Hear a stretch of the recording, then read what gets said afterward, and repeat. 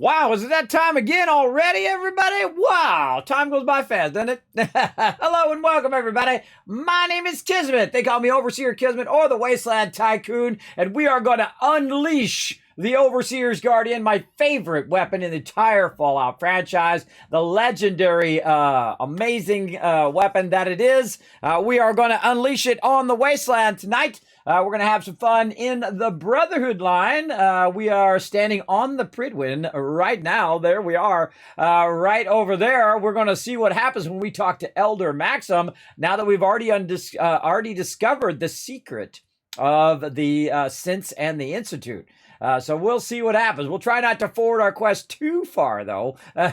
We don't want to forward our quest too far and lock ourselves in on a certain side yet. But come Friday will be your last chance to actually pick which faction I'm going to go with through donating to the awesome St. Jude Children's Research Hospital. Of course, I am streaming every single day for 24 days in a row. I have now streamed the longest amount I ever have here on Twitch, 20 days in a row with 2 streams most of the time of those 20 days. The most hours I've ever streamed on Twitch, approaching 200 hours in a single month for charity. That's right. I go above and beyond for charity, everybody. We really go to town up in here. So, again, I think it's a great cause, everybody. Again, it's a global super stream event of over 400 Fallout streamers working together toward one cause, and that is to help save lives this holiday season. You can make a difference as well, everybody. Remember, these are children who are in desperate situations with cancer and things of that nature. You can make a difference in their life. You could make something happen this holiday, all right? Remember, it all goes directly to St. Jude's through Tiltify. I have nothing to do with it. It goes directly to them. I'm just here to show them some love this holiday season, and we're playing some Fallout 4 as well as some 76 and some other fun games as well that we've played. We played Midnight Suns. We played the amazing game called Zombie Cure Lab. Absolutely love that game, but I was going to play it for like a couple hours and then play it for 8 hours. That's how you know when I'm getting a little too obsessed. And I could play for another 100 hours too. But we'll get back to that. Don't worry. We'll get back to that after the first of the year. We want to play some more Zombie Cure Lab up in here. Now, earlier today, you guys crushed those retweets. You absolutely did an amazing job on it. I'm going to go over here and see how you guys are doing on this new retweet already. Oh, look at you guys already off and running. Already off and running. So here's what we got going on, everybody. Shh, don't tell anybody. Notice that in my title, it doesn't say it anymore. It doesn't say giveaways. If you notice on my tweet as well, I don't think it says it. No, it doesn't say it on my tweet as well because I took it out of there. There are no giveaways going on. Shh. Unless we get 20 retweets. If we get to 20 retweets over there, everybody, it's going to unleash another giveaway, which is even cooler than unleashing the Overseer's Guardian. And unleashing the Overseer's Guardian is even cooler if you can get to 308. We're going to get that going on right now. Now, again, unleash your power to start that giveaway right here in the channel, everybody, simply by following that last link that's going to pop up right there in the chat. Popping over to Twitter, like, retweet, blow it up over there. Hit the follow button while you're up there as well. It does help out the stream. Allows me to do more giveaways here in the stream. We got another 5-bomb that I've been keeping in a reserve as a bonus here on the stream for you guys to win 5 games right here. Now, the random games, it could be, $60 games. Could be a pack of 200. I don't even know what's in there, but there's a big, long list that I have. I've given out 132 giveaways, plus 5 yesterday, plus 5 today, so that's 10 more. There'll be 142 giveaways in 20 days. Now, I don't care who you are, but I don't care if you are a young man or a young lady, spring chicken. I am certainly not one of those. I am older. And doing 140 plus giveaways is a giant undertaking. I, of course, sent out all of your physical goods as well. I sent you guys all your stuff in there. Still looking for Blue Kronos. I don't know. Did he whisper me back? I didn't check right before I got on stream. I hope he whispers me back. Blue Kronos, I need your email, bro. I hope he didn't go on vacation, but if he did, no biggie. He buzzed me, and I buzzed him back on Monday. He hasn't got back to me yet, but he might be taking care of holiday and whatnot. And if people If people buzz me, then I assume that they want it. And if something went wrong or I have to wait for some information, I'll wait as long as it takes, everybody. So don't worry. So if he went off for a holiday, spending time with his family, that's perfectly fine. I'm not going to penalize somebody for spending the holidays with their family, that's for sure. And so I'll wait until he gets back to me, and then I'll send him that $25 Amazon gift card so he can have some fun, buying himself some gifts, or buy something for the family or whoever as well. But if we do see Blue Chronos in the chat, let's let one of the games I got was a $40 game. Well, there you go, Adam. See, that's the way it is. Some of those are, I had some that were $200, and they were all the DLC that goes along with it. Some of you won those for sure. I don't know. Some of those I think are in there somewhere, as well as a lot of the games that I have on there could be $60, $40, $30, or just a game that were worth $5 or $10. But hey, what do you care? They're your kids' caps. Use them when you need them. Win that epic loot. It's all random. I feel like that's the fairest way to do it. I don't look at what they are. I just take your names in order and I put them in the list. I don't do anything else. And then I spend endless hours. I think I spent 12 to 24 hours just setting out those giveaways now. And I've spent over 6 months getting to this part where I could give those away. So you're welcome. That's thousands of hours, everybody. Thousands of hours put in to this 1 month. Now, I'm already working on stuff all the way up into 6 months from now. See, that's how you got to be, everybody. If you want to do big stuff, you got to really have a lot of what's known as lead time. You got to have a lot of time ahead of time. So you can talk to all the different peeps that you might want to be involved and say, do they wish to be involved, and so on and so forth. Give them plenty of time, because you don't want to just like spring it on them a day before. I've let it go too far before, where it was way too close. I think it was like 4 years ago. Never again. Never again. Wait till the last minute, everybody. That doesn't work out as well as it could have had I started earlier, which is much better. So congrats on your $40 game there, Adam. I'm glad that you are digging it. So cool. So let's say hello to everybody in the chat, and then we're going to get into this. Look at Doc Notter checking his points right there. Look at you go, Doc Notter. How many points you got? Oh my gosh. Look at how many points he's got. Woo! He's number 3 on the leaderboard right there. Oh my gosh. Look at them points, everybody. Holy mackerel. 4.9 million points. He's just about to roll over to 5 million points. That's crazy. Another 50,000. It could happen tonight. That could happen tonight. Absolutely. Another 50,000 points. He'd be at 5 million points. That might take him up a notch. And he's got about how many more days? He's got 11 more days to push himself up to number 1. He's at number 3 right now. Don't tell me who's number 1. I don't want to know. Don't want to know. We'll find out on December 31st at 11:59 p.m. Whoever is number 1 will get something special directly from me. Now, you can also use up your points, because if you're not close to number 1 and you don't think you're going to get millions of points in the next 11 days, I suggest to use it up on these giveaways. So again, go out there and retweet. We get 20 retweets, everybody. We're going to activate a giveaway. We're going to give away 5 random game codes right here in the stream. There's Paul bringing in that love. Hello, hello. I love that little waving thing. There we go. Gumps in the chat as well. What up? We got the mighty Rotisserie G, or lovingly known as Binocular G, in Raft right there.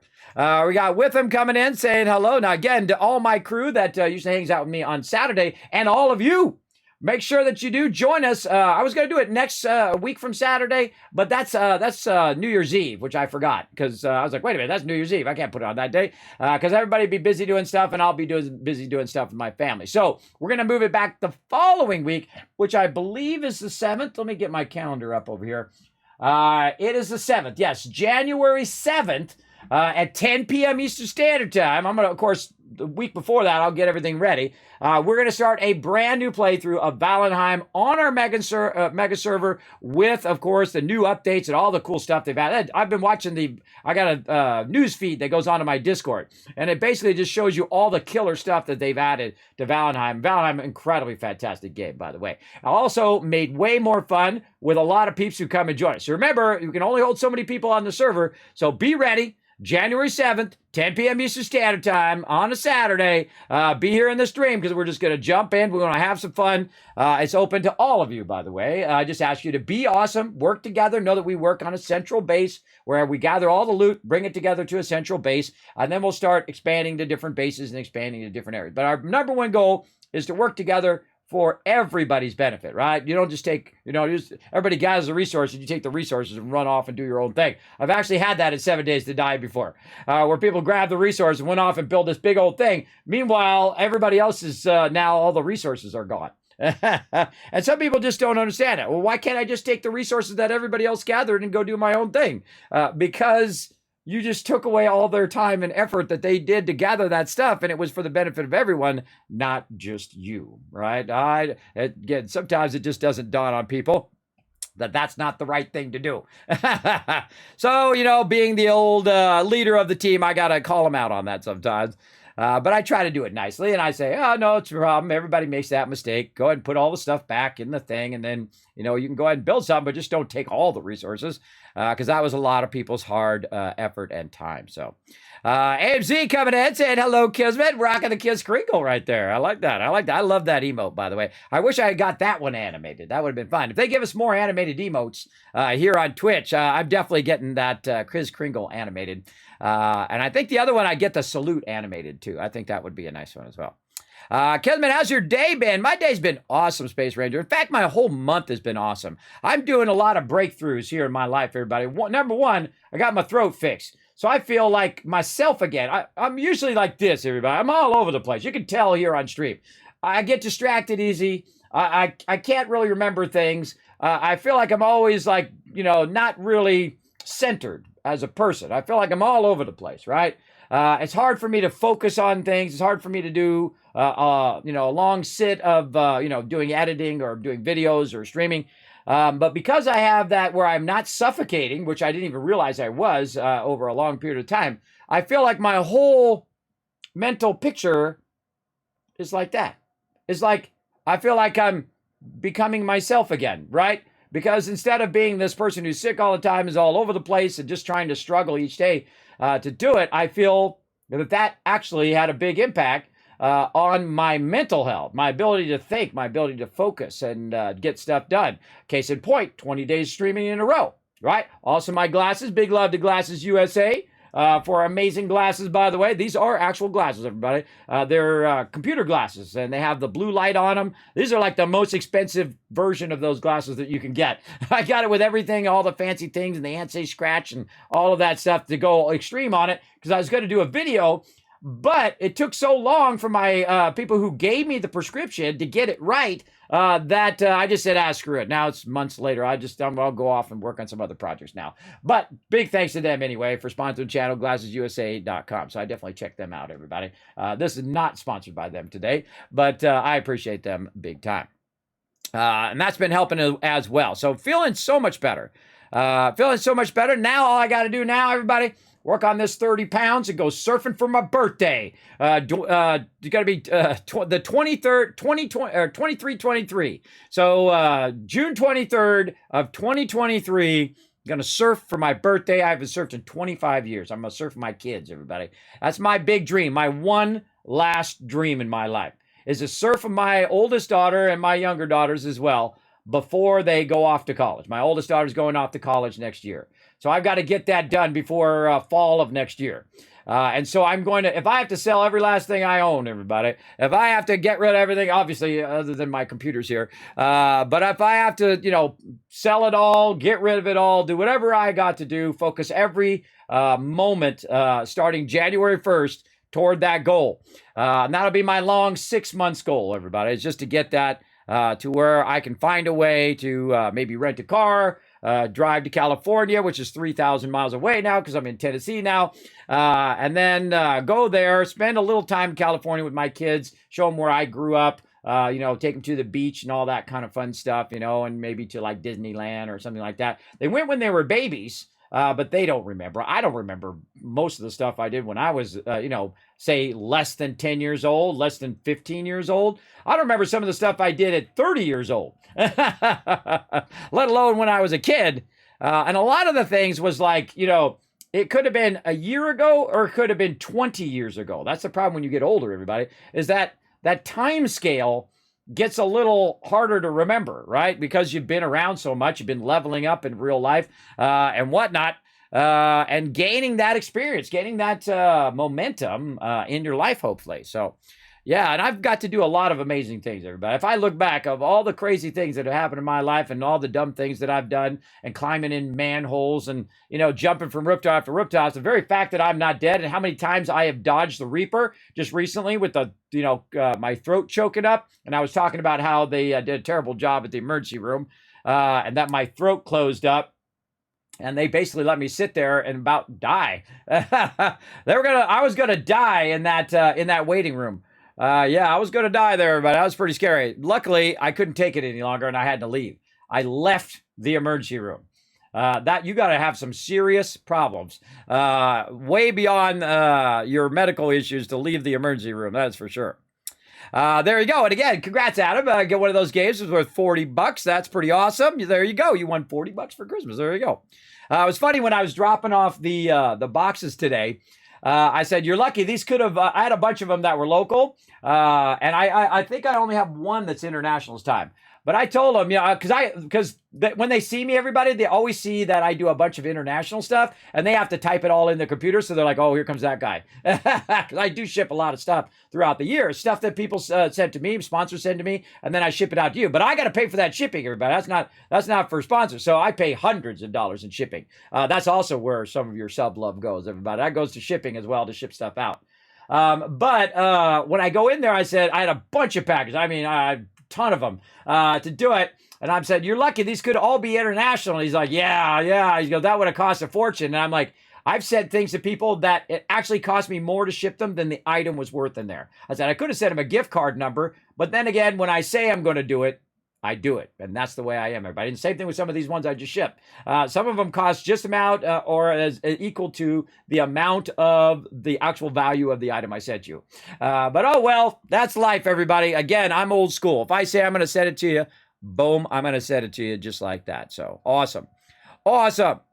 You're 31st. Oh, well, you never know. You could turn the tide right now again. Oh, there's those retweets. We got 5 retweets. Come on, we get 20 retweets, 20 retweets, everybody. We're going to give 10,000 caps per 5 retweets. So that's going to be 40,000 caps. Plus, we're going to start a giveaway. So go blow it up. So there you go. Yes, you got a chance, everybody. Remember, I throw up a bunch of cash, especially at the end of the year. Being here in the stream could turn the tide. You could slide up a bunch of... right up there to the top. You never know. But hey, if you don't think you're going to make it again, burn up those caps on those giveaways, everybody. That's what I'd say. The mighty, that's Mr. Not You coming in, bringing that awesome Kismet Lurker love trade. I like that. He's got lurk at the end. I like that. He's lurking the love trade. Very nice. Rotisserie G coming in, showing some love. Foggy as well coming in. Hello, Foggy. Thanks for being here. Oh, look at Brando checking his loot. Ooh, he's got 66,000 caps. He's got plenty for the giveaways right there, though we're going to try to get him some more. Wombat coming in, waving hello. Hey, Wombat, what's up? Love the energy today, kids. I'm like this naturally, everybody. I try to bring everything to every single stream. I put all my energy in. That's why I'm absolutely exhausted after every single stream. I try to bring all my energy. I try to bring all my positivity and love here to the stream to try to boost your guys' day. And that's what I've been doing now for 8 years. 8 years doing that. Now, have I made a dime on this? No. But every penny back in, and some of me and my wife's pennies and all of that, they all think I'm nuts. But hey, look what we did this holiday season. Didn't we make a difference? We're making a difference in people's lives, everybody. $5,000 is a lot of money for some people out there who are struggling, who are, going through chemotherapy and all sorts of terrible stuff. You didn't think our problems are better, but that's some serious problems right there. That's some serious stuff, especially if you're a kid. You don't get to be a kid, right? You don't get to be a kid when that's going on. You have to be in the hospital all the time and all of that. And you guys have made it possible. So some of those kids are going to get treatment and it might even save their lives. And then they can go back to being a kid. They go back to going out, no more chemotherapy, going back out in the world and then doing all the crazy things that we did when we were kids, outside playing kickball, outside skipping on the thing or being on their phone all the time. Hey, that's the way it is nowadays, everybody. Not everybody out playing hopscotch or lawn darts like I did when I was a kid. big old lawn dart about that big that everybody was throwing up in the air, and you're like, hope it doesn't come down and go in your head. Crazy, bad. Don't do that, everybody. Don't play lawn darts. That was incredibly dangerous. That was the 70s and 80s, everybody. Before they actually had like danger laws for toys. I know, dating yourself. I own those lawn darts. I had them. We played them right in my neighbor's yard. We sure did. We love those lawn darts, everybody, and a whole bunch of other toys that were really bad for you. Toys that you can knock someone's eye out, or you can cut yourself or kill yourself with. Just stuff that, it would be fine for 5 to 9-year-old will have. They wouldn't took a lawn dart and throw it at each other. Yeah, they will, because they're kids and they don't think that stuff through. Not too smart. I don't mind dating myself. I think everybody has that thing that they remember that was way too dangerous. They shouldn't have been screwing with, for sure. Down Incognito coming as well. Oh, whoa, look at Cogwhistle. Woo, mama. 230,000 cash. Remember, all those caps disappear December 31st of this year. Now, of course, really you got until the 24th because I'm going to be going until the 24th. That'll be 24 days in a row. It'll be a huge milestone here in the stream, everybody. Over 200 hours or close to 200 hours. I forget where I'm at. I think it was at 180 plus hours, but by the time I get to the 24th, it'll be like 200 hours in a single month for charity. So amazing, everybody.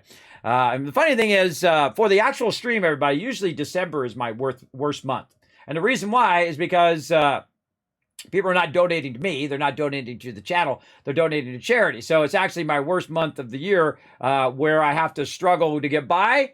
But then again, I'm doing something positive in the world. So again, it's not always thinking about yourself, everybody. It's not always thinking about yourself and all of that. I just try to do the best I can do, everybody. Try to make my little tiny difference in my little tiny corner of Twitch here. And I feel like we do make a difference. I feel like I make a difference in people's day. I feel like I make a difference overall in St. Jude's and that kind of thing. And just inspiring people go do what they love to do. Again, if you wake up every day and you say, wish I was, like I woke up every day and I said, I sure wish I was a graphic designer when I was young. That's all I ever thought about. I was obsessed with it. And you got to have a bit of obsession, not too much obsession, not like creepy obsession, more like obsessed with you love to draw, you love to sing, you love to dance, you love to do whatever it is that you love to do, that kind of obsession. Maybe you love to play the piano. I loved playing the piano when I was young. Was I ever going to become a pianist, or was I ever going to start a band or something like that? No, I just love playing the piano. Which my grandma actually got me a piano when I was a kid. And I absolutely loved it. I absolutely loved that piano. I still have it to this day, by the way. Still have that piano as well. Of course, it's, it doesn't work right. It's got to be restringed. The piano is actually really old. It's like a 200-year-old piano. It's beautiful, but I don't play it at all because I got nowhere to put it. It's actually in the garage. I've got no place to put it, no place to play it. No way of relearning, because I haven't played the piano in forever, everybody. 30 years. 30 years easy. Maybe 40. I don't remember. Wait, no, it can't be 40. It'd be 30 years. Yeah, 30 years, because that means I'd be 60 if it was that far back. But again, see how I just said that earlier, where the span of time, it's hard to remember. But it's at least after I was 20. So that would have been in, let's see, I was 20 in 1990. 1990, I was 20. 70, 80, 90. Yeah, there we go. So again, that's a long time ago, everybody. At least for me, it was a long time ago. For some of you who are older than me, it was even longer ago. So there we go. So we're going to get into, again, to having some fun here. We're going to unleash the power of the Overseer's Guardian. We're going to try to get some vertibirds from the Brotherhood. We're going to start making some weapons and maybe some other things that are going to help us using the Contraptions Workshop as well. Tomorrow, I think what we're going to do is do some other fun things with the Siren. I do want to have a full stream of doing that. I feel like that when you understand how that Siren works and how you can interact it with logic gates and other things that you can do, it really unleashes your imagination. I mean, it really unlocks it big time. That would make a great title. I'm always struggling for titles, everybody. You got to think that I've done thousands of streams, so I'm always thinking of new titles. All right. See, I work real hard, everybody. I work real hard on this stream. Oh, that's a good one. Ooh, that's a good one. I'm not telling you what it is because I don't want nobody to steal it. And I actually have a spreadsheet, by the way. I have a spreadsheet of every title I've done for thousands of videos back. Every title, every game I've streamed, what day I streamed it on, and it's like in sections. So it first does the first section, which is like what I'm streaming today. And the title is actually generated in that spreadsheet. So I type what I'm doing today, what game I'm playing, do I have any like sponsored events or anything like that going on? And then it makes another section, which is the actual title for the stream. And then another section, which is the title for the YouTube video. And then I have, what the actual link to that YouTube video is. And has it been, does it have an end screen and all that stuff? And then all the videos that I put out and I put on my Patreon as well, all the highlights and guides and all of that stuff that I put out through Patreon for all of you guys. I mean, I track all that stuff. I'm a production person, everybody. I'm a graphic designer. So the best way to keep that stuff under wraps, because it is a giant undertaking to do it at that level. So if you don't have it organized, it's going to be much harder. It's going to take you longer. It's going to be disorganized. You'll kind of lose track of what you're doing. But on there, it's a simple list that I just go down and I make sure every video gets processed and sent up to YouTube. I make sure everything is kind of cut up into little highlights, and I take those, and of course I run those to Patreon first, as well as any guides or anything that I'm working on behind the scenes. I got a bunch of stuff I'm working on behind the scenes, but I'm not going to roll that out till after the first year, because those are kind of like some cool projects that are coming up for next year. So if you're a patron, you're going to get to see all that first. All that cool stuff that I'm about to roll out for next year. But we got to get this year done first. And I say we go play some games. Let's go.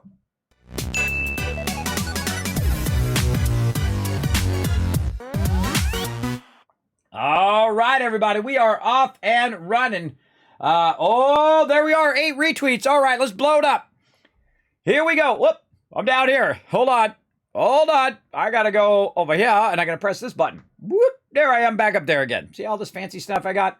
I got a whole bunch of other stuff I got to do with that as well. I'm going to be doing all of that stuff, everybody. I'm going to be out from the 24th through the 3rd, and I'll be working on stuff behind the scenes. I got a whole bunch of stuff to work on that I got to catch up on, because when you stream for a month pretty much in a row, all those other things that you want to work on, all those other projects and videos and things like that, got to be pushed to the background. And you'll have to come back to those later, because there's just no physical way. I just don't have enough physical time in the day to do that and do the giveaways and stream and do all of that. So we'll push that stuff back until after the 24th.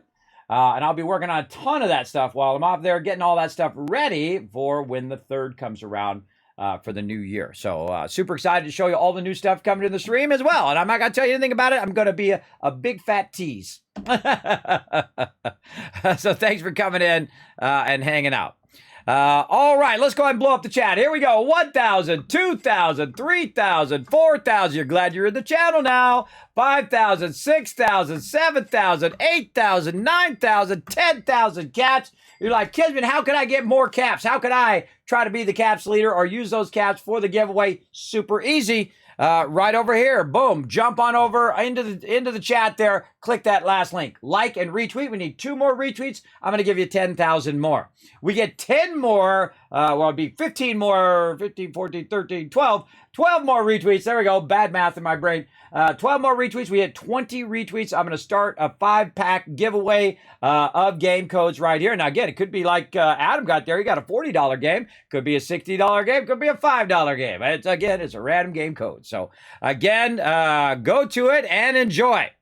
Okay, now this is Fallout 4. We are on the Pridwin. Now, of course, we have brought Ada with us for this time. And of course, we just did the automatron, just the beginning of it, to unlock some robots. We're using those robots in our giant mega sorter and to collect resources for us. So it's off sorting that. Right now at Sanctuary, it's collecting me around 6,000 caps every couple days in game. I showed you how to do that. Become a Wasteland Tycoon like me as well. And of course, you can become a Teamwork Tycoon by hitting that follow button. So go ahead and do that while you're at it. And you can see that I've been absolutely dominating with one of the most powerful weapons in the entire franchise, the Overseer's Guardian. Now, another thing we did last time, and again, we're going to unleash the power of the Overseer's Guardian today. We're going to go and do a bunch of quests and get into all sorts of trouble and all of that stuff. And we're also going to do a little bit of building on our on our mega sorter. We're going to try to start building some weapons, and we're going to start trying to build some armor as well. So I'm going to show you how to do all of that and make the components run in there and all sorts of cool stuff. We're going to get into that. But why is the Overseer Guardian one of my favorite weapons, or actually is my favorite weapon in the entire franchise? Did you know I actually had this done? If you look back at some of my pictures from TwitchCon, I actually had the Overseer's Guardian done in 3D printing.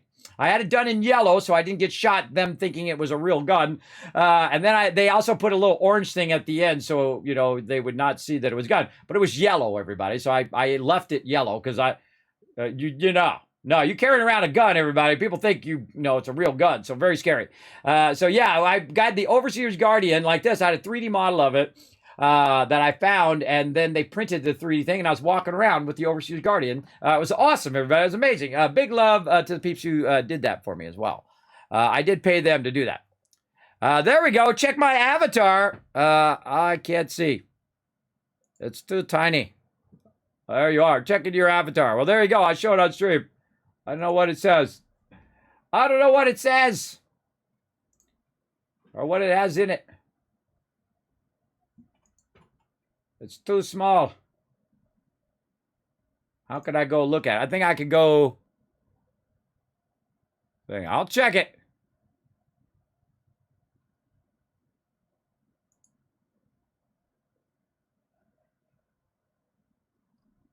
I know I can't see it. It's too small. Looks like a person. Doesn't let me see it larger. It only lets me see it small. That's kind of a bummer. Kind of a bummer, Rooney. Oh, you're showing your daughter. Oh, well, there you go. I know how it goes. I got 3 of those. They're wonderfully sweet when they're small. They're less than sweet when they're teenagers with bad attitudes. But you still love them anyway. You still love them every way. And then hopefully right about 17 or 18, they stop doing that whole teenager stuff and they get a little bit over it. And they start acting a little bit more nice to you, like my oldest daughter has been doing lately, everybody. I don't have to tell her to clean her room. I don't have to tell her to do her homework. I don't have to tell her to get up and get ready in the morning and do all that stuff. She's transitioned from me having to have the responsibility of constantly telling them, to keep track of things. Because, every human default thing is to not do it, is to just let it go, right? That's everybody's default state. But at some point, they need to learn to take care of themselves. I mean, that's your main goal as a parent, is to teach them to take care of themselves, to keep their stuff cleaned up, to watch out for dangers like tripping and falling and causing fires and things like that. And it's your goal to try to transfer that responsibility to them so it becomes a habit for them to keep their stuff going. And sometimes you got to be tough on them, and sometimes you got to ease off. You got to ease off, and just hopefully that at some point they start to do it on their own, which is very difficult to do, everybody. It's very difficult. It's kind of like trying to help someone learn to mouse, which I've talked about before, right? You got a mouse there, right? And the person, you just want to grab it from them and just show them how to do it, right? But you can't. You got to let them come to the point in which they learn to do it for themselves, right? Because you're not going to be around forever. And they've got to master their ability to take care of themselves. They got to learn about, finances and how to get a car and how to finance a car and how to fix a car and how to do all that stuff. My oldest daughter is going through that right now. How expensive it is to have a car. Because you don't just have a car. You have a whole bunch of other obligations on top of that car. Put a 1 in the chat if you guys know what I'm talking about. You got your insurance. You've got your car payment. You got anything that goes wrong with the car. So you got maintenance with the car. You got oil change with the car. You got, maybe your battery dies. Like her battery died the other day. I spent $300 getting her a new battery. So that kind of stuff happens as well. You also have the liability of when you're driving around in a 1 or 2 ton car. That is a killing machine. So if you're not paying attention, you're fooling with the radio, you're looking at your phone, or if you're dumb enough to drink too much and then drive, you could kill someone, and you could kill a whole bunch of people doing that as well. So you have to take it on as a responsibility. And just because you have a driver's license doesn't mean you know how to drive. It means you know how to take a test. Yes, you guys know what I'm talking about. Tons of ones in the chat. Yes. So those are the things you need to teach your children as well, that there's more to it than just you saying, "Oh, I want to be mean today and I want you to clean up your room." It's more to it than that. You're not trying to be mean to them. You're trying to teach them to keep that stuff off the room, because it can cause people to trip and fall. It can cause a fire if it's over the top of something that is pushing out heat, like a heater or something like that. If you have like your phone and you fall asleep in your bed with it plugged in, it can catch fire. How do I know? I used to work for this company, and I can tell you, I talked to a lot of people. It's the inherent problem with lithium batteries. They get hot. And the more you leave it on, the higher chance it's going to get too hot and catch something on fire. Great example, paper, blankets, things like that. It can catch on fire. Do not leave this in your bed, everybody. I've talked to people who actually had it get too hot and start to burn their end table. That's really scary. I don't keep mine on an end table, everybody. I keep mine just like this. I'll show you. Hold on. Let's see if I can get up here. I keep mine on this thing. By the way, you can see I got my headphones, got my watch, and my phone. All on that thing. So if it gets too hot, it's just going to melt that plastic thing and knock my house down. That's why I keep it right there. So, public service announcement there, everybody. And these are the things you got to teach them. Now, it's really hard to teach them stuff when they're teenagers, everybody, because they don't want to hear nothing. They already know everything. They already been around. You've only been around, 3 or 4 times longer than them. I've lived 20,000 plus days, or how many days is it now? I don't even know. Hey, Siri, what's 52 times 365? 52 times 365 is 18,980. I've been around 18,980 days. So I might have learned a few extra things that they might have not learned in their lifetime, right? And again, your goal is to transfer responsibility to them. They start taking responsibility for themselves. And hopefully at some point, like my oldest daughter's at that stage, very proud of her, everybody, very proud of her. She does her homework right when she comes home. I don't have to tell her to do her homework. She cleans up her room. Sometimes she lets it go a little while, and I just try to not say anything. I try not to say anything now. I just let her learn it. Now, when she was young, I was constantly like, clean up your room, clean up your room, clean up your room, because I'm trying to teach them to take care of it themselves, right? And now she's at the stage where it's okay. She's 17. She's now at the stage where she either learned it from me and my wife to take care of themselves, or she's going to have to learn it the hard way when she burns down her house or burns down her apartment, or she does something dumb, and you have to learn those things the hard ways. And believe me, I learned a lot of hard ways, and I'm sure a lot of you have as well.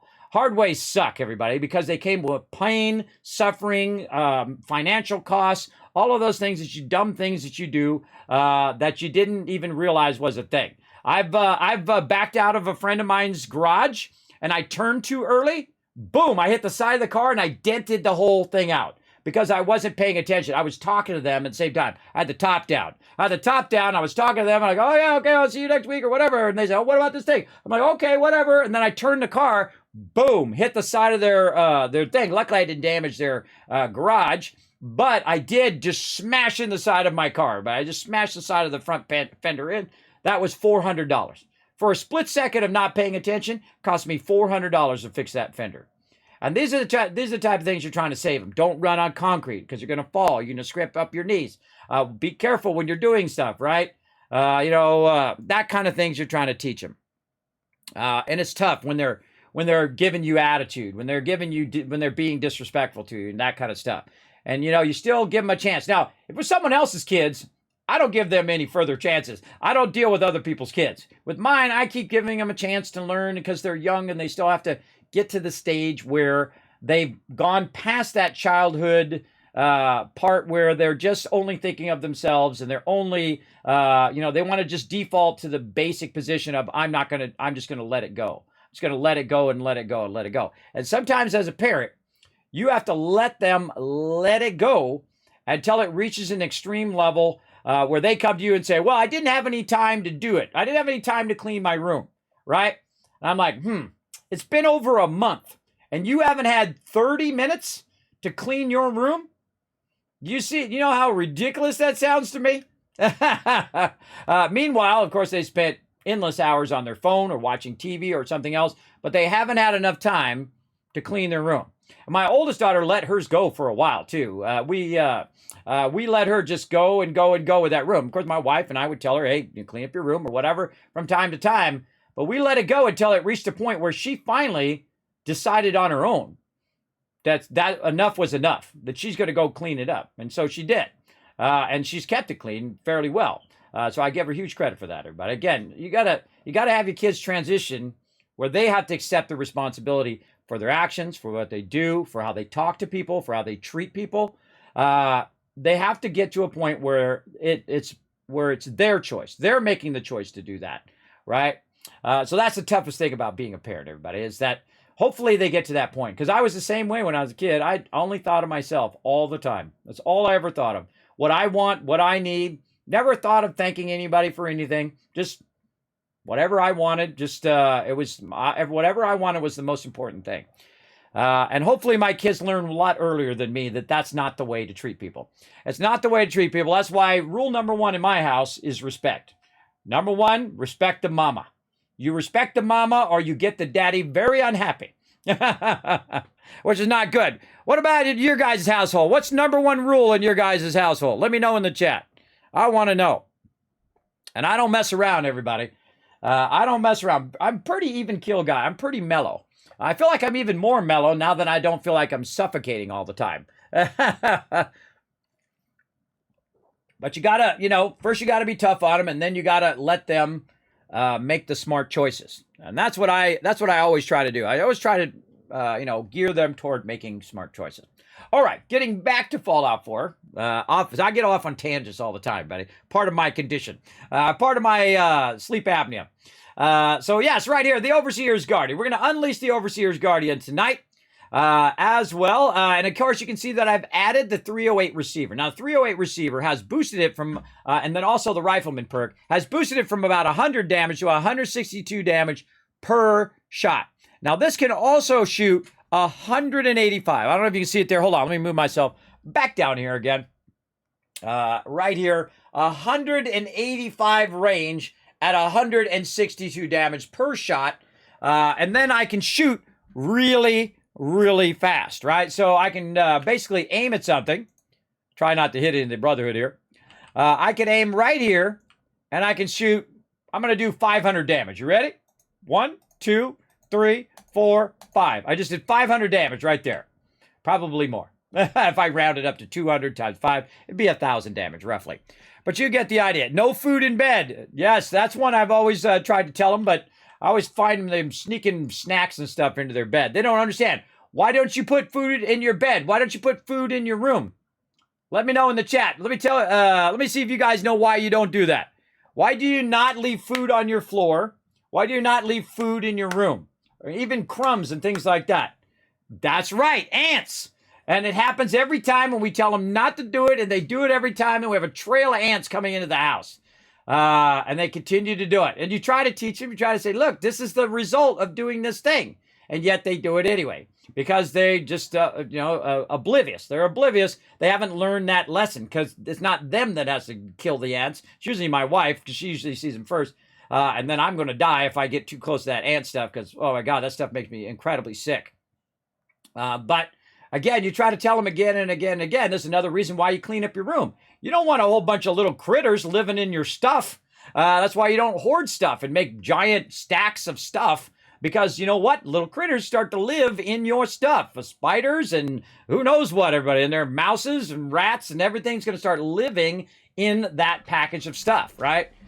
So that's another reason why you don't want to keep your room dirty. You don't want to keep stuff in stacks and whatnot. Now, you keep it in a box. Especially plastic boxes, which is going to keep, any rodents or animals or spiders or whatever from getting in your stuff. That works pretty well as long as it's sealed. You got a good sealed one. I love those little clear green tubs. I call them green tubs because they have a green lid on them at Walmart. I love those tubs. Those tubs are great. You can see what's inside there. So if you got 10 of them, you can go, okay, where is my comic books? Okay, my comic books is in that one. Okay, where is my taxes? Okay, my taxes are in that one. That kind of thing. You tell your kids the same thing. Do they listen? Probably not. But you just keep at it, everybody. Consistency is very important. Consistency of the same message again and again and again. Be respectful. Not only to, me and my wife, but especially to my wife, but also to each other. Don't be mean. Don't be cruel. Don't be putting each other down. That kind of thing. That consistency of message is important. And I always do that all the time. Be very consistent. Respect is rule number one. Be respectful of each other. And again, sometimes you let it go and you let them, you see what happens and see if it kicks in. And then if it doesn't kick in, then you got to step in. Because just letting your kids do whatever, everybody, doesn't work for all children. My brother is a great example of that, who ended up going to jail, making a bunch of bad choices in his life, has kids by a whole bunch of different people. Not good there. Now, in my case, I luckily was around another family who were much more disciplined and who were much more on the straight and narrow, and who would talk to their children and to me and say, no, you shouldn't be doing that kind of stuff. You should be doing this. This is what you should be doing. This is the right thing to do, and taught me more of that right from wrong than anybody else. And I was lucky to have them in my life. I still appreciate them to this day. It's kind of like my second family, everybody. My family was like, everybody off doing their own thing most of the time. Of course, I am alive because of them. They did raise me. They did take good care of me when I was young, obviously, because I'm still alive. So you got to give credit to your parents in that way, right? Or your grandparents or your foster parents or whoever it is that raised you and gave you your name that you have to probably to this day, unless you changed it, and helped you survive, because you weren't going to survive as an infant. That's right. If there wasn't somebody who gave you nourishment, who gave you food and water, you would not be around today. So someone in your past is basically the reason why you're still alive. Now, at some point, you got to take over that responsibility. Take over the responsibility of your health and your being alive, right? Your food, water, all of that. Usually, when you're about 18 to 20, that's your responsibility now. And when my daughter goes off to college, she's going to learn that there's a little switch that happens right about that age, between 18 and 20. There's a little switch that happens that it's no longer your parents' responsibility or your actions. That is now your actions. And you can also be, if you make really bad choices, you can have big consequences for that as well. It's no longer your parents are going to be there, wiping your little tushy and, blowing your nose for you and changing your diapers for you. It'll now be your responsibility, right, to make good choices in your life. And everybody makes mistakes. There's nothing wrong with making mistakes, everybody. It's just making the same mistakes over and over and over. And children have a tendency to do that. They have a tendency to make the same mistakes over. The number one mistake you should never do, don't argue with your parents. Your parents don't want to tell you to clean your room just as much as you don't want to hear them to tell you to clean their room. They don't want to tell you to not eat food in the room. They want you to figure out that eating food in the room attracts ants. They want you to, not injure yourself. They want you to not hurt yourself. They want you to make good choices on your own so they don't have to spend all their time telling you to do those things.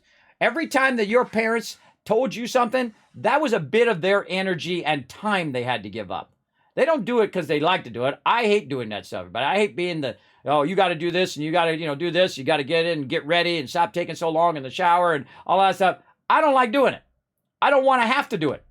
If they would do what they were supposed to be doing, then their parents would never have to ask you to do that stuff. If you took care of it. If you took care of your keeping your room clean, if you got up ready, and if you're 10 minutes late every day, you know what you do? You get up 10 minutes earlier. It's as simple as that. You take care of your stuff on your own. And once you take care of your stuff on your own, your parents will never ask you to do those things because there'll be no reason for them to ask you.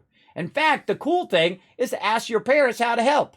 Say, hey, how can I help around the house? That's what you do, because your parents are spending every waking moment of their life basically spending every penny that they have to help you survive as a child. Because guess what? You're not working and you're not bringing in any money. So ain't no contribution to the household from you. So you're basically, living for free on their dime and their hard work and their time out of their life. Believe me, people only got so much time in their life, right? And I've been spending the last 20 years raising these children, everybody. It is awesome. They have great moments when your kids come running up, Daddy's home, Daddy's home. Those are always great moments. Or when they, sometimes they might be a little smart aleck, and then one day they're super sweet.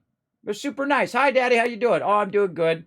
And whatnot. And I tell my kids, I was just telling my oldest daughter, I said, I don't need anything for Christmas, just respect and kindness. That's all I need. I'm of the age, everybody, I don't need anything. I have all the stuff that I need and really more things than I need because I've had lots of things. I know what it's like to have expensive things. I know what it's like to have lots of money and go buy a $4,000 TV and crazy things like that. Had that that TV for 13 years. I know what it's like to have expensive things. And after a while, you know what? It's just stuff. It's just things. It's not more invaluable than your friendships and the people that you love. And that those things are the real tangible, valuable things. Everybody is your relationships with people. Those are the most valuable things that I treasure in my life. That's why I just get up every day and I do the best I can do. And that's all you can ask of anyone. There we go. Yes, 30-minute showers, right? I can tell you how many times I've banged on the door and on the wall. Get out of the shower, because I know exactly what they're doing. And I used to have this problem as a kid as well. You go in the shower, you start thinking. And you're thinking about all the things you got to do in the day, right? Oh, I got to go and I got to get my books and I got to go to school and I got to do all this stuff. And then what happens is time is flying by. It's kind of like playing a video game, right? When you're all of a sudden you start thinking 10 minutes, 15 minutes, 30 minutes have gone by and you're just standing letting the water run.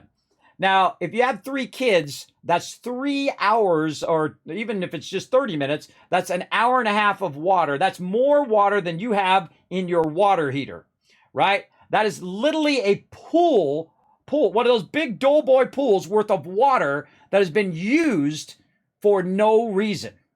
It's basically been running down the drain. If you think about how many gallons per minute, especially if you, depending on if you have a water, like I have one of those water reducing shower head things, right? Not to where it's a trickle, but it overall reduces a little bit of it. So again, that is literally like a pool's worth of water every night. Now imagine that. Visualize in your head.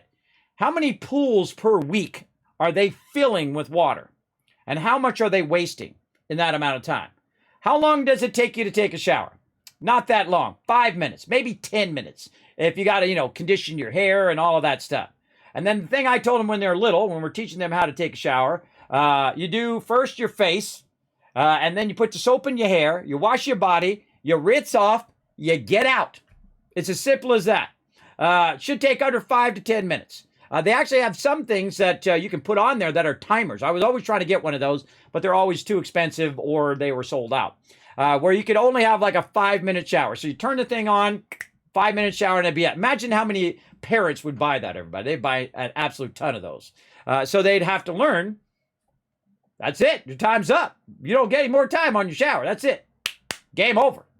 But I can't police them every second, everybody. I can't sit there every minute because that comes out of my time. And I got to sit there and say, okay, it's been 10 minutes, come out of the shower. I don't want to do that either. My wife don't want to do that. Nobody wants to do that. Nobody wants to sit and manage your time for you. You got to learn to manage your own time, right? And be aware of other people's time. That's the hardest concept. Put a 1 in the chat if you agree with me on that. Is people understanding that they're burning up other people's time. That they're taking up other people's time when they take a really long time to get ready. When they're late to work, or they're late to an appointment, or they're late to stuff. You are taking up someone else's time when you're late. Great example is sometimes my daughters are late, or a lot of times they're late in the morning. They get up late. They're cutting into my wife's time. So my wife is going to run behind in her day. And they do it all the time. They don't even think about it. It doesn't dawn on them because they don't think about other people. They don't think about how they're burning up someone else's time and adding stress and frustration to their day because they're young. They haven't learned that lesson yet. And they might not ever learn it. Some people never do. But you keep trying to tell them, okay, come on. If you're 5 minutes late, get up 5 minutes earlier. Go a little faster, right? Don't take as long in the shower. Don't take as long in the bathroom. Get ready. Lay out your clothes the night before so you got your clothes ready to go. You got all your stuff ready to go because it comes at a cost of someone else's time. And then that's when you have to be the parent, everybody. You can't always be the friend. You got to be the parent. You got to say, no, this is what you need to do. You need to get up earlier. You need to be on time. You need to get out the door.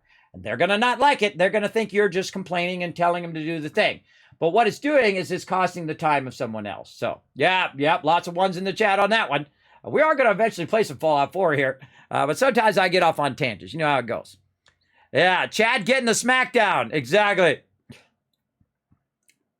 Now, again, it's your life, everybody. It's your life choices. I'm not telling you what to do. I'm just telling you some of the things that I've had happen in my life, some of the poor choices that I've made, and some of the struggles I've had with my kids. Now, I know some of you, your kids are already grown up and off and running, but I'm just trying to get my kids to learn those basics, right? Get up, get ready. You know, don't burn up other people's time. Be respectful, that kind of thing of other people. Please and thank yous, all of that stuff. Appreciate the hard work that people put in on your behalf, right? Like my wife is like, we call her the warden because she's, you know, she's always on point. That's what I love about her. She's very feisty and she's always on point. She's very consistent every single day. Me, I'm a lost cause, everybody. I'm a wild, crazy artist. I'm all over the place. I am nowhere on her level where she's just absolutely consistent every single day. Get up, take care of the kids, get the thing going, get them off to school, do the thing, go to work, come back, go to the store, get the food, get the thing, do the thing every day. And that's why I try to go and tell her that I appreciate her every day, right? Let her know that I appreciate what she does because nobody else does. No one else goes up to her and says, man, I sure appreciate you doing all of that work today. I appreciate you doing all of that thing. And the other day, no one even worried that she wasn't home from work. I was like, where's she at? It's like, you know, it's like an hour after she's supposed to be home from work. Not what? I'm like, where's she at? No one else knew. So I'm like, well, let's call her up. I'm like, are you okay? She's like, oh yeah, I'm fine. I had to go over here for this other Girl Scout thing or whatever. And I'm like, oh, okay. I mean, not one person thought to check on her. And that's just really scary too, everybody. Really scary when you're older like me. You know, I could die up here. No one's going to find me for about, 8 hours. I could fall down the stairs and no one's going to find me for quite a long time. Yeah, that's what's really scary. Yeah, big time.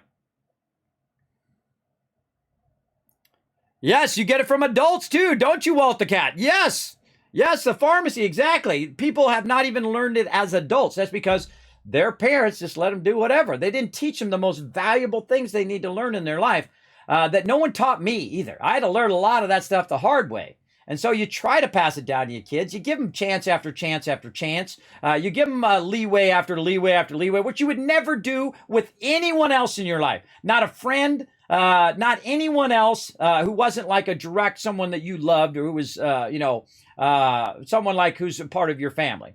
Just some random person that you knew, even close friends, you wouldn't give them 50 chances. You wouldn't give them 100 chances, that's for sure, or 1,000 or more, to not do that bad behavior. If someone who I knew, a friend of mine, came to me and was disrespectful to me, okay, they're having a bad day.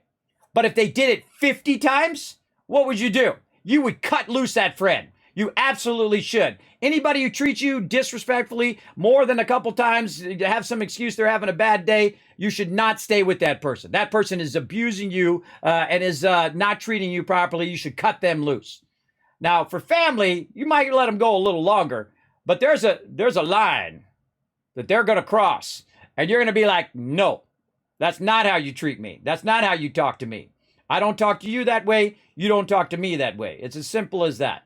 You got to have that line, everybody. You got to be strong in those moments for your children and for your family, where you got to be strong. And even when you're like me, I'm disabled, everybody. I'm struggling every day. Every day is a torture, is a an actual mental battle for me. Every single day for the last 10 years now, for a very long time, or really like 9 years. Every single day has been like that. But you still got to be strong for your kids too, because time's going by. And they're going to grow up. They're going to go out in the world. And they got to be ready for it. Because they're in a little Disney princess, fairy tale world right now. And then they're going to learn what the real world is like. That nobody cares. Nobody cares. Like those people at that emergency room. They didn't care whether I was going to live or die. And that's why I'm so pissed at them. People out in the world, they don't owe you nothing. The world doesn't owe you nothing. Your parents don't owe you nothing. In fact, you owe your parents a lot of stuff. Your parents will spend $500,000 to $1 million raising you. And they will spend a good chunk of their life doing so. And they owe you nothing. You owe them a lot. And your very existence and your very success hopefully came from them. Now, if they were terrible parents and they treated you terribly or whatnot, of course, That's a perspective thing. Most kids think that their parents are, terrible. That's just the way it goes because you're trying to break free of your parents and, you're going to have this childhood thing that was all your parents' fault and you didn't do any of it. It wasn't your fault, right? Not that you were being rude or disrespectful or breaking things or being a terrible child. No, it wasn't your fault. It was someone else's fault. That's another thing you do when you're young, everybody. You externalize. Everything else is someone else's fault. Or it's because the moon and the sun wasn't aligned with the planets and all that stuff. You externalize all the issues are something other than you. You don't take responsibility for your own actions. Like when I screw up here on stream, I go, it's my bad. I made a mistake, right?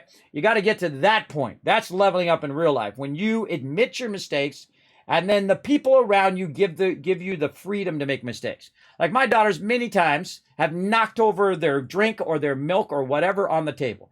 My wife gets all freaked out. I just go, hey, it's cool. Everybody does it. Don't worry about it. We'll clean it up. Take 2 minutes to clean it up. It'll be fine. They didn't do it on purpose. Not like they said, hey, I'm going to knock over my milk. Bam! And knocked it over. That's something different. That's them acting out. But if they did it on accident, they didn't mean to do it. And so you don't have to be so harsh on them. Right? Pick your battles, everybody. Pick your battles of the things that you think are the most important thing for their growth. And I can tell you, them spilling a drink in your car or spilling a drink on your kitchen table or on the floor or whatever is the least battle that you got going. That is the lowest on the totem pole for me anyway, because I've done those same mistakes. And you know what? Oops, I knocked it over. I learned my mistake. I'm not going to keep my drink right up next to me. I'll keep my drink further on the middle of the table. That's what that lesson is for. That you don't keep your drink right next to your plate. So when you go to do this, boom, you don't, you're trying to put your fork down or whatever, you don't knock your thing over. That's why you put your cup way in the middle of the table. That's why everybody does that. They learned that lesson, right? Big time over there. But there we go. Enough IRL talk there. Sometimes I go off on tangents, everybody. It happens. I go off on big tangents. But there is a reason why your parents spend so much time and effort to the benefit of their children. And hopefully they all three grow up to where my oldest daughter is now, where they take responsibility for their own stuff. And they're starting to learn responsibility. And they're starting to learn the benefit of them taking care of it themselves. Because they feel better about themselves as well. When I was sending out all those giveaways, I felt good about myself. That took a lot of effort. That took the entire day to do that. But when I got it done and I went over there and I dropped it off at the post office and I did all that stuff, I felt like, all right, okay, I didn't let this go. I didn't slack on it. I didn't let it go. And that would have made me feel bad that if I had let it go another day or another week or whatever, I said, man, I could have got it done that day, but I just didn't get it done because I didn't feel like doing it or I just let it go, right? A lot of you, I'm sure, know what that's like, right? When you make that choice to not follow through. And you don't follow through on the thing, and then you feel bad about it later. Oh, wait, that's right. I can't. See what I just did? I tried to pick up my power armor. I forgot. You can't do that here. Here. I guess I could just leave it out here. Because we're going to do some dialogue here in a second. I'll just leave it out here. Hopefully nobody runs off of my power armor. Get my fusion core out of there. All right, there we go. Let's talk to some peeps. Let's actually play a game. That's the worst. Whenever someone prefaces a sentence with all due respect, that is not the worst paradigm. I just ignore everything they say after that. Everything they say, or if they say, well, I understand what you're saying, but that means they're going to go into the absolute opposite of what you say. It's called the devil's advocate. And when anybody ever does that, I ignore everything they say. A little life lesson for you, everybody.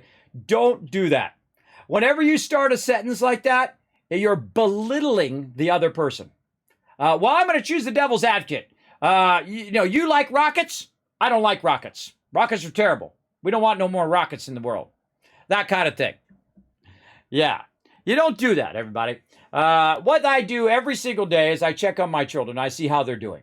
I go in there and see how they're doing with their homework. Are they getting their homework done? Are they taking care of their stuff every day? I make sure that they know that I love them every single day, which is the most important thing as a parent. You go in and you check on them every day. I don't care if you got to work overtime. I don't care if you got to work a 19-hour shift. When you come home, you go check on your kids. I have checked on them every night of their life that they have been home to make sure that they don't have something go over their face since they're an infant for 18 years, everybody, every day. Now, of course, they're off staying at their friends or whatever. I can't do it over there. Or if they're off on a trip or whatever for school or whatever. But every day, I do that every night. I make sure the doors are locked. I make sure they're safely in their beds. I make sure that they're doing okay. I ask them how they're doing every single day. And sometimes they give me an attitude. And sometimes they don't. Sometimes they said, oh, no, Daddy, I'm doing good. I'm just watching a movie. I'm like, all right, cool, take it easy. And also another important thing is not to always be wanting something from your kids all the time. Sometimes I just go and say, how you doing? Or check on them. Say, I'll just come and check on and see how you're doing, right? Not always come in there and say, clean your room and do your thing and do all your stuff all the time. Because nobody likes that, everybody. Nobody likes it when you only talk to them when you want something. I get that a lot. My kids come to me only when they want something sometimes. Hey, Daddy, I need to get something on Amazon. Hey, Daddy, I have a problem with my phone. Hey, Daddy, I have a problem with my car. Hey, Daddy, I need this help. I need this help. I need this help. Now, you got to be there for when your kids need some help. But you certainly should get occasionally, hey, Daddy, how you doing? I'm doing good, just hanging out. And sometimes they do that. And sometimes they do it. And I do it by practice, so they learn it by association to actually care about how when someone's doing. And that's very important. And see, that's what's so cool about working for Apple for so many years, because I work from home. And then also when I didn't work from home, when I used to go off to work, I would come home every day, see how they're doing, what's going on, have my babies learn to walk and all of those things, right? Those are important things. The most important thing is to just love your child, right? It doesn't matter if you buy them expensive things. And they're going to want expensive things because they're going to see it on the TV, and all that advertisement is telling them that they want McDonald's. That's what advertisement is for, is to teach your kids to want stuff that they're going to ask you for. That's what happens all day, every day on TV. But you got to just let them know that they are loved by you, right? That they are a loved child. And sometimes they'll appreciate that love and sometimes they won't. Sometimes your spouse will appreciate that love and sometimes they won't. That is how life goes. But that's not on you. How they treat you is on them. How you treat them is on you. How you treat other people is on you. When someone comes up to me and say, Kismet, you're old, you suck, you don't know what you're talking about, blah, blah, blah, blah, blah, right? As long as they don't cross that line into being disrespectful, I'll go, okay, I'm listening. What you got to say? And then I'll either disregard everything they say, or I will say, oh, okay, that's a good point, right? I'll go on with that. Good friend of mine came to me when I was young.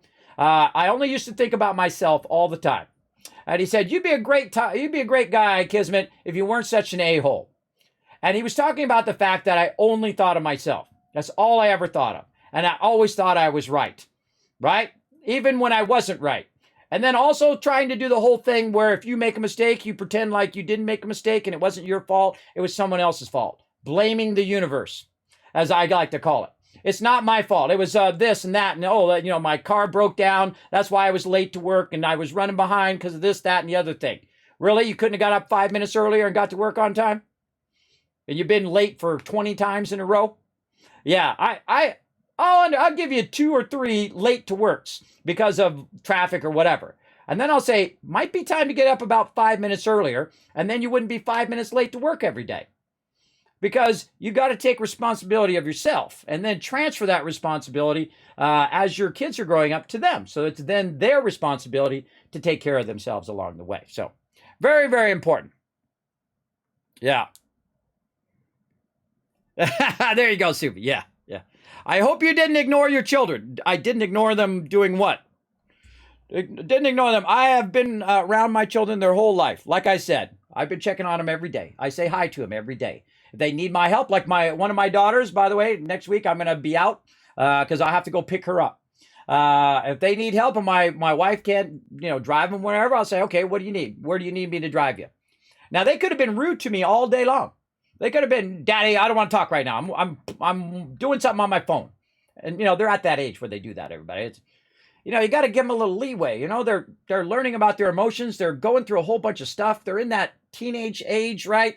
you go through a lot of tough things right at that part of your life. I mean, there's a lot of stages where you go through it. I'm going through a lot of tough medical issues in my part of my life, everybody. 50 plus sucks. I can tell you 40 plus sucks. If you're like me and you got a bunch of medical issues you have to struggle with every day. So I got my struggles, but they got their struggles. They're trying to figure out who they are, what they want to do. What to do in life, right? There's a lot of really struggling things. And then you got all this exterior pressure from all this, trying to do your homework and trying to do good in school. And you got all this peer pressure from all these people out in the world, and all of that, right? You got all of that stuff, which you lab on the top of poor teenagers, everybody. It's a lot of tough. But the great thing is you will get past that. You will get past it when you get out of there. That whole entire kind of political BS that goes on in high school mostly is still out there, though. It's still out there. Some people never get past high school. They just live in that high school age.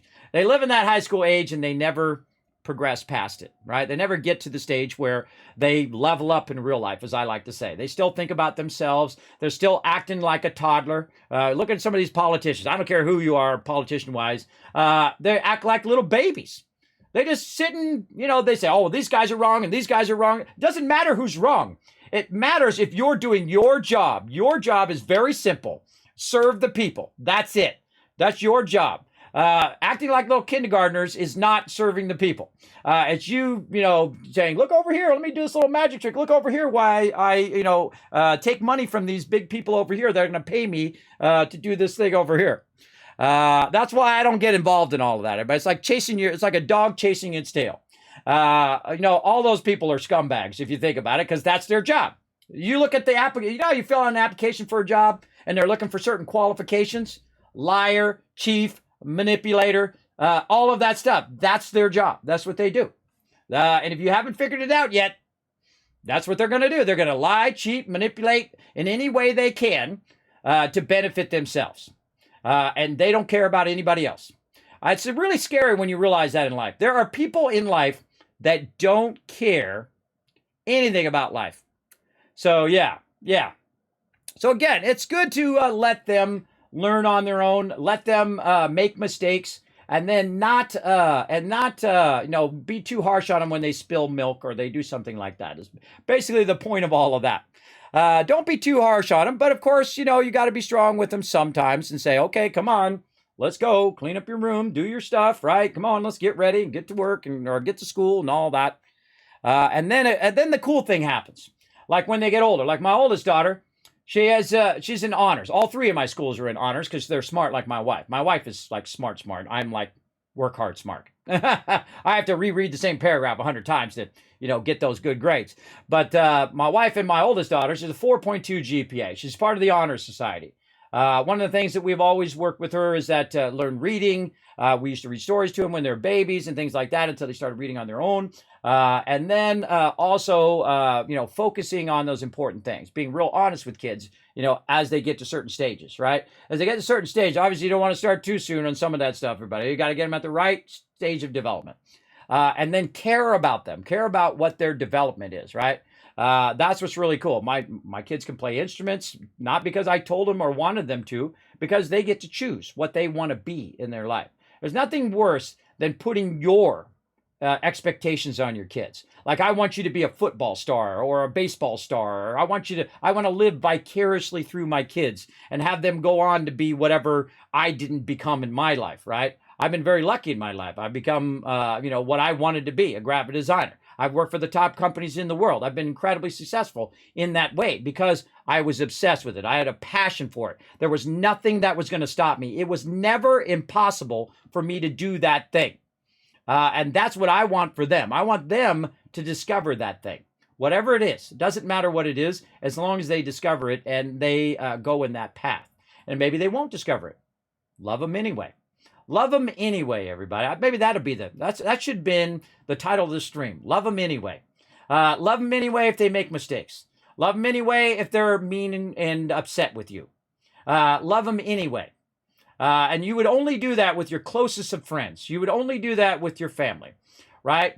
Other people, usually you don't want to put up with their BS, right? People who are being rude. People who are being disrespectful. People are coming to you. Like, people who are disrespecting my channel, I don't care. I'm not your papa.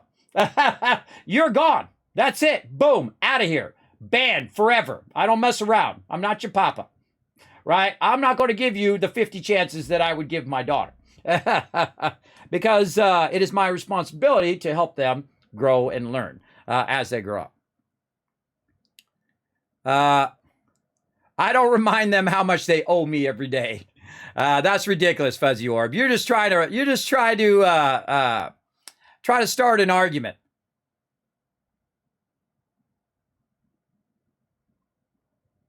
Blaming children for being children. I'm not blaming my children for being children. Now, this is another funny one.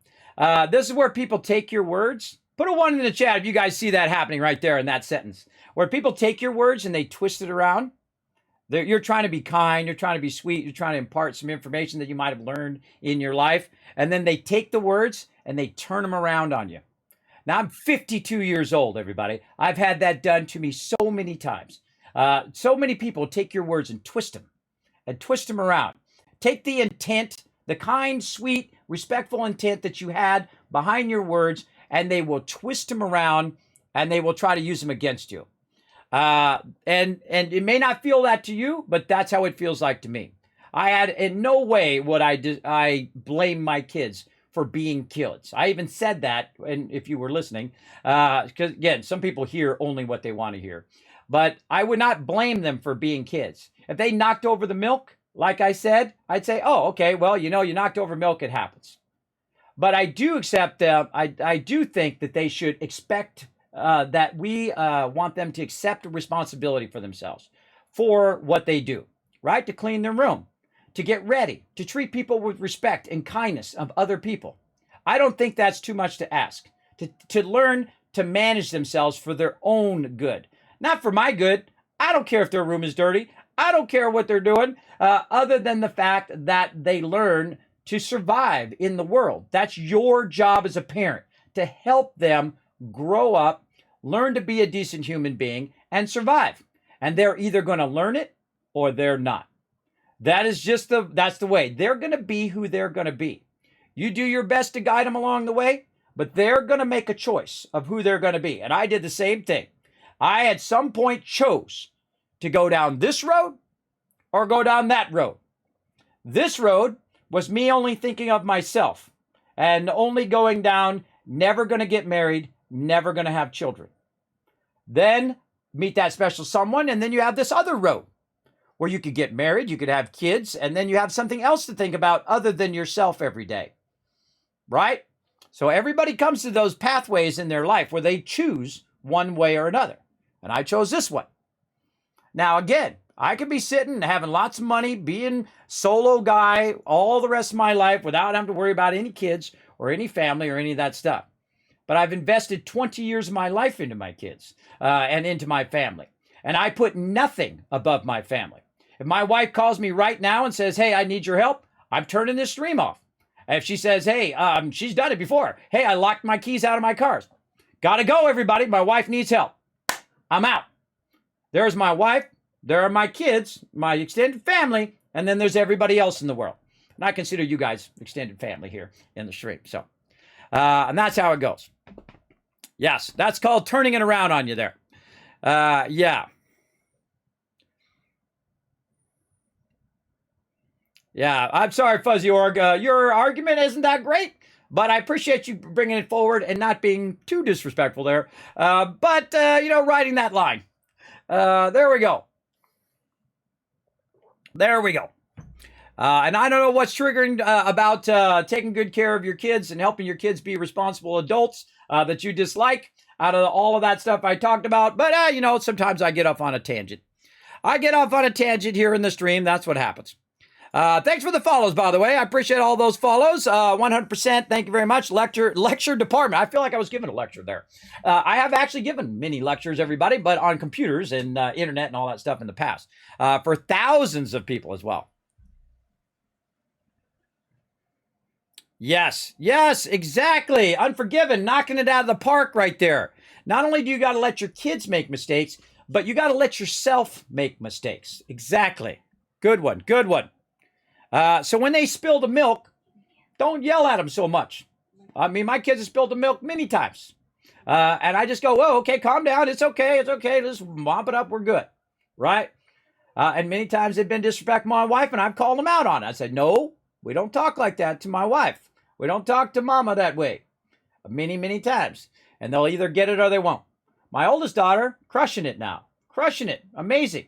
And it's not just me, everybody. My wife, very much a huge part of that, too. Because they've made mistakes. They've run on concrete. They scraped up their knees, even though you tell them not to do it. You tell them not to do it. They do it anyway. Now they learn the hard way. You just hope for them. You hope that they don't have to learn it the hard way, everybody. You hope they don't have to learn it that way. But sometimes they do. Sometimes they have to learn it the hard way. And that's just the way it is. And you wish you could just download all the knowledge and all the mistakes and what you've learned from all those mistakes to them. Like some sort of, computer download or something. Like something in the Matrix. But you can't. Because humans learn by mistakes. They learn by mistakes. You got to give them the freedom to make mistakes. And you just keep at it. And how much you care about somebody is how much effort you put toward them. People who don't care about you are like old school, like me when I grew up. When I grew up, it was like seen, not heard. Put a 1 in the chat if you guys grew up like that. If it was like seen, not heard, I'm busy, don't bother me. That was pretty much my friends' parents were even really hardcore, man. It was like they never talked to their kids. Their kids went off to school. They went and worked all the time. They never saw their parents. Their parents were never around. Sometimes that happens with very wealthy parents as well. I mean, you're in boarding schools. Maybe you grew up in an orphanage or something like that. You didn't even have parents, right? Things like that. They neglect their kids because they're so self-involved. All they care about is themselves. And they just send them off to boarding school or military school or whatever because they don't want to deal with them. They don't want to put in the effort that it takes. It takes a lot of effort to raise children. Every day, all day. You have to put that effort forward. You got to let them know that you love them. And you got to let them know that, that you got to learn these important things because that's why you spend that much time doing that. So there you go. Yep. Lots of 1s in the chat. You know what it's like. And then, of course, each generation goes the other way, right? You have your really strict parents. And then you have your parents that's just like, hey, do whatever you want, right? Go do drugs, go do alcohol, just live your life however, right? And then you have your parents that hopefully kind of get in between both of those things. Where you actually show up at your kids' stuff. I did that a lot when I was young, but of course now I'm very ill, so it's very hard for me to do stuff. It's hard for me to go and sit for long periods of time. It's hard for me to get around from place to place, right? It's a mental struggle because of my conditions. But there's nothing worse than, you being at a baseball game, like my whole entire childhood, and then your parents never showed up once.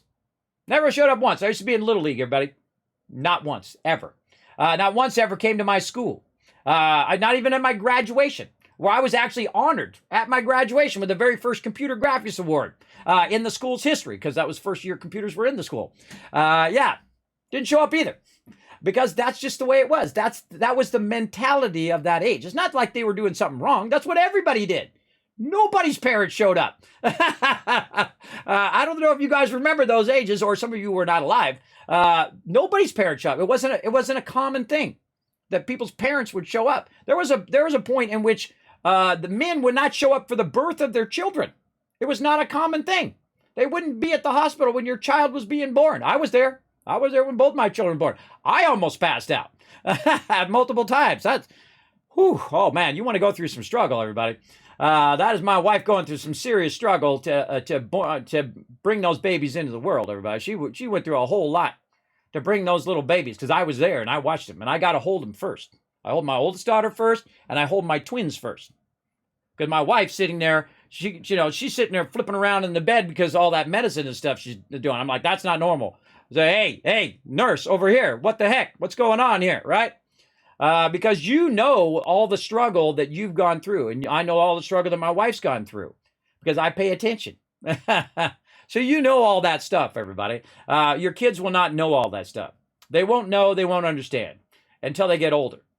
It's like kids when they're little. I'm really going off on a tangent today, everybody. I'm really far off. It's like when they're little. They don't understand about money.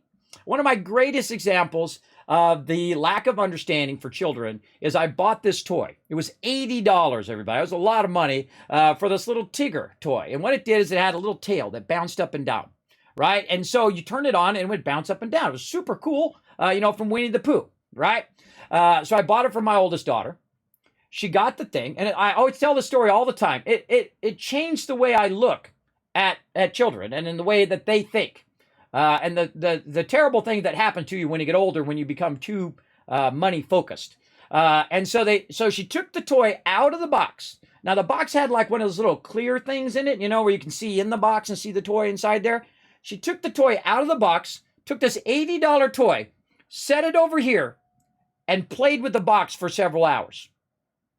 Do you see the difference? She didn't care that the toy was worth $80. She didn't care that it was a technological marvel at the time. All she cared about was what was fun. What was fun to her? And she put her dolls inside there, and she played inside the box, and she had a whole fun time for hours. She had a great time with that box. And that box is probably worth $1. See, that's the difference of when a child and a child's understanding of all the stuff that we put value on as you get older, that's really not valuable to them when they're young. And it will change your perspective when you go through that kind of stuff, everybody.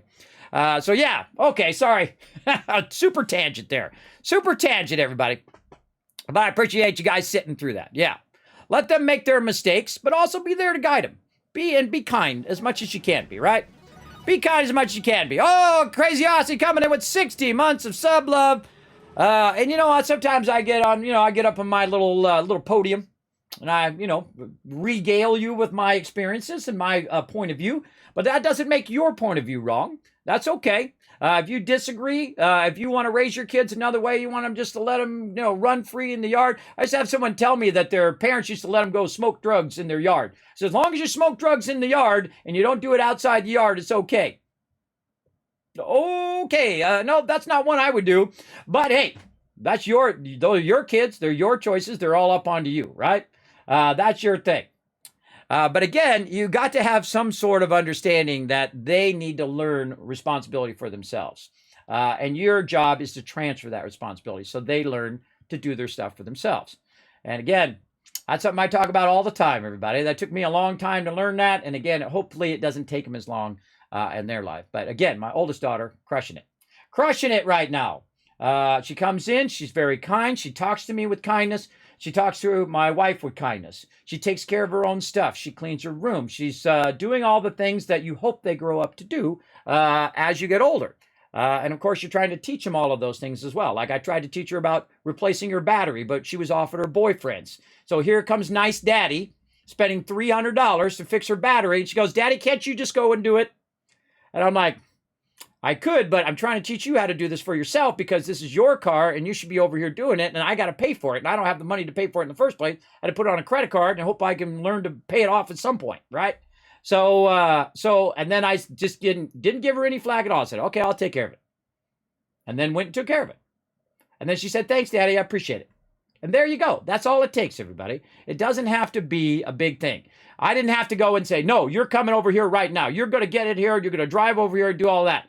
You got to pick your battles. Pick your battles and the right battles that you want to choose for a thing, right? Taking care of yourself, being respectful to others, those are the correct battles. Knocking over the milk, that's not a battle. That's not a big battle. It shouldn't be a big battle. It should be yelling at your kids because they made small mistakes, because they will feel like they can't make any further mistakes, right? Again, finding that good balance between trying to teach your kids and then being overly too harsh on them. And I've been all over the place too, everybody, because, I've been sick all this time for the last 8 years. So it's very difficult. And again, you can't tell someone it's difficult because they have no frame of reference. They don't know what it's like to walk around every day and you just have a struggle to walk from your room, from right here. It's a struggle for me to go from here to go downstairs every day for the past 9 years. They won't know what it's like. They won't know what kind of mental energy it takes, what kind of power and effort you have to put into something, because they don't know. They don't have a frame of reference. And if you understand that, you can get a little bit of perspective from their point of view, right? When they're talking to you about something, you let them say their point of view and whatnot. And then sometimes you got to call them on their BS as well. But not always. Not always. Sometimes you can just say, "Okay, I'll go get your battery replaced for you. I'll take care of it." And that's what I did. Went over there. I spent 3 hours over there because for some reason, everybody under the sun wanted to go to the AutoZone And so I was in this long line of people who are in there, and I'm waiting and waiting and waiting. And I actually had already spent several hours before that calling AAA out to replace the battery, but they couldn't replace the battery because it wasn't one of the batteries that they did. So there was a couple hours of my day spent on that. And then there was 3 more hours spent on my day where I then had to drive to AutoZone after that. So again, they won't know about that. They won't understand how much time they've taken out of your day that you could be doing something else like trying to keep the lights on or bringing food in and all that stuff. They won't understand it when they're young, right? How much time you've invested, how much of yourself you've put into it. They won't understand it. And that's okay. They don't have to understand it. They don't have to understand all of that effort. And I'm sure most of you probably don't appreciate all the effort that your parents put into it, because it's not something you understood because it wasn't you doing it. It was someone else doing it, right? But some of you know what I'm talking about. Some of you know what it's like to struggle every day with medical issues. Some of you can understand and empathize with someone who has disabilities, who understands someone who has trouble or has learning abilities or has terrible medical conditions and things like that, because you've gone through that. You have now perspective. Perspective is the thing that you can't buy. You can't buy, and you only get them for free when you learn from other people's mistakes. And it took me a long time to learn that learning from other people's mistakes is the best way to learn, because you didn't have to go through the pain, the suffering, or the cost. Not only the physical cost or the monetary cost, but the mental cost to go through that thing and gain that perspective. So on that note, we'll stop with perspective. We'll actually play some Fallout 4 here. Let's go. Again, I get on tangents, everybody. This because I'm older and I have sleep apnea, so I get off on huge tangents. But again, as I always say, everybody, I don't like to take your choices away. But that's just my point of view. It's your life. They're your life decisions. They're all on you as well. I just try to do right by the people I care about, and I think that you can't really go wrong that way as long as you try to make good decisions each time.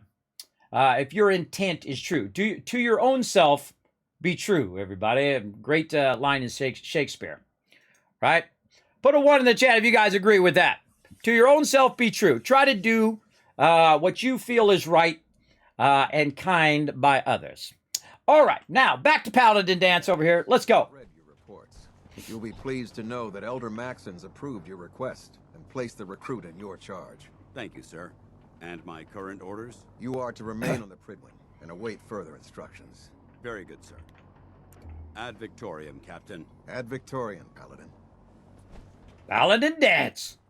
What up, Captain? So, you're the one Paladin Dance has taken. I love this whole storyline.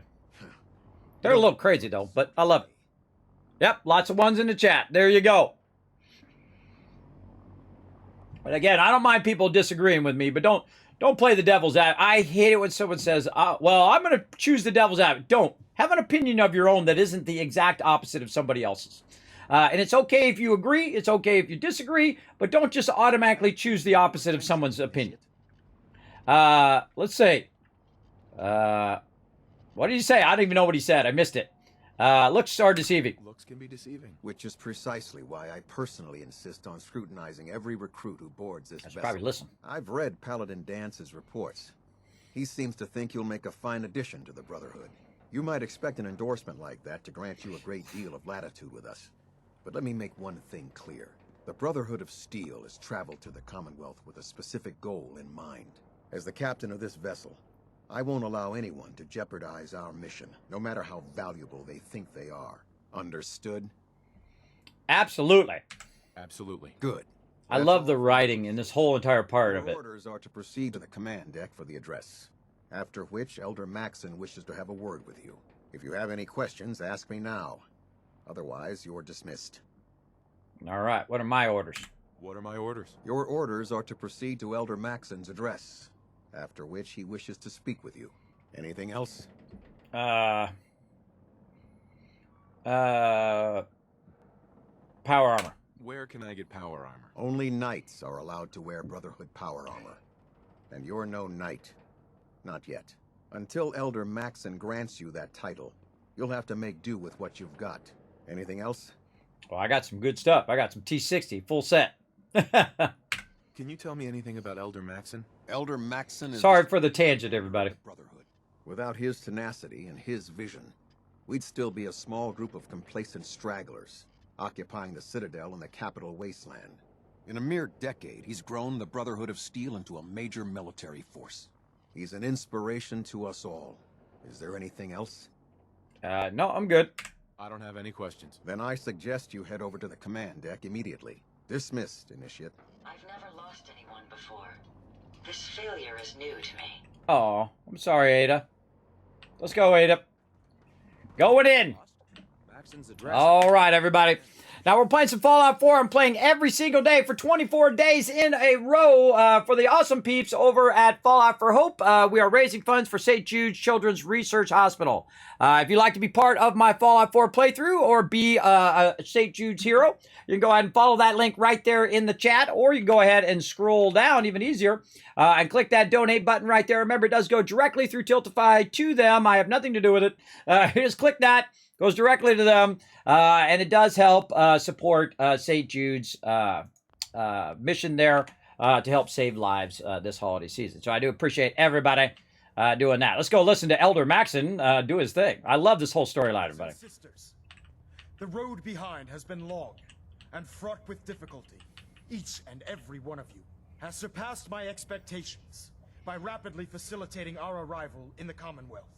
You have accomplished this amazing feat without a hint of purpose or direction. And most impressively, without question. Now that the ship is in position, it is time to reveal our purpose and our mission. Beneath the Commonwealth, there is a cancer, known as the Institute.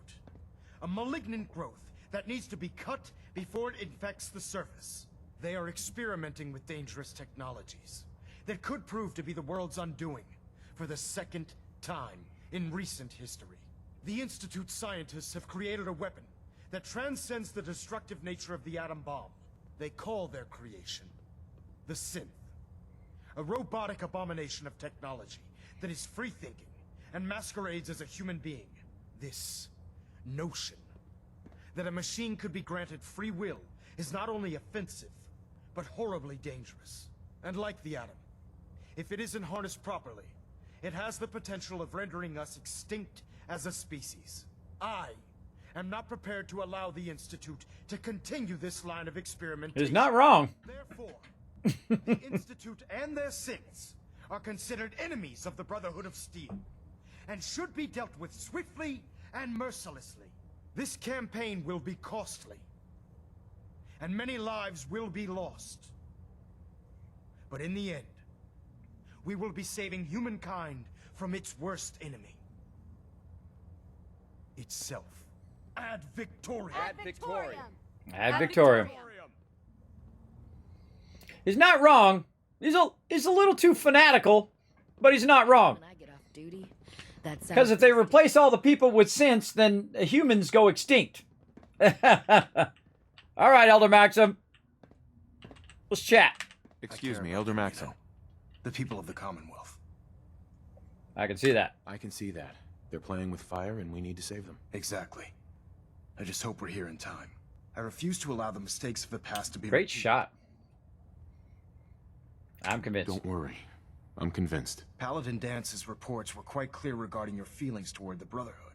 And he concludes that you'd be an asset to us. Seeing as he's one of my most respected field officers, you couldn't get a better recommendation. Therefore, from this moment forward, I'm granting you the rank of Knight. Boom! And, befitting your title, we're granting you a suit of power armor to protect you on the field of battle.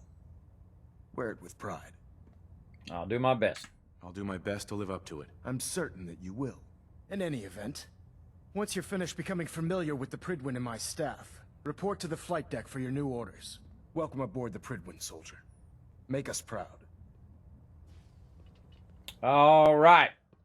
All right, I get to report to Paladin Dance and open my personal storage container. Adjusting compression rate. I don't think I've ever brought Ada up here to the Pridwin, now that I think about it. Oh, free stem packs. Let's take it. Back to the flight deck. Oh, wait, no, I need to go down the middle. I just forgot. I got to go back to the middle, not to the flight deck. Gotta go down in the Pridwood. Very, very cool, everybody. Very, very awesome.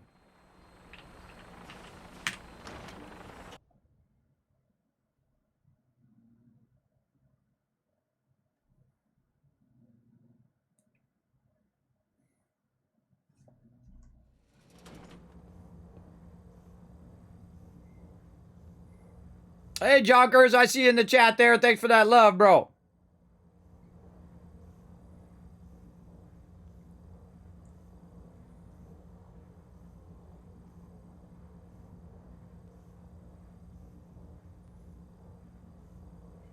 All right, here we go. Down in the Pridwood. Let's go. Delta's at 100%.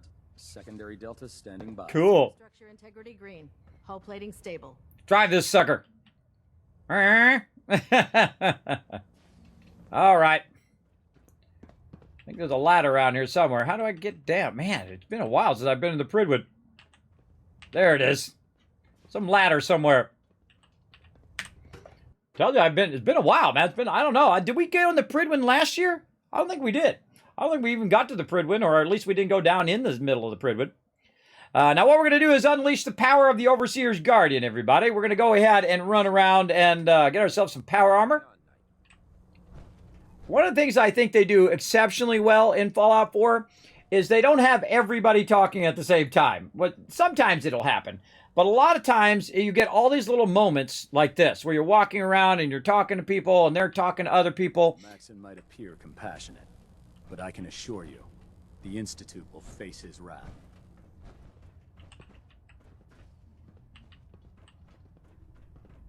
So how did it look out there? We've got a lot of work ahead of us, brother.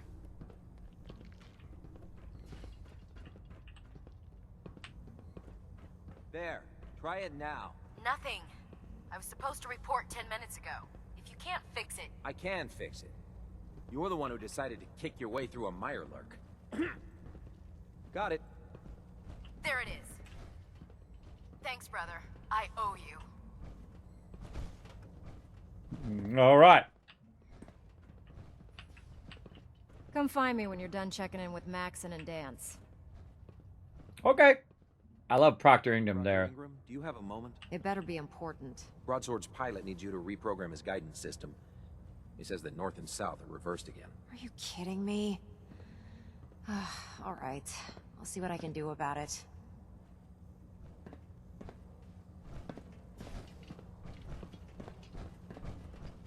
Okay, a lot of this stuff like this, you know, most people might miss that, but I love all those little story points like that when you're running around. I don't even know where Paladin Dance is.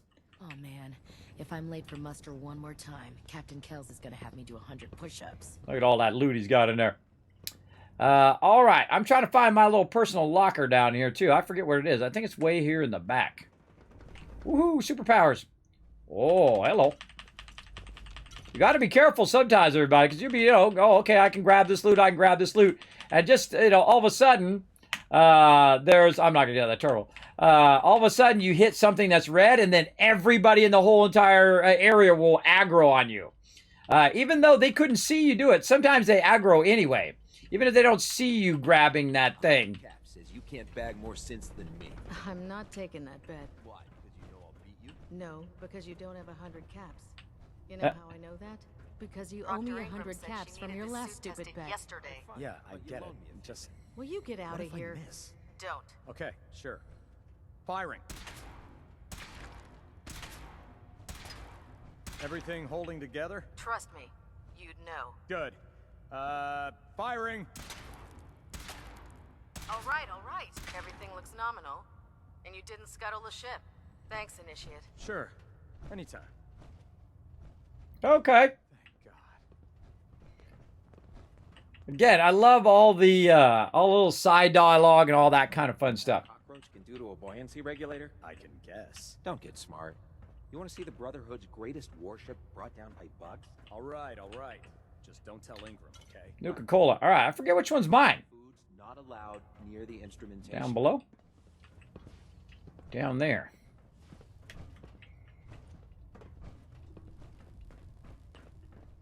That's the command deck. The I think we went Commonwealth's a up. dangerous place. Make sure you gear up before you head out. That's his office. His office. Huh. Huh. Maybe I don't have the quest marked. Let's see. Report to the Brotherhood Recon. Oh, there it is. Yeah.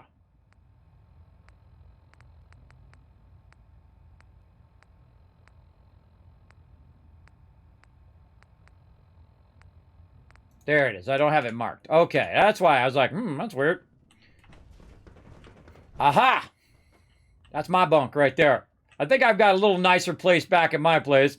Ooh, fusion core. I hear a kitty. Ooh, some 308 ammo. How did they know? I heard a kitty. Where's that kitty? Kitty, kitty, kitty, kitty. My father and his father were part of the Brotherhood. The thought never crossed my mind. Liberating the Commonwealth is a huge responsibility, but we'll get the job done. True. Most important thing, kitty. Would you believe that I was a farmer before this? Never even touched a gun until I was in basic training. It doesn't matter. We're all here fighting for the same reason now. How's that? You know, protecting mankind from repeating the mistakes of the past. Restoring the wasteland. The good fight. Right. Of course. I'm not gonna lie, though. Getting to work around military-grade weapons... There he is! Emmett! Emmett the kitty! We do not shoot kitties. Kitties are too cute. We leave them. They're going to inherit the wasteland. All right, there's Paladin Dance. I knew he was down here somewhere. Ooh. A hunk of cram with a little Nuka-Cola. It almost tastes like food. True. What up, Paladin Dance? There you are. How did it go with Elder Maxon? He's impressed. He's impressive. I was very impressed with him. He seems to know what's best for everyone. Exactly. Without his determination, we'd be lost. I just hope... Now, it just made me think, everybody. I'm taking, bringing you into the fold this quickly. Not to put too fine a point on it, but if you screw up, we go down together. It's kind of interesting that the Institute may be... Well, how can I say this without spoiling stuff? That may be helping you with your initiation into the Brotherhood. That's the best way I could say it without giving some stuff away. Have you had the opportunity to play Tale of Two Wastelands? Not yet, Hirakiro. I do that. Have that on my list of things to check out. But if you want to remind me, you can throw it on the Discord right over here. So feel free to go ahead and click that link and go up there and feel free to put that on my Discord under game suggestions. Or just ignore it. But I do think I have it on my list. Up there. So, no, I'll put on my list again, just in case. How about that? I'm going to write it over here. That is one I want to check out. I have heard of it.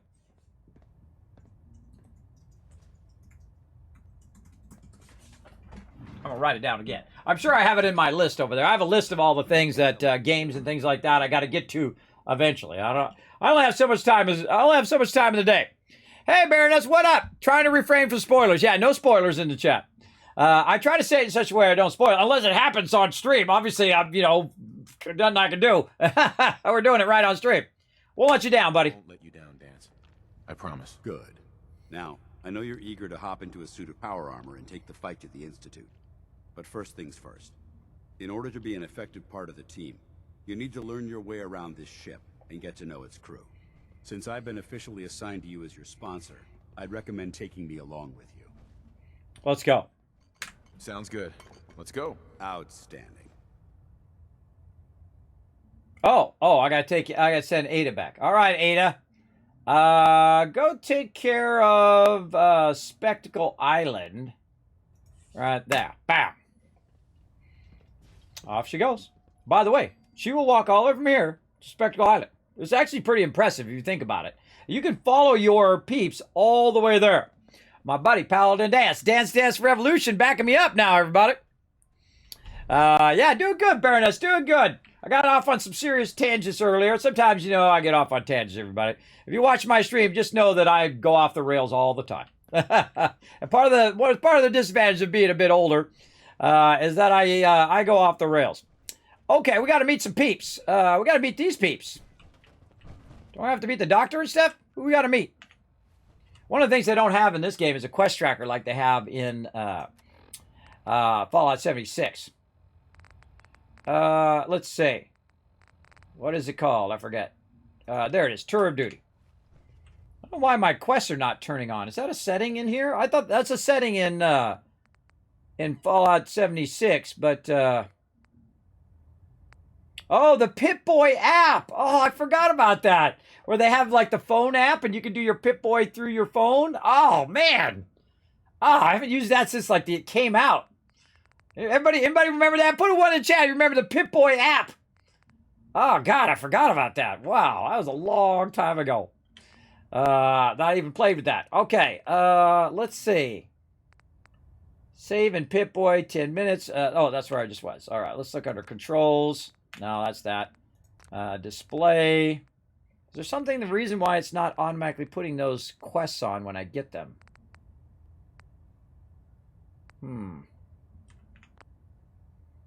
I don't know if they have that here in Fallout 4. I don't remember having it in Fallout 4. Yeah, lots of ones in the chat. Yeah, I forgot about the Pip-Boy app. I actually put it on my iPad, which is cool because they have a phone version and an iPad version where you can actually use your iPad as your Pip-Boy. It's super cool. Ah, good. You're finally here. Just set the books down anywhere. I'll get to them as soon as I can. I think you're confused. I think you're confusing me with someone else. Perhaps I need to rummage through the supply bins for a new pair of glasses. Since it's obvious that you aren't who I was expecting, would you mind telling me why you're here? Maxon wanted me to meet the crew, so you were next on my list. Background. Yes. You must be the new recruit described in Paladin Dance's report. Under normal circumstances... Oh, it's not available anymore? I'd provide you with a proper orientation. Oh. However, I'm woefully behind setting up research patrols and getting bombarded with requests for technical documentation. Unfortunately, I'm lacking the personnel needed to get the job done. You can let someone else play as your STEM pack person? I never even thought of doing that. Wow, that's a brilliant idea. Yeah, let someone else, when you get low health, just hit your STEM packs for you. Now, I have power armor that does that in Fallout 76. It just automatically activates a STEM pack when I get low health. It does help, but sometimes you die because you let your health go too low and then mob wipe you out. How Maybe I can lend you a hand. That would be splendid. As you patrol the Commonwealth, keep your eyes open for blueprints, memos, manuals, books, charts. Anything containing useful technical data. I'm authorized to pay you for each bundle of documents that you recover. And if you wish to be assigned to a research patrol, I have plenty of them waiting to be filled. In any event, it was a pleasure to meet you, Knight. Same for you, Protector Quinlan. I like a dance back there watching, making sure I don't act like a jerk to the people. Glad you finally stopped by, soldier. Are you ready for your medical exam? Yes, let's go. Sure. Go right ahead. All right. I'm going to ask you a series of medical-related questions, and I'd like you to answer me to the best of your ability. First question. As a child, were you ever exposed to radiation for an extended period of time? There wasn't that much radiation around before the bombs fell. Before the bombs? What? Let me check my notes. You were a vault dweller? You're probably healthier than anyone else aboard. I wish that was true. Going down the list of questions. I'm sure you understand. Okay, second question. Have you ever had or come in contact with a person confirmed to be carrying a communicable disease? Never been sick.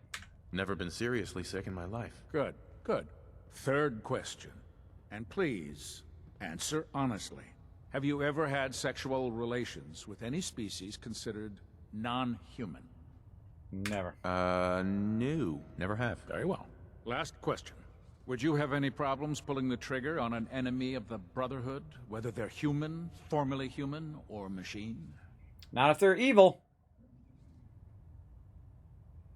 If my life's in danger, I'll do whatever it takes to defend myself. That's an acceptable answer, and the most common. Excellent. I think I've got all the information I need. I see no reason to prevent you from beginning your duties immediately. If you ever need medical assistance, you let me know. All right. Good to know. Thanks for all the loot. I'd just leave that if I were you. What are you talking about? This is resources right here, Dance. You don't know what's good, brother. Look at this. 10 packs right away. That's going to help us in the wasteland. Of your medical emergency.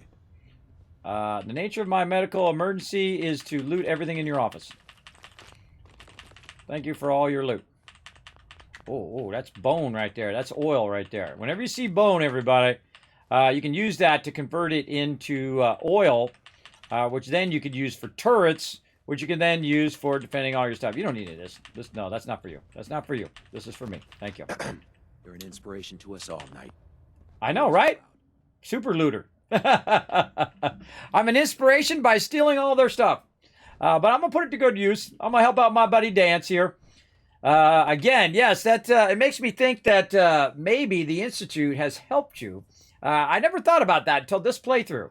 The Institute is helping you infiltrate certain places because of things that I know about the game that happened later on. There we go. Oh, we already got the 10 retweets. We already got it. Oh, sorry, Caveman Mox. I just saw you were in the chat there. Sorry, my bad.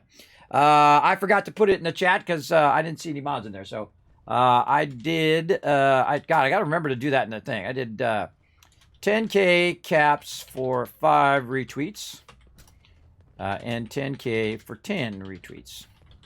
That's my bad. Not bad. I'm trying to remember to. I can't remember nothing, everybody. I can't remember nothing. It's difficult to just, again, get up every day, but I do it anyway. I do it anyway. No excuses. Get up. Do the best you can do every single day. Every single day. All right. So, what are we doing? We got to talk to some more peeps. Who are we talking to? Man, now I really miss that quest tracker on the side. I mean, when you have too many quests on there, it's annoying. But when you don't have it at all, you have to keep going in here and clicking all this stuff. Keep going in your Pip-Boy every time to see what your next thing is. Yeah, I missed the 76 part. Again, they did a lot of things in 76 that improved upon Fallout 4. Got to give them credit. The valves look like kiss caps. What valves? Oh, they kind of do, don't they? They kind of do look like caps. They look like the top of my little Nuka-Cola thing here. Over here. See, if they had Nuka-Cola on them, they'd be a dead ringer. I don't know. Maybe they were giant bottle caps or something that they took off some giant bottle of Nuka-Cola, right? Now, again, everybody, feel free to hang out. We're going to be doing a bunch of giveaways if we reach 20 retweets. Now, right now, we are at 11. We need 9 more retweets, or if we get 4 more retweets, we're going to give you 10,000 caps for every 5 retweets. We hit 20 retweets, then we're going to give you guys, start up a giveaway for everybody in the chat. We have some bonus giveaways that I don't even put in the title or not even in tweets or anything. It's just for the peeps who normally come and hang out in my stream. And I appreciate you all coming in and hanging out. Appreciate you big time. All right, we got to go to the back and talk to Tegan, who is the person we were talking to earlier. Synths with the plastic faces? Ugh, they creep me the heck out. Yeah. Taking on a death claw without backup is a great way to get yourself killed. True. So, you're the new recruit I heard about. Not what I was expecting. Sounds like you're disappointed. Not disappointed, just surprised. You don't look like one of the usual wastelanders we pick up. Anyway, since you came down here to meet me, we may as well get it over with. My name's Ingram, and this lovely little grease pit is where you'll usually find me. If your power armor's too tight in the crotch, the Pridwin's about to crash into the ground, or a robot's gone haywire, you come see me. Sounds like you have a pretty full plate. Plate? Hell, I have a whole table's worth of duties around here. There isn't a day that goes by on this tub without 5 or 6 things breaking down. And since I'm stuck in this rig, I'm not quite as spry as I used to be. The work tends to pile up. Actually, you seem to be getting around really well.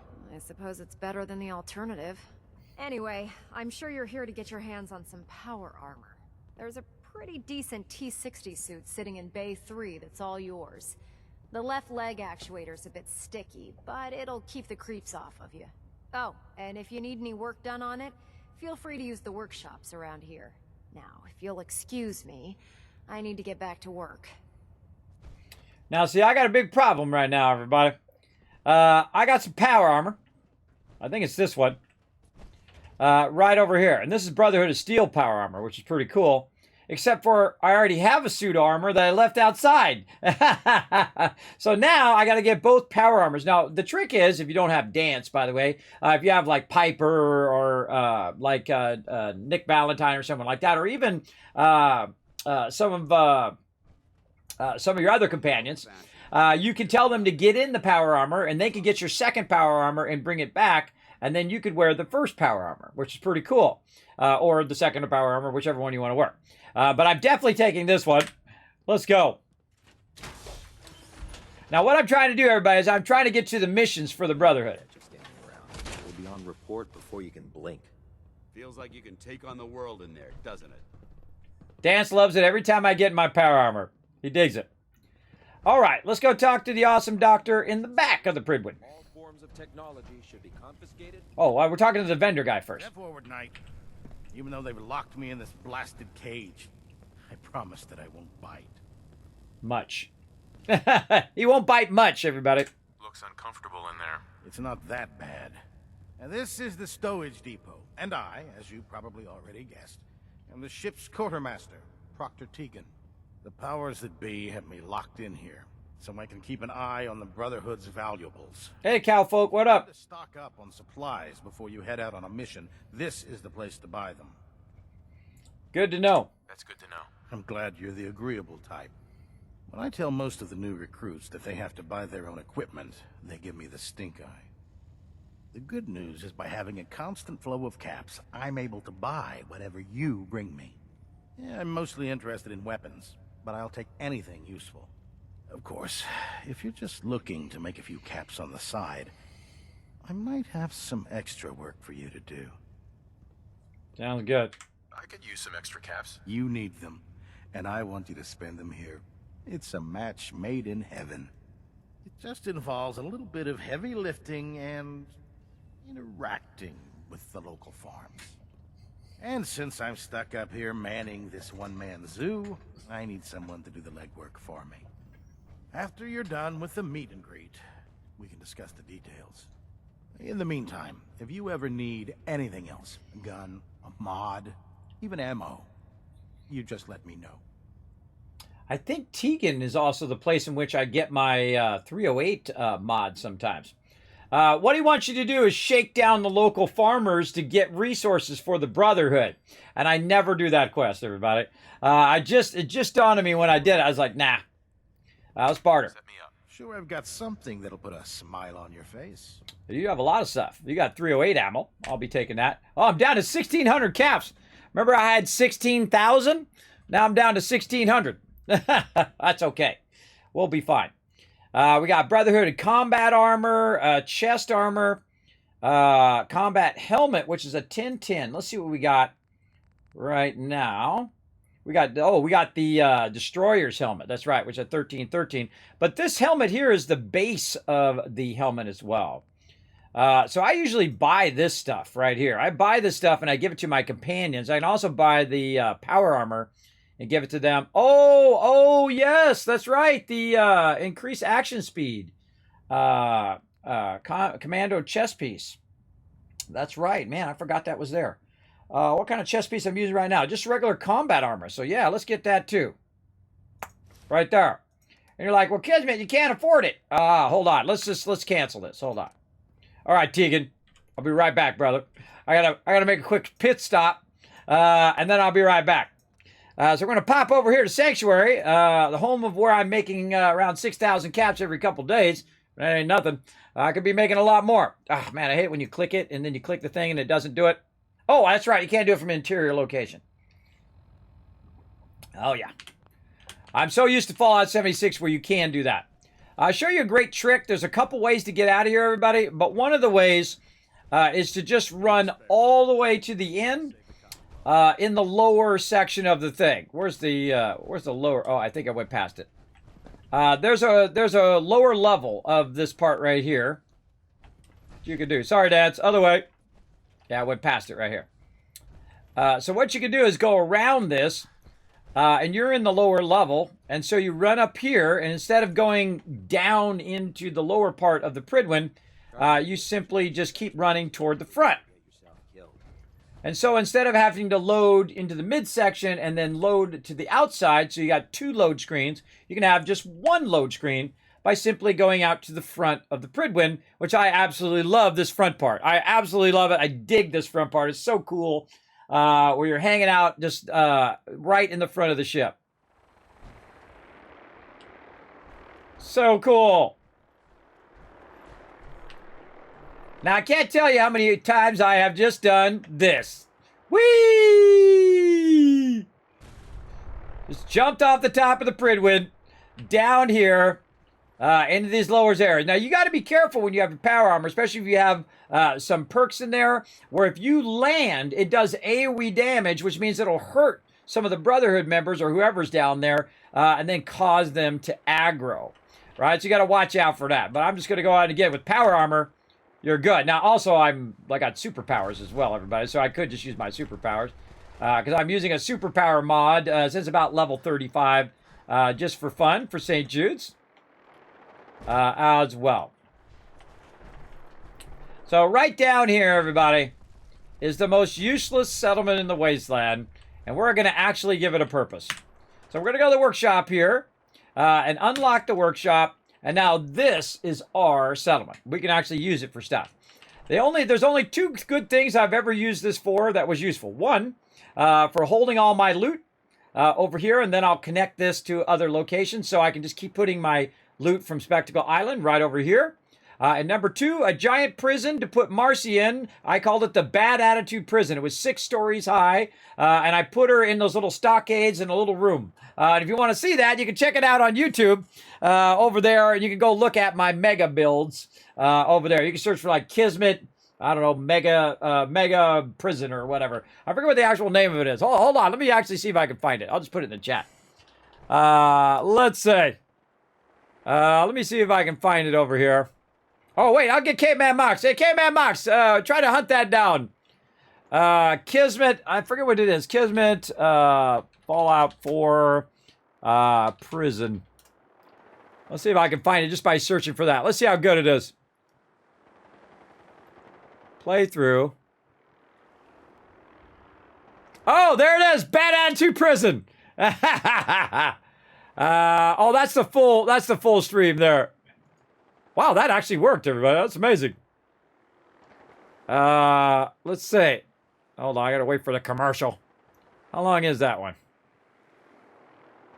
Yeah, I'm building it right there. Yeah, if you guys want to check that out, where I'm building the Bad Attitude Prison, check it out later. I'm gonna throw it in the chat for you. Never mind, K-Man Max. I found it right here. I think there's a highlight of it too. You can check it out in my mega builds.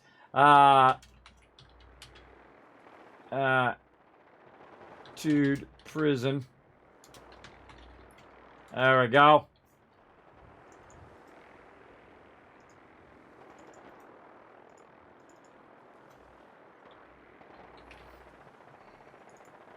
All right. Boom. There it is right there. So again, that was, God, when was that? I built that 4 years ago. Man, time goes by fast, everybody. Time goes flying by. That was 4 years ago I made that Bad Attitude Prison. Feels like yesterday to me, everybody. Again, it's hard to have a sense of time after a while. So I'm not going to do anything with this particular settlement because, again, we're not going to have enough time. So what we want to do is get a whole bunch of stuff and be able to put it here in the workbench. Now, I'm actually going to take all the stuff out of the workbench. Right there. I'm actually going to go ahead and make my way back to Sanctuary over here. And I'm going to take one of these people and I'm going to send them nearby, or I can grab somebody who's already at the castle or something like that and connect them to that, my provisioner to that location. Then you're going to see me, I'm going to grab all the resources from Red Rocket and drop them off over there. So I can still build and do all of that.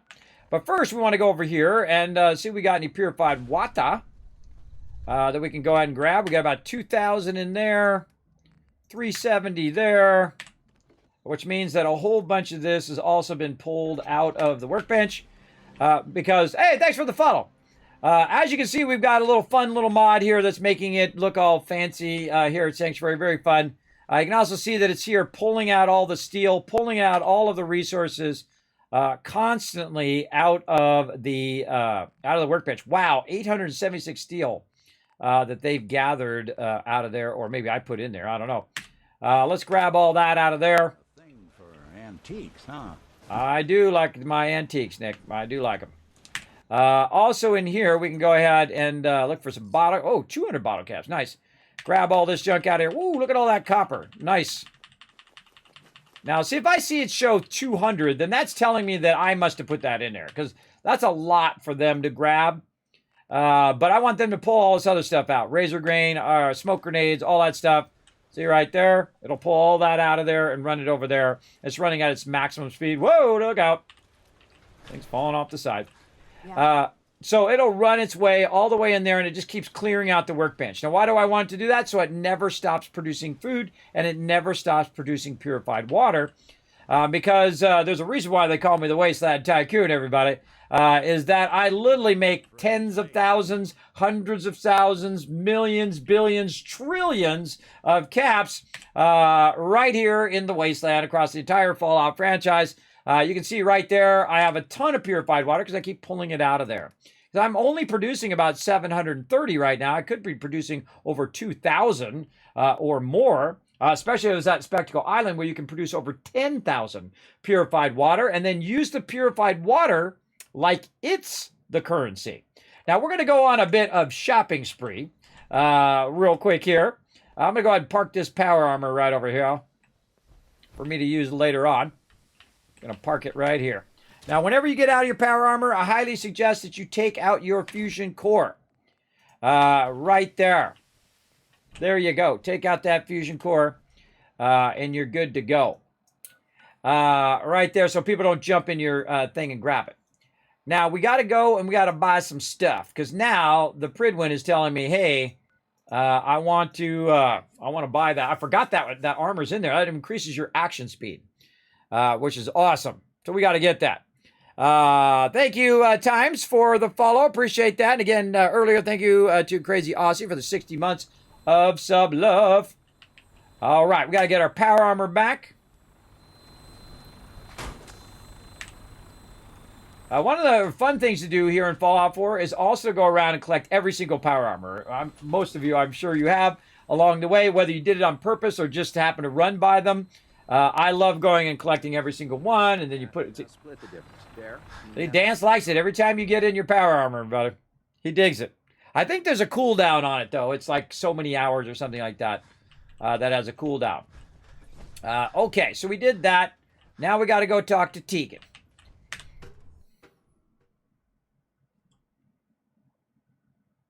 Yeah, I got a lot of mega builds up there on the YouTube channel. Feel free to check them out, everybody. We're at 13 retweets.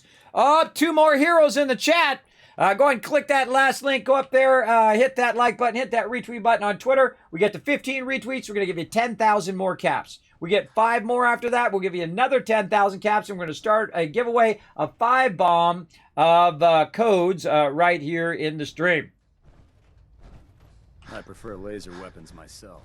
It's a cleaner shot. Leaves that memorable ozone smell behind. Okay. As you can see, I'm massively overburdened. But if you notice, I can quick travel. That's because I have strong back to the point where I can quick travel. I'll help you. Barter. I'm looking for some firepower. Got some. All right. Ooh, more 308. Or that's the same 308, I think. All right, what are we looking for? We're looking for, now again, I bet you this is where I usually get my 308 mod from him. He has a lot of good weapons. But I want this Brotherhood of Steel stuff. I definitely want these legendaries and this commando, because that's 10% reduction in action points. Now, just like in Fallout 76, and just like in Fallout 4 carried over to Fallout 76, there's certain types of armor, right? Commando armor, right? And you get a full set of commando armor. It's going to help you with your action points, right? You get a whole full set of a different type of armor, let's see what I've got. I've got the other helmet, the Destroyer's armor, right? So you get the Destroyer's armor. It's going to give you charisma. It's going to give you intelligence. And there's a bunch of it around, plus a bunch of it drops as well. And they took this mechanic and they carried it over into Fallout 76. So a lot of things that I'm showing you here in Fallout 4 also carry over to 76, which we play usually during the day, Tuesday, Wednesday, Thursday of the week. And we'll be back tomorrow, 1 p.m., doing it again. I'm not going anywhere right now, though. We're going to keep on going. Yeah, Overburden. You're very welcome. I really enjoy watching your streams. Recently, I learned so much Fallout tips. Well, there you go. Well, hey, if I inspire you to play some games, then I'm doing it right. I feel like that's my goal here. Now, I can also buy a bunch of power armor. Let's see what happens if I buy all this power armor. You're like, Kismet, geez, bro. That's too much. You know, too much cashola. We got sturdy combat armor, right arm right there, too. We can grab that. Now, it's 5,000 caps. Right now, I've got 1,813 caps. You're like, kid, there's no way you're going to be able to buy that, bro. It costs too much. But watch this. Boom. 23,880 caps worth of purified water. Now, I use purified water like currency, just like caps. And that's because I think in the way of if I was really there, and this is how I figured this out, by the way. If I was really there, what is the number one thing that everybody needs in real life and in game? And that is water. And purified water especially, because, you know, you don't want to be drinking radiated water or water that's going to give you dysentery or whatever, you know, bad water out of a stream or something. You definitely want to have purified water. So that's why I dominate the market in purified water, and it helps me rebuild the wasteland and also helps me buy a bunch of resources early on. And that's how I got the Overseer's Guardian at level like 14 or 16, which is like 3,000 caps at like level 14. That's a lot of caps that early on.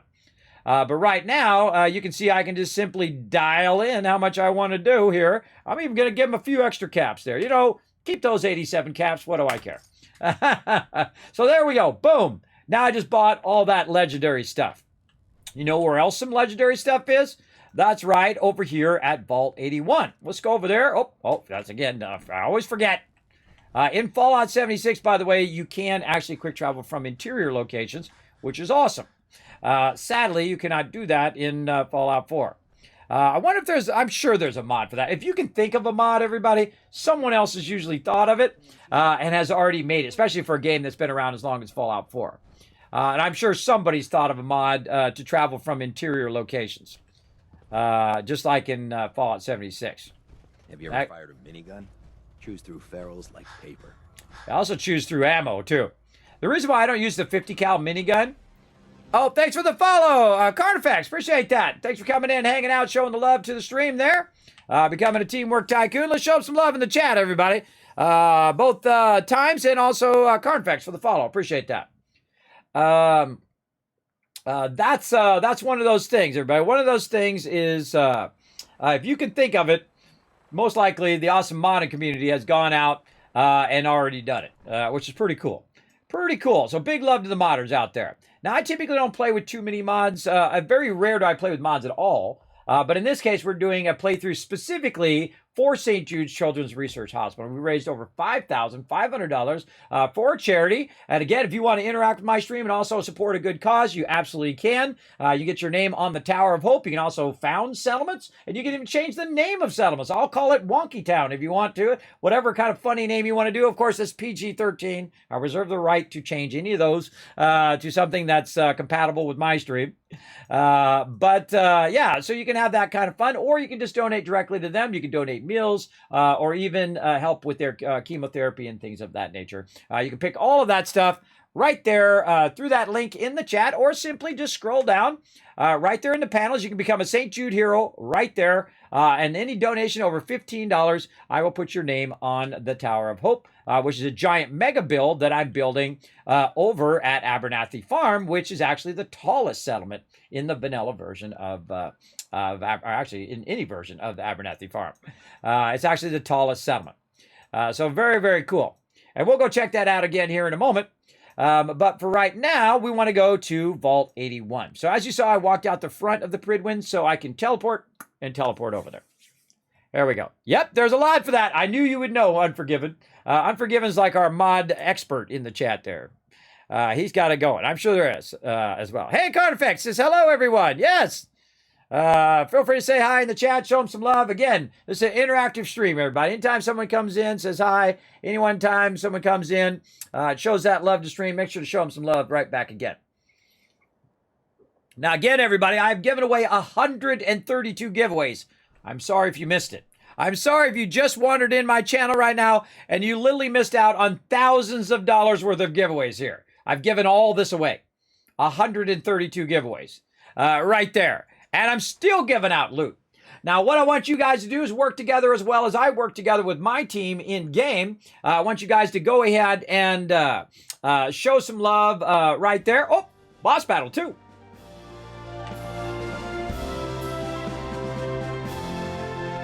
It's time for a stream avatar boss battle. Type !join and then make your choice between a warrior, priest, or mage in the chat. You only got so many seconds. Go! There we go, everybody. That's a free addition to my stream. It's called Stream Raiders. It's called Stream Avatars. Very much like Stream Raiders. You can battle it out. You're going to take on the Pumpkin King down there. You got about 30 seconds to do what it just said. Type warrior, priest, or mage. Just like Jonker's in there. Jonker loves doing that because he's earning gold so he can unlock more avatars down there. And those avatars are free. They're unique to my stream only. They have 800 different options. Experiments on human beings. Just thinking about it makes me sick. That's true. I love the embellishment from your allies, by the way. Or your companions.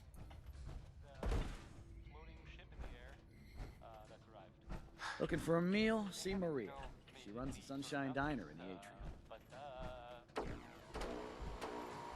Watch out for the maintenance. It never ends around here. Uh-huh.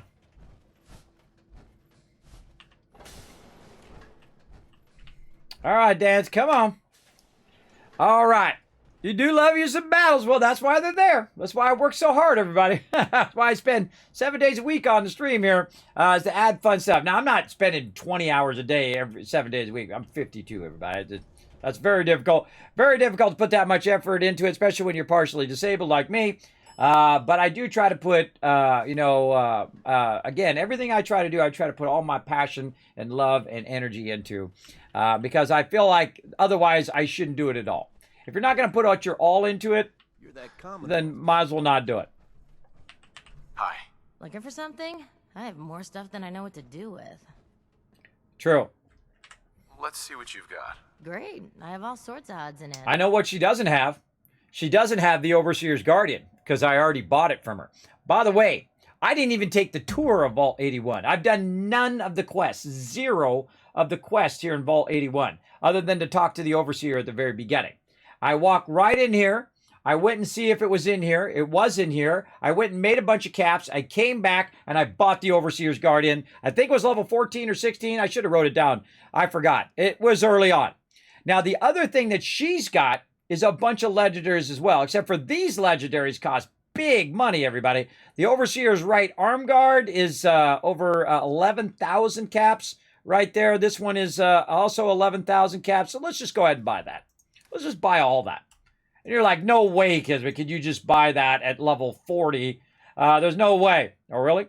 You think there's no way? You're right, because I don't have enough. But it's close, right? It's about 5,000 away.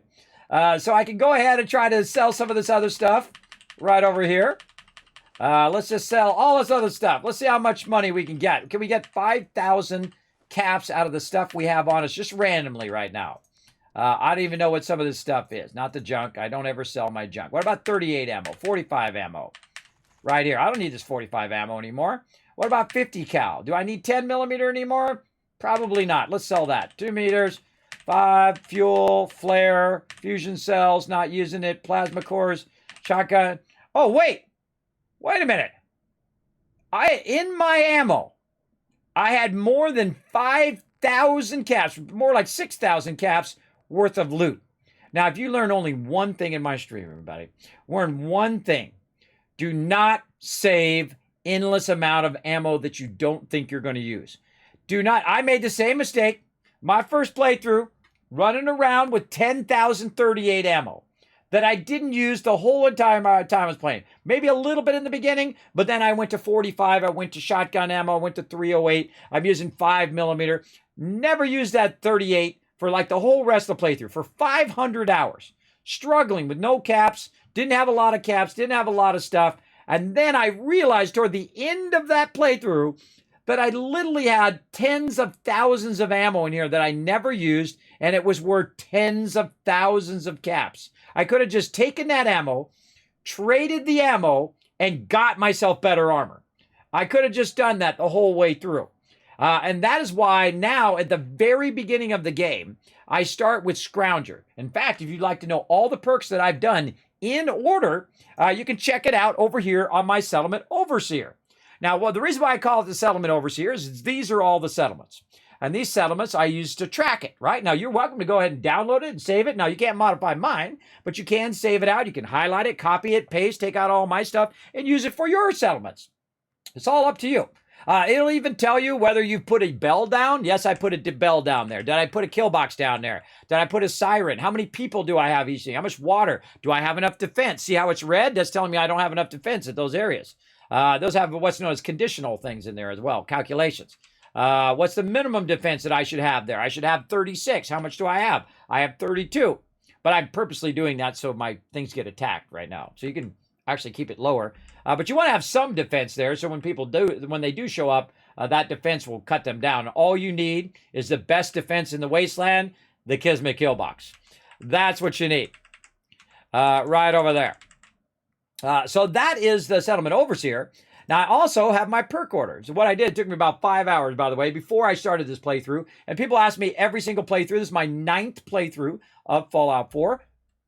Kismet, what is your perk order? Which one did you pick first? Which one did you pick second, third, all that stuff? So this time, I thought it out ahead of time. And we've been going in order all the way until right here.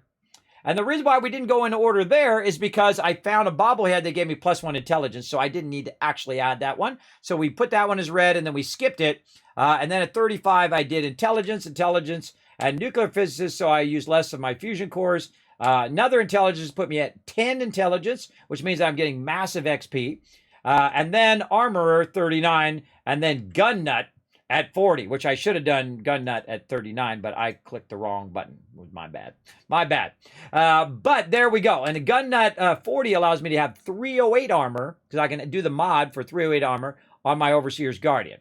And then when I get my my next one over here, Rifleman at level 48, which I think is the earliest time you can get that. We go up here. These are the levels at which the first time you can get a 2-star. The first time you can get the 3-star of that particular item. And the 4th star, and some of them go all the way out to 5th star. So the 5th star would be 46. So I do have it exactly at 46. I think I should. Yes. Oh, no, I don't. Oh, hold on. We got to readjust that one. We got to readjust. I might have moved that around when I was moving that other stuff around. We got to put that one exactly at 46. Right here. So let's make this one 46. Right there. And congrats on that win, by the way. And we'll roll the rest of those down.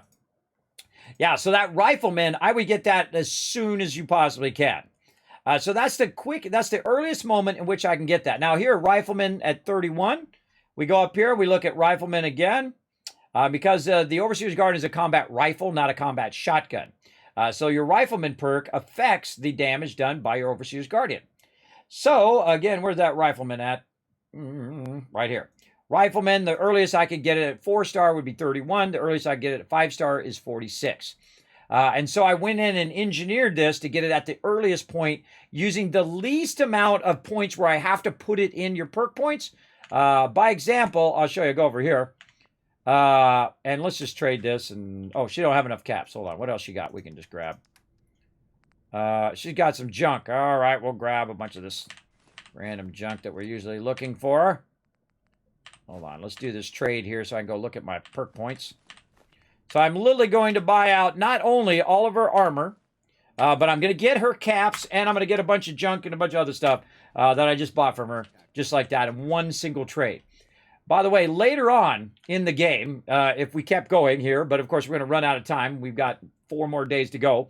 But if I kept going on this, I would literally get to the point where I could buy out every single vendor in the game. And you can too. Because everything that I'm doing, is pretty much you can do on any platform, right? You can do it on console, you can do it on PlayStation, Xbox, or on PC. That's how I like to play the game. That's why I typically don't use too many mods.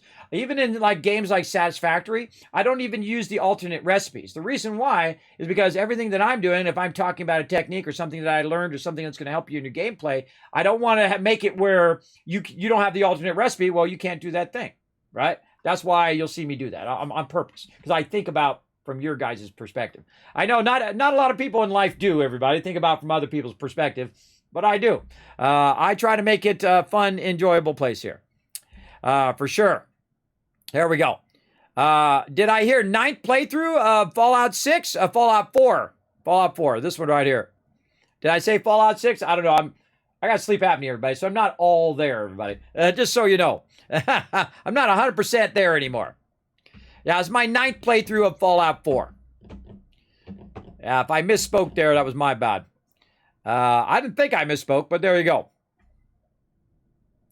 But yeah, definitely good. Yeah, good tip. I have thousands. Yeah, you got thousands of caps right now, Carter. You got thousands of caps in your inventory. Now, if you're playing Fallout 76 versus Fallout 4, you can't sell your ammo to the vendor, which is a bummer. But you know who you could sell it to? Other players. And it's actually the number one thing that people buy. I think other than patterns. I would say I usually look for patterns first. But people like me who have tons of caps, they got, 50,000 caps almost, and they're trying to get rid of their caps because they're going to hit their limit. And they also, they want to keep buying their patterns. They want to make it a little easier on themselves, so they're buying a bunch of ammo and stuff like that. Those people come to your camp and they will buy that ammo out, especially stuff like, 50 cal, things that are like the explosive 40, what is that? Grenade launcher ammo, 40 millimeter grenade ammo. Can't remember the name of it. And other things like that. Flamer ammo, things like that. They'll buy all that stuff. Now, some ammo, obviously, they're not going to buy as much. But I would say don't make it like 5 caps each, everybody. Ain't nobody going to buy it for no 5 caps each. I know I'm not. But if it's 1 cap or maybe even 2 caps for the more rare ammo or the more expensive ammo to make, then that you might be able to get away with that. I don't mind 1 or 2 caps. I'll buy it. I'll buy thousands of them, tens of thousands of ammo if you got it, just so I don't have to go collect the lead and I don't have to collect that because I can get the money faster than I can collect the lead and collect the acid and all that stuff sometimes, right? Or I just don't feel like doing it. I don't feel like going and collecting it, right? I don't want to sit all weekend and collect lead. I just want to go and use my 20,000 caps I've backlogged and go buy a bunch of ammo. So definitely use the personal vendor. I think the personal vendor is one of the greatest changes and greatest additions to Fallout 76, which is pretty great. So definitely you could do it that way as well. So, boom. Just basically spent 26,000 caps in that one trade. Right there. So we out of here. Let's go, Dancy Dance. We out of here. And again, we're going to throw down here in a minute. We're getting a little sidetracked right now. But we're going to throw down and get this going on. And we're going to build up our legendary armor now.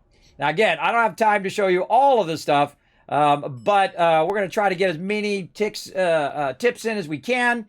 And one of the things that I've been talking about is advanced building.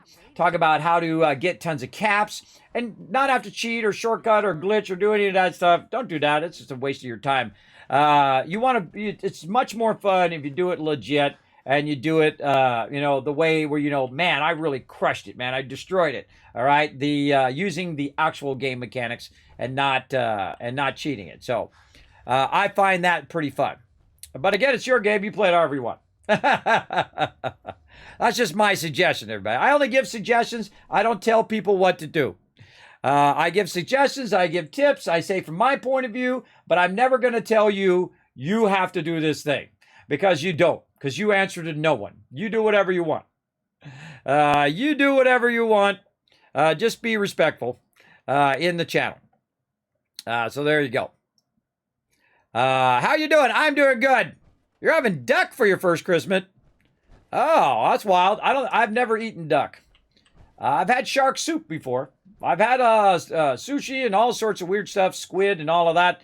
I've tried all of that. Not my thing. But hey, more power to you if that's your thing. Again, I don't, hey, if you want to have that type of food, that's all on you, right? I'm I'm not here to tell you what kind of food to eat and what kind of stuff to do. I'm not here to tell you who to love. I'm not here to tell you what you can do in your life or whatnot. I'm just here to tell you from my point of view, just give my perspective, and then you can make your own choices. They're all on you. And that's what the same thing I did. I was talking about my kids way too long earlier, talking about family and suggestions about life and things that I did earlier. And again, I give them suggestions, and then them making their choices is all on them. Their responsibility to make good choices, right? That's all you can do, everybody. You try to guide them as best you can. You love them along the way, even if they make mistakes. And hopefully they do the same as well. It's amazing. Oh, awesome. Well, hey, enjoy. Enjoy, enjoy. There we go.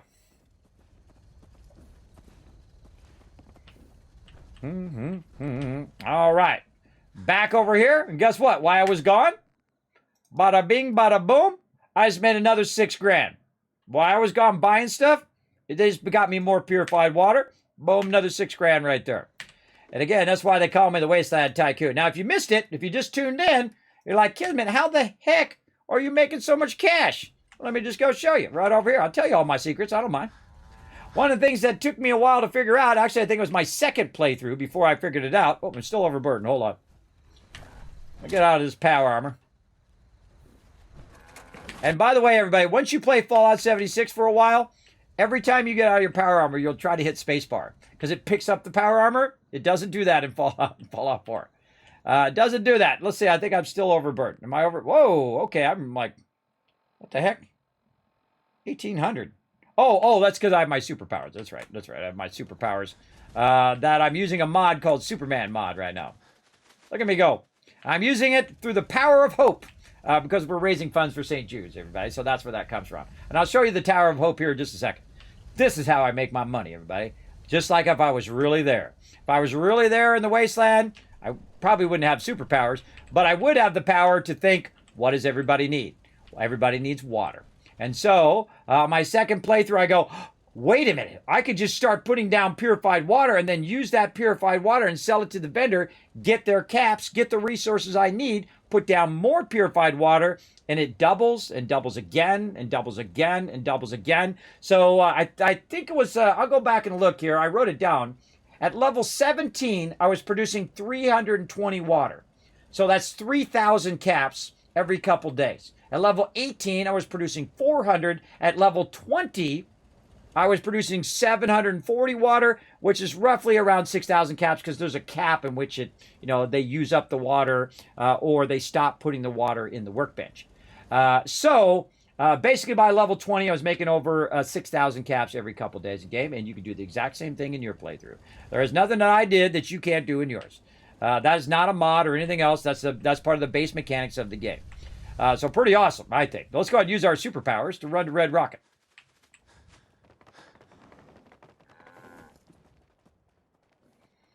Let's run on over. Now, again, I added this as well as just a fun thing to do as well, to kind of speed the playthrough along a little bit because, again, only so much time before we run out of time. Now, right here, we've got a whole bunch of junk, everybody. We're going to grab all that junk out of there. We're going to take everything out of the workbench. Right? We took everything out, and now we overburden. Right? But we're going to use our power of being overburdened. There's Dance. What up, Dance? I also have the ability to super jump. Come on, Dancy Dance. We're going over here. Let's actually see if we got some...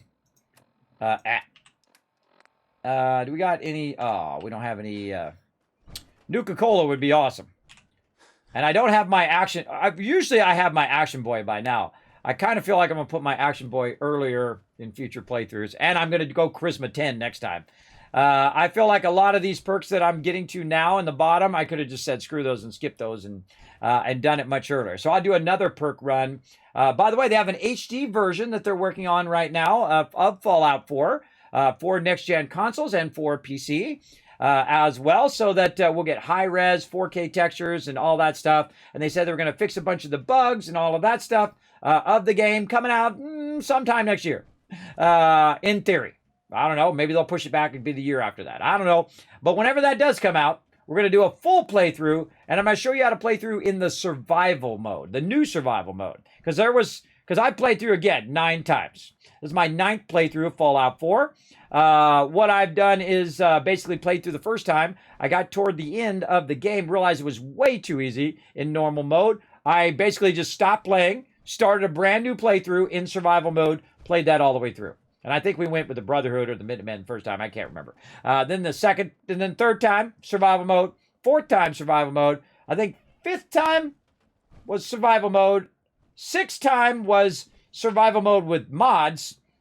And then 7th time was something else. And the 8th time was St. Jude's last year. And then 9th time is St. Jude's this year. And what I'm doing is raising funds for St. Jude's Children's Hospital, everybody. I spend the whole month. I've been streaming for 200 hours for charity. Know that that goes directly to them. I am not sponsored by St. Jude's or Fallout for Hope in any way, but I do have amazing sponsors who sponsor me in the channel, who have put up a bunch of giveaways that I've given out on stream. Plus, I take every penny and I put it right back into the stream in the form of giveaways and other fun stuff that we do throughout the year, especially during the holidays.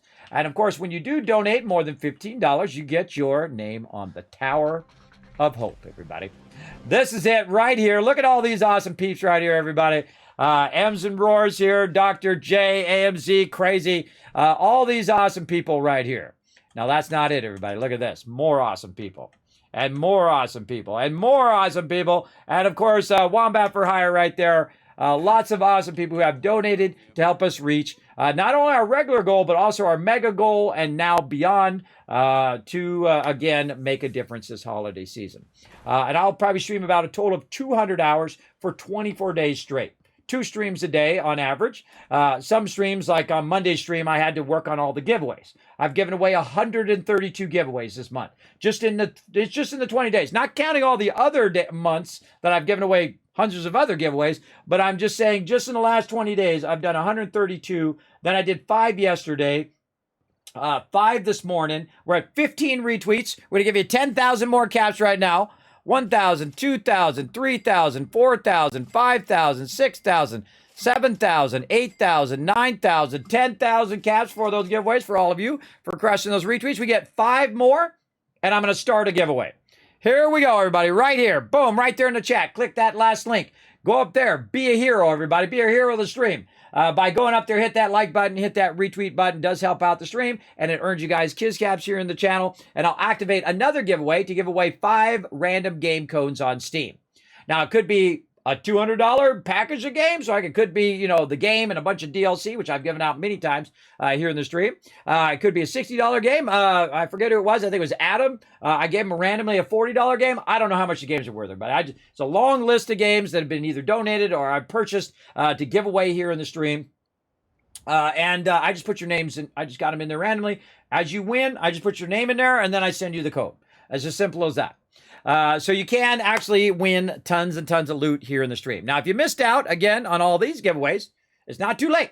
Because, again, look at it. There's 132 giveaways right here. And a bunch of giveaways are not even on here. I give away copies of Fallout 76, thanks to my awesome sponsor, Bethesda. And Bethesda Gear sent me a bunch of cool stuff to send out to you guys, like, of course, dog meat and a bunch of other neat physical gifts, mugs and hand puppets and shorts and all sorts of fun stuff I've given out thanks to them. That was super kind of them to help support my stream. So, big time.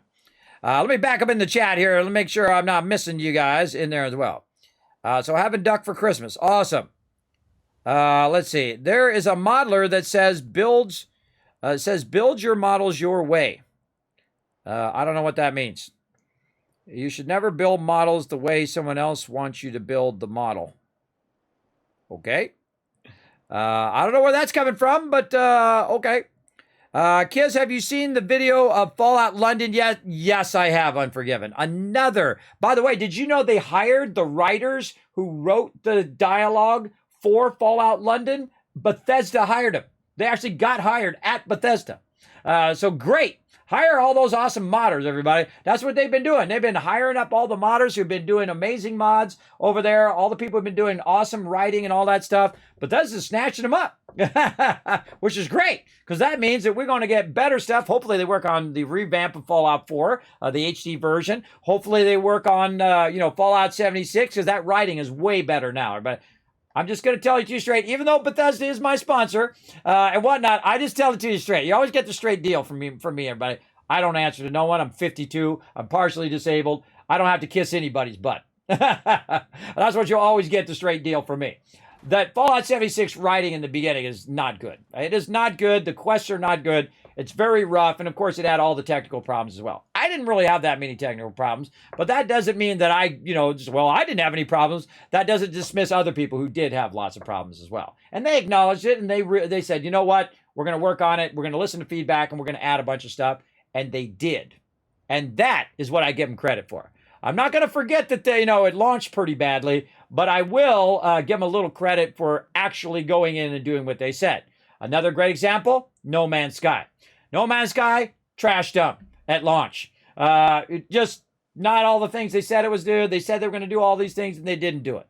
But they didn't complain about it. They didn't come out and say, oh, well, it's this reason or that reason or this reason. They said, you know what? We're going to make it happen. And I love people who do that, everybody. That they say things are possible. They go to it. They don't make excuses. They just say, you know what? We're going to make it better. And so they did. And No Man's Sky is one of the greatest space games out there now. If you've never played No Man's Sky, I highly recommend that. We play it from time to time, as new updates come through here in the stream. They sat and worked for years, everybody, and that all of those updates were free. They did not charge anything for any of their updates for years now. I forget how many years it is. What is it, chat? Is it 3 or 4 years now that they've been doing updates on No Man's Sky? And they haven't charged 1 penny more. So you bought that game, guess what? You got a really good game now. That's a really good game. But again, it had trouble at the beginning. And they put their head down and they made it better. And they've been doing the same thing on 76. So, you could, be stuck in the past and go, well, it launched terribly, right? I could get stuck in the past and do that too. But that's not fair. Because remember, not just the corporation, everybody. There's a bunch of hardworking people. And this is their passion. This is what they do every day. They're sometimes staying late. They're working on weekends. There's a time away from their family that they're there making us epic stuff. They're there putting in those awesome events like the Nuka World. They did a really good job on that Nuka World. Wastelanders, incredibly fantastic addition. Steel Dawn, my favorite in Fallout 76. Incredibly well written, incredibly well done, and depending on who you go with, it can change the way the whole story goes, which is awesome, which is what makes Fallout so good. So I'll call them out, but I also give credit where credit is due, all right? And I'll tell the truth straight. And in fact, if it's a game that I don't like, you will never see it here on stream for any amount of money or any amount of coercion, brain. Sometimes my brain just stops working. Any kind of amount, because I don't want to be involved in it. I don't care if they come in and say, "Kid, man, we'll give you $10,000 to go play Fortnite." Nope. In fact, I have a sponsorship. Speaking of, I have a sponsorship for Fortnite. Nope. No thanks. I'm good. Don't need it. Not going to play it because I'm just not into it. And you can always tell when people have kind of jumped the shark, everybody. When they are playing a game, and I use League of Legends, everybody. I'm not beating up on League of Legends, but this is where I've seen it the most. Where people are in there and they're playing a game, and they're doing this. They're dozing off. They're like, this is my favorite game. Now, it's not like they've been playing for 12 hours straight. They've been playing for like a couple hours and they're already bored of the game. And you can tell when people are being disingenuous, right? When they're not telling you the truth. You can see right through it. And at my age, everybody, I can see right through people like that. When like that guy earlier was trying to turn my words around on me, right? Trying to turn my words around on me. Don't do that. Don't do that. That's disrespectful. If you don't understand what I'm talking about, I don't mind talking to you about it. But don't go devil's advocate and don't try to turn my words around and try to make it look like I'm neglecting my children or something. That is not right. It didn't have anything to do with what I was talking about. I was talking about treat them nicely. I was talking about understanding from their perspective that they don't understand that kind of stuff. We don't want to get off on that tangent again because we went way off the rails on that one. But yeah, that same kind of thing, everybody.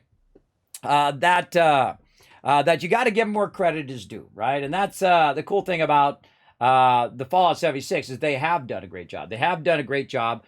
Whoever was on it before, they brought in their A-team. They brought in their people, say, okay, hold on, we gotta make some changes here. We're gonna bring people back to the wasteland from peeps. We're gonna put in NPCs. We're gonna give people dialogue choices, full dialogue choices. Unlike in Fallout 4, by the way, a lot of people dislike, and of course you can get a mod for it that'll change it, but people dislike the fact that when you're talking to somebody, like, where's Paladin Dance? Hey, Paladin Dance.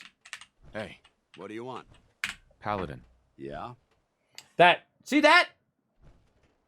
That is like a truncated dialogue choice. When I say thoughts. Your thoughts? I'm pleased we were assigned to the same team.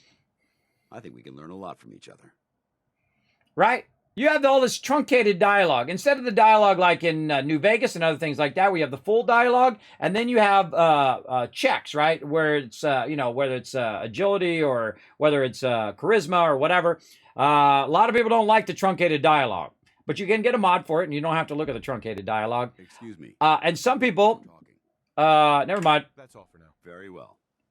And some people don't like the voice protagonist. And I understand, because they want to RP. They want to play as their own type of character. I like the voice protagonist myself. That's just the way I like it. But in settings, it'd be real easy. Right here, gameplay, voice protagonist off. Right? Turn the voice protagonist off. So the protagonist never says anything. The volume of his voice is off. So, could have added it right there. Right? Because they didn't think about that. They didn't think about, though, there's a whole part of the community that doesn't want to listen to the voice protagonist. They want to act out their own voice protagonist, right? Especially streamers. I know a lot of streamers who love to do that as well. And they make funny voices, and they do all sorts of stuff. Just really great stuff, everybody. I love the Fallout community. They're amazing. But me, I like the voice protagonist. That's just my personal preference. And if you don't like it, and we disagree in that one thing, that's okay. We can disagree. That's fine. But it doesn't have to be a big drama, just like, okay, that's your preference. Awesome. My preference, voice protagonist. There you go. Works good.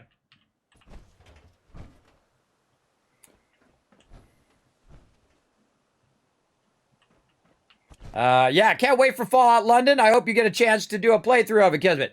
Oh, man, they got Vault 13, which is a playthrough, which is basically a redo of Fallout 1.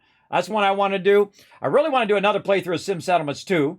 But again, only so much time in the day. And that Fallout London. The Fallout London looks exceptionally good. It looks very, very good. And what I've seen the trailer. You got to think that if you told me here on the stream that 20 other people have buzzed me about it.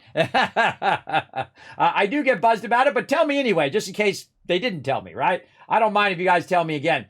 One of the things that some people get in life, I'm getting a lot of side tangents here today, is they say, I know. You can't learn much in your life if you're always telling everybody you already know. Because at some point, they'll just stop telling you stuff.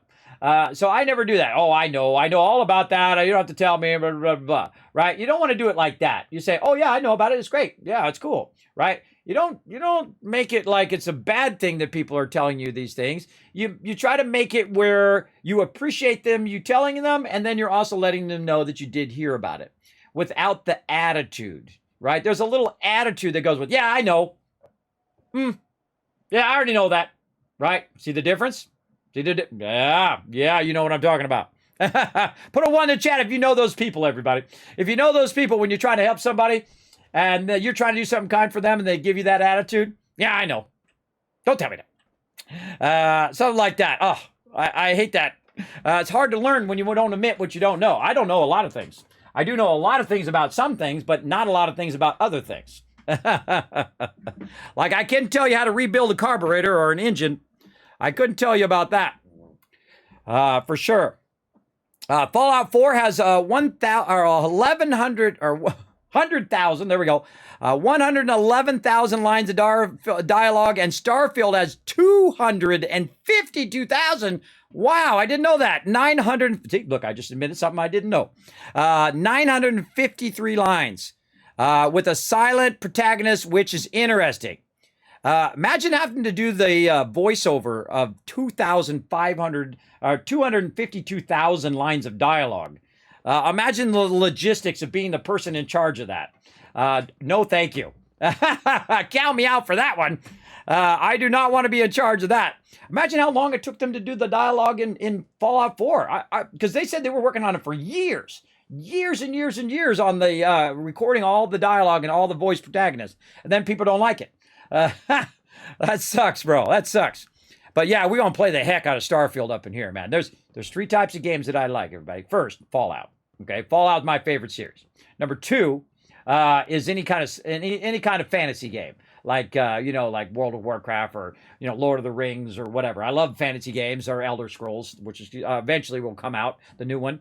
Skyrim, games like that, right? We do magic and you're doing swords and doing all that fun stuff, right? And then the next genre, space games, like Star Citizen. I'm a high admiral, everybody. When I used to have money, before I got real ill and had to step down from my epic job, I put I think it was like $1,500 or $2,000 into that thing. I got one of those big gigantic 890 jumps. I got one of the Constellation or whatever. Some people are like, Kismet, it's a scam, it's a thing. You know what? You go into it with your eyes open. No, what you're doing is you're helping with development of that game, right? When you make an investment, you buy some stock, or you go and you buy something, everybody, you got to go in it with your eyes open and not a little fantasy land, what it is. What you were trying to do, and what I tried to do, was give them the freedom to not have to push it out, like a Cyberpunk, or like a Fallout 76 at the very beginning, when they pushed it out too early and then had a problem, like a No Man's Sky. They pushed it out too early and they had a problem because they couldn't just develop it as long as you want, right? They couldn't have the freedom to make it. Now, of course, on the other end of the spectrum, you have your Duke Nukem's Forevers, which take 13 years to come out because the development kept staying in that cycle and you didn't have, say, anybody going, come on, you got to get this thing done, right? So you've got the 2 ends of the spectrum. So you know what? I made my investment. I'm perfectly happy with it. I'll see what happens, right? I invested in it. I gave them the shot to not have to be under the thumb of a big developer that's going to make them push it out too early or make bad choices or make corporate choices, right? There's like a developer choices and then there's these dumb corporate choices that they always make because they don't care about the game. They don't care if you like the game. They just want to make money. That's it. That's how they look at stuff. Making money. And by the way, people who are giant corporations, they look at you just like I'm collecting resources here. You are a resource to them. They hire you for your reason. They have you go to a task, and you're there to make them money. And they've got to make more money than they pay you. That's how they look at you, everybody. They don't look at you like a human being, some of them. They don't look at you human being. They're there just to make money. Their job is to make money, and that's it. And that's pretty sad, everybody. That's pretty sad, I think. Because guess what? You're going to be the richest person in the graveyard. You don't take the money with you.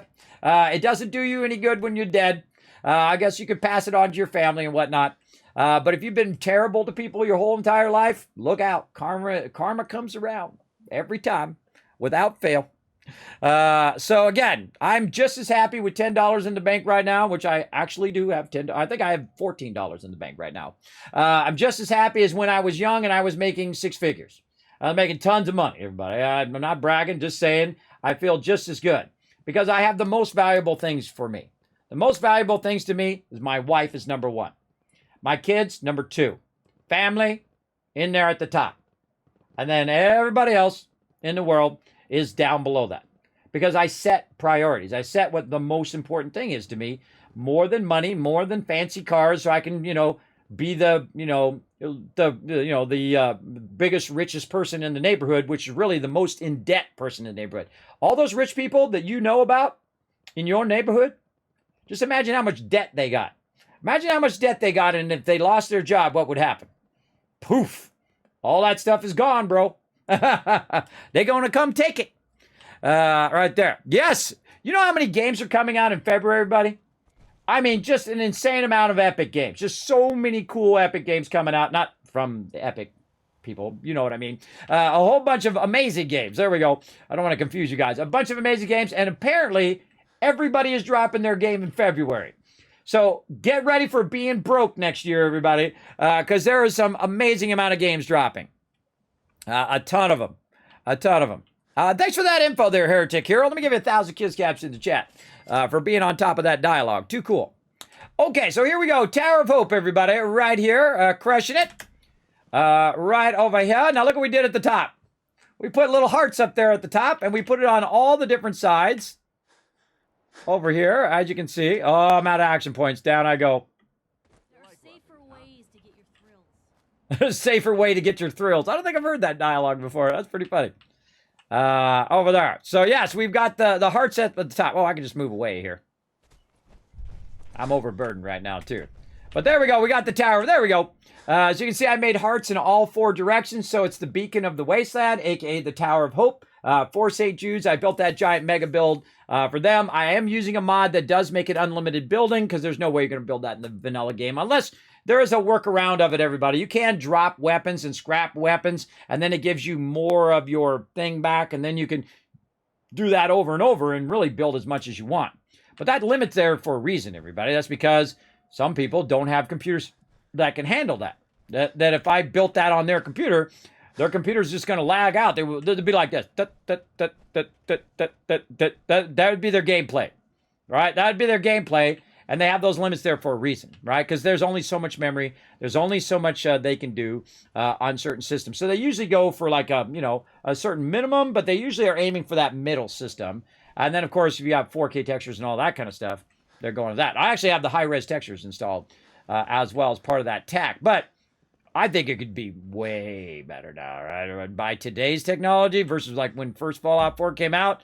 Woo, mama. We got some good stuff right now. Yeah. So pretty excited about Diablo 5 coming out. I love Diablo. I played Diablo when it first came out. I actually owned 6 copies of Diablo. And I used to have them on my computers after work because I'm a cool boss, everybody. So after work, we play some Diablo. And man, we played the heck out of that game. We played the heck out of it. We played through, I don't know, 1,000 times. I don't even know. A lot of times. So we played the heck out of it. You know, I also used to own 16 copies of Quake because I had 16 computers. And I set them all up. People come over and play. I know. What can I say, everybody? I was a hardcore gamer even back in the day. All the time. Notorious TDK coming and says, hey, Kismet and chat. Hope everyone is doing well. I am doing awesome, Notorious TDK. Thanks for coming in. Oh, it's coming out in June. Ooh, right in time for my birthday. Of course, I won't be around to play it. I'll be, hopefully, doing that one last wave, everybody. Trying to get one last wave in my life. I haven't surfed in 25 years. I'm going to have to learn all over again because I am the worst surfer, even when I did know how to surf. But I'm still a bad surfer. You got to admit what you're good at and what you're bad at. And then imagine after all the dialogue recording, the fear of that first day it's released, someone manages to find a dialogue scenario that never occurred to you. I know, right? I know. Man, you got to think that the selection tree that they have to figure out in, games that are branching are nutty, everybody. I'd love to see those charts, everybody, where they have all the branching dialogue. I'd love to see those charts. I think that would be super interesting. Does anybody know if they have that, like in the collector's edition, or did they have that? Did they put that out anywhere? I'd love to see the dialogue tree kind of schematics they use. Okay, what are we doing? We're going to the Boston airport. That's what we're trying to do. I'm trying to remember. I'm all over the place today, everybody. All over the place, but that's okay. I have done the longest amount of streaming and continuously I've ever done here on stream. Again, now we're in the 21st day. 21 days in a row for St. Jude's for charity. Let's go, let's go.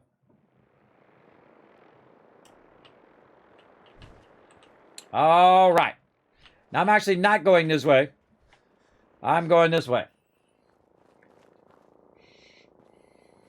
You got this, brother. Now, while I'm here, free resources. Yay!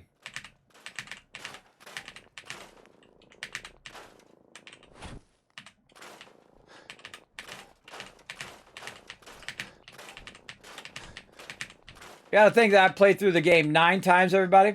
I enjoy doing this every time. I feel like this is one of their genius moments in Fallout 4. And it's not everybody's thing.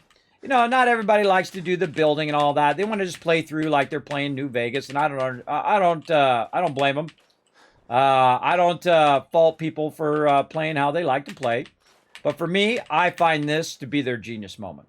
Their absolute moment that got me absolutely hooked on this game, and why I played it over 2,800 hours live here on stream. Absolutely love this whole part of it. But again, you play how you want to play. It's your game. I'll play how I want to play. All right, we're going to hit T, and we're going to drop all of the resources that we just picked up, our, our bone, our wood, our plastic, our steel, all that stuff. We're going to throw right in there, and this is going to be the center where all of our resources will be from every settlement. So what I like to do is just go through and, of course, clear all this out. Kind of cool to get a Boston airport redo as well. See, one of my most fascinating things I find is is what stuff looked like pre-war. Because, of course, you only see it afterward, right? After the bombs drop. I find that stuff pretty fascinating. Now, of course, the one thing that you do see pre-war in this game, of course, is Sanctuary. Because that's where you come from. So, you did get to see that pre-war, but it'd be cool to see all this other stuff pre-war. And they did tell me in the chat, I forgot who told me, but there is actually a mod where you can rebuild Sanctuary, which is pretty cool. I'll have to check that out at some point. And maybe we'll do that in a future playthrough. The other thing I like about this game is the massive replayability. Obviously, I think this is one of the top games I've ever replayed over and over again. And I replay games a lot. Because I like to start over and then see what I can learn in my next playthrough because I try something different. I try it in a different way because it's basically like a learning experience each and every time because you try different things. Now, if you don't try different things, then you're not going to learn new stuff. Now, it just so happens, everybody, that I brought all of my stuff over here. I'm going to show you a great trick. What you can do is go ahead and bring the actual loot that you need for your beacon here. It's under resources, miscellaneous, right here. Nope, that's not it. Nope, I was right the first time. Power, miscellaneous. There we go. Where is it? Oh, can you not do the recruitment beacon here? Wow. No, this is the siren, and the recruitment beacon is under here, under miscellaneous. I can see it. It's right there. Yeah, you can't do the oh, I totally forgot that, everybody. Wow. I totally forgot it. Now, again, if I forget something, I'll tell you to you straight. I forgot you can't do the radio beacon.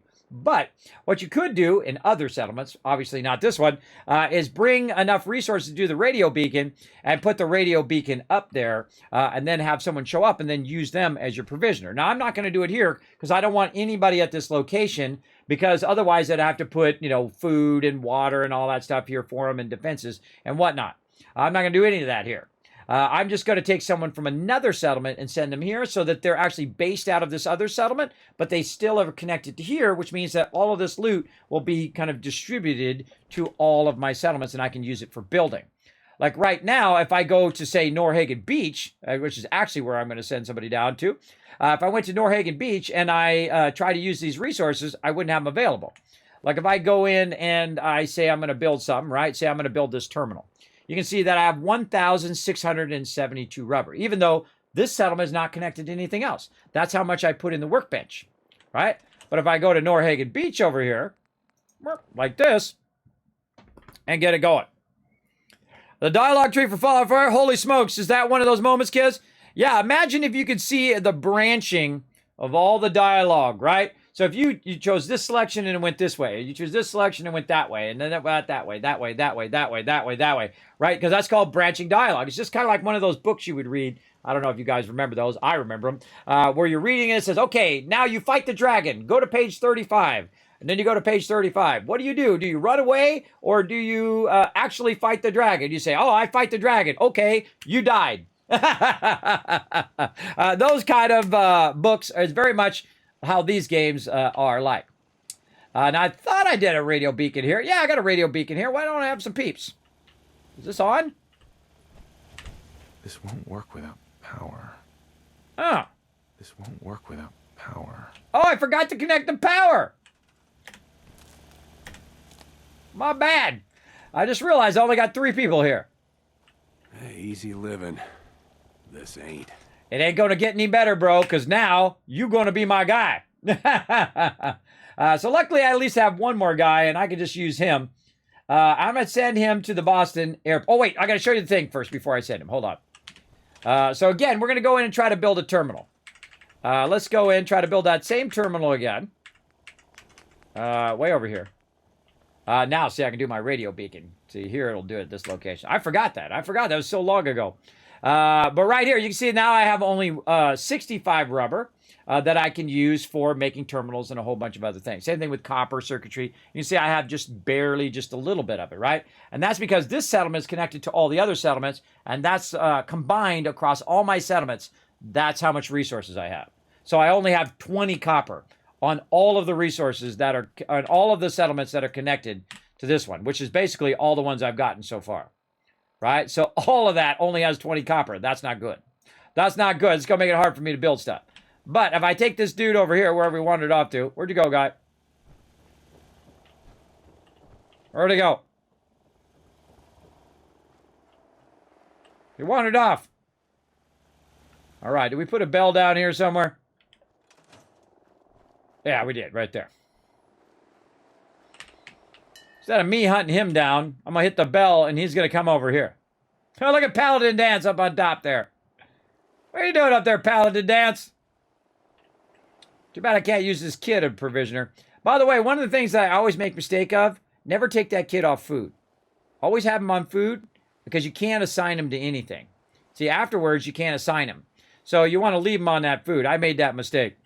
All right, let's get this guy. Supply line. Now to Boston Airport. And instantaneously, by the way, even though he hasn't even walked there yet, if I go in again, now you can see I have 1,737 rubber. I have 288 copper because, again, all of my settlements are now connected. And again, great use of the Boston Airport. Now, by the way, if you notice that it doesn't actually show that you're connected to the Boston Airport, it shows you that you're connected to the Pridwin, which is not what it should do. That's an error, everybody, I think. I think it should be connected this way. But, I mean, they can't get everything right, right? That's just a small little nitpick there. But there you go. So now we literally have thousands of resources that we can use everywhere. And then the resources are in a settlement where I don't have to look at them all the time. Not only do I talk about, like clutter in your inventory or stuff that's, in your way, you have to look through you have to go through this gigantic list of stuff every time. That's like visual clutter. So if I have to look through those resources every time I'm looking for one little thing of copper or whatever, or if I'm looking for something else and I'm viewing the whole thing, it's better if I have it out of the way, right? Out of the way over here. And that's the best use I've found for this. Now, I'm sure you guys can find some better uses, but that's the best use. It just has all the random junk. And this way, when I'm at Sanctuary and I'm looking at that list, I have a very short list. Food, and then maybe some flares, maybe some artillery smoke grenades, and then purified water. And that's it. My list is this long, right? So if I'm sorting stuff or I'm looking for stuff, I have a tiny list. I don't even need to switch into the certain categories. I can just stay in the full inventory, right? And then get what I need.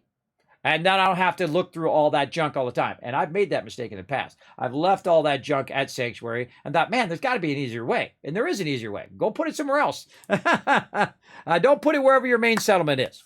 That's what I think. But then again, sure, Gabe, you do whatever you want.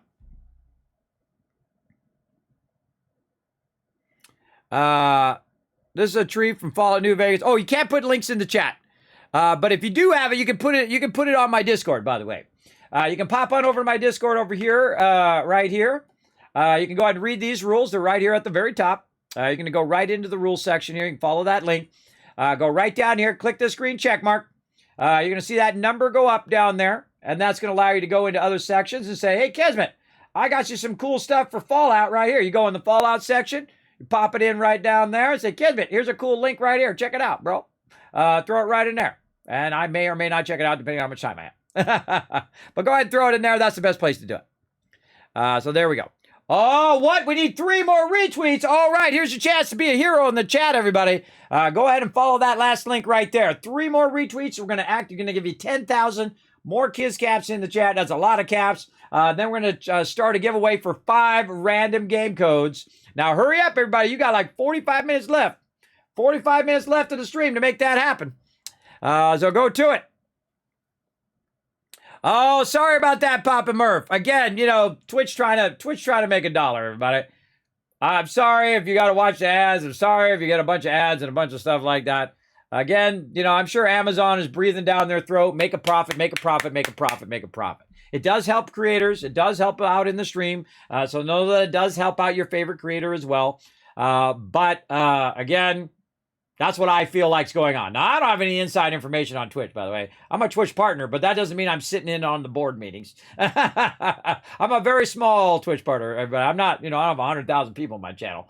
But I can tell you from being in corporate for a very long time that is somebody, Bob from accounting, who works for Amazon, is telling the people who are running Twitch that you can't run at a negative thing forever.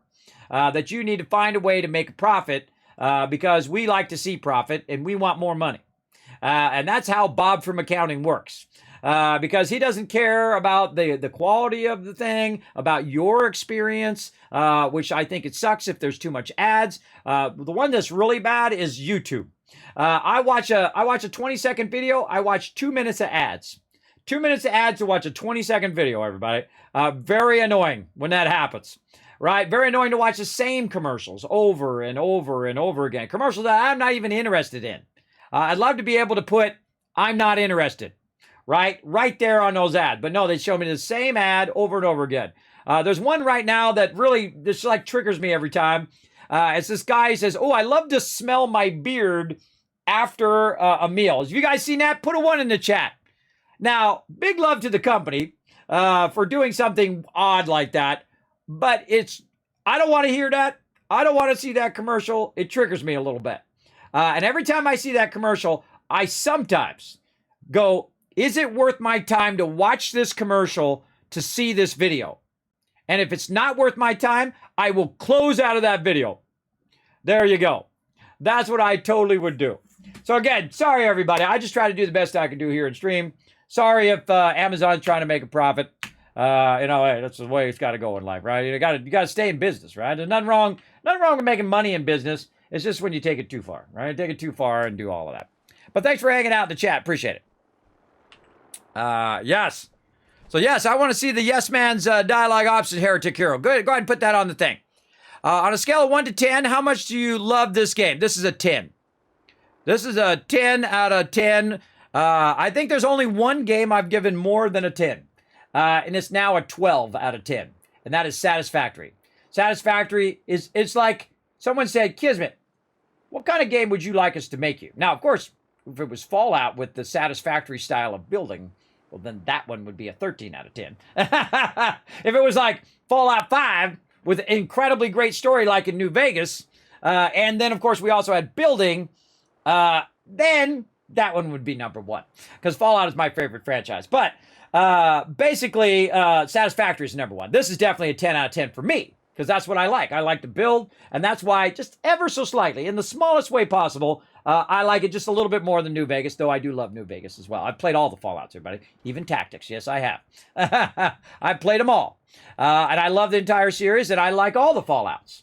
And again, I put Fallout 4 first, New Vegas just ever so slightly below it, because it has great RPG elements, has great thing. It's really where you really get a lot of those great mechanics too. Same thing with Fallout 3. You get a lot of those new modern mechanics that they added to the game. They added a lot to the franchise during Fallout 3 and New Vegas, right? They really added a lot of stuff that you see in Fallout 4. And a lot of things that hopefully we'll see eventually in Fallout 5. And definitely some of the things that they learned in Fallout 4, they applied to Fallout 76, which they actually pushed forward in a lot of things. Like a great example, I can go to any workbench in Fallout 76, press that boom, and say, scrap all the junk. Not just store all the junk, but scrap all the junk, which means it takes all the junk, breaks it down to its base component, and then reduces the overall weight of it, and then puts it into the workbench, which you wish you had in this game. Which you can, of course, get a mod to do it if you really wanted to. Or you use some of my tricks, which I was shocking earlier with the Contraption Workshop. So you can do that as well. So again, sorry for those ads, but there you go. Replayability, exactly, Papa Murph. Absolutely. There we go. So yes, a 10 out of there. Yeah, sorry about those commercials again, bro. I do what I can do. I do the best I can do. Yeah. Let me catch up a little bit. I should have a mansplain logo. Ooh, watch out. Watch out. That could be interpreted as being disrespectful. I don't know if you're trying to be disrespectful on that because you can't really tell sometimes in chat, right? Sometimes people are just joking around or whatever. That's why emotes are good. But be careful because my mods are watching you right now. Because my number one rule, be respectful in my chat, all right? I don't mind if you disagree. I don't mind if you have something to say. I just mind if you're being rude and disrespectful because I'm not your papa, right? I'm not your papa. I'm not here to argue with you. I'm not to do that. So again, see, that's why I don't just jump to conclusions, everybody, because sometimes people don't mean it that way. They're just like, hey, Kismet, I know I wasn't, sorry, I'm, I didn't mean it like that, right? So, that happens. And I have a lot of Kismet moments, everybody. The reason why I got the nickname Kismet is a lot of times I will say stuff and then people will ask me the very question or, the same thing I'm talking about. It happens to me all the time. There we go. There we go. And speaking of, another Kismet moment right there. He said, oh, no disrespect. See? Right there, another Kismet moment. Like I said, everybody. Yeah, see, it happens all the time. You see, look, my mod's laughing. See, K-Man Mox knew that was coming because he said the same thing that I said at the same time. See, my mods are always watching. So there we go, everybody. No giveaway yet, Flux. How we doing? We're at 18 retweets. We need 2 more retweets, and then we're going to start a giveaway. We're going to do one right now. I've given away 132 giveaways, everyone. Thousands of dollars worth of stuff. Just in the 20 days. Just in those 20 days, not counting the thousands of dollars that my accountant wants to backhand slap me every year. He's like, what are you doing this for? And I'm doing it because I don't care about being the richest person in the graveyard. I only do it because I love to do it. If I didn't love to do it, I wouldn't do it. It's as simple as that. I could make just as much sitting around doing nothing, which is nothing. I could just sit around all day and lay in the bed all day long. But what does that get accomplished? Nothing.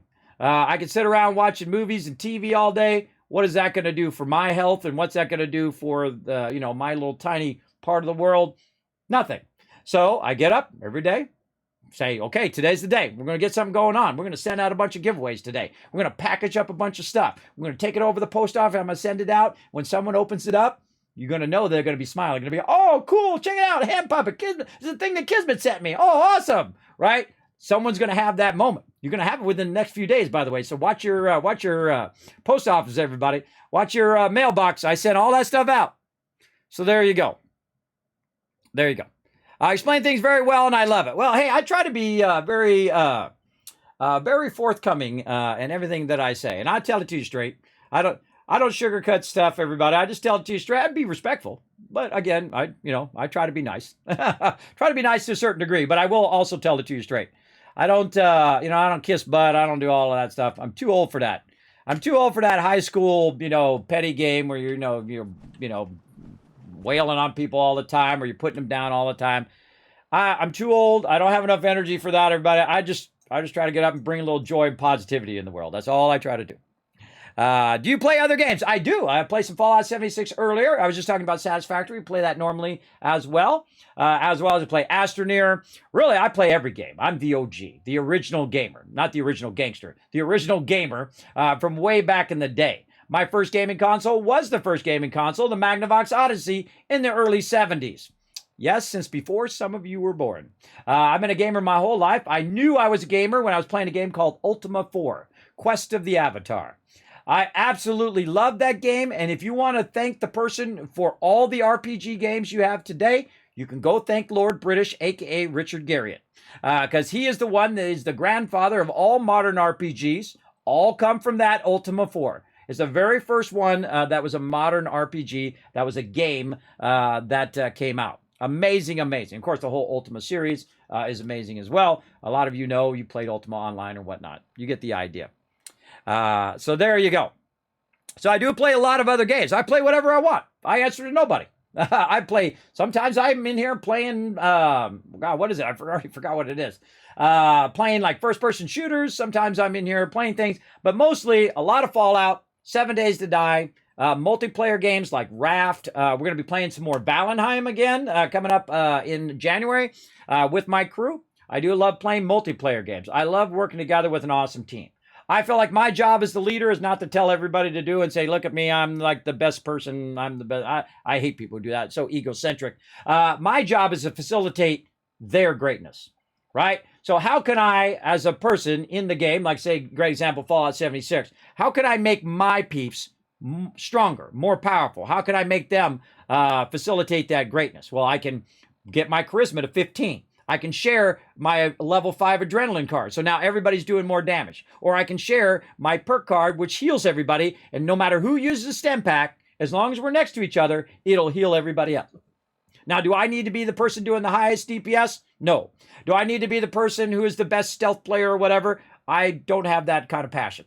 But I do love building. That's one of my favorite things. So when I'm playing a game like 7 Days to Die, I love to do the building. I love doing the organizing of the building because I know how powerful that is. When you have everything sorted and everybody can find the thing they're looking for, and then everybody's working together. Those are my favorite moments, everybody. And I've had them thousands and thousands of those moments here in the stream where we are all just working together. We're in sync. We're doing amazing progress. Everybody feels like they're part of the team. Hey, Kismet, I'll do the cooking. Hey, Kismet, I'm going to make the vehicles. Hey, Kismet, I'm going to do this. All right, cool. You go do your thing. And then what I try to do is fill in wherever people don't want to do that other thing, right? If somebody doesn't want to do the gardening, I'll go do the gardening. That's fine. If somebody doesn't want to do the building, I'll do the building, right? I'll do that as well. If somebody doesn't want to be the trader, I'll be the trader. It's okay. I try to fill in the gaps, and that's what you want to do. You want to find people in your life that balance you, right? And other people that you work with. And when you get somewhere and you work somewhere, like I worked at Apple for many years, and I worked from some of the top people in the world. I feel myself very, very lucky, very blessed in my career as a graphic designer and as I was a senior tech over there as well, because I've been in Apple computers and Windows and supercomputers and pre-press computers and $1 million computers and all that. Just I go on and on. All that stuff my whole life. But my main goal was to be a graphic designer, and that's what I did. And then I just happened to know computers at the same time, and both those things came together. And guess who was the only person who really knew both the deep understanding of printing and pre-press and making things happen, and then also how to use it on computers. And everything was switching over from the traditional paste-up, which I also know, by the way, the traditional way of taking your text and graphics, putting it all together, and then burning it onto your frame and doing all of that ancient stuff that you don't need to do anymore. And then how to do that traditionally, so it helped me know how to do it in the computer and make it come out right. That is the most important thing. Making it come out right. Because when you got big boys, you got the big companies, they don't want to hear about how everything went wrong. They don't care how your thing doesn't work. All they care about is their thing gets out on time and it comes out right and it doesn't cost them any additional money. They don't want it to get on the press and then it's costing them tens of thousands of dollars a day, both in lost revenue and cost overruns.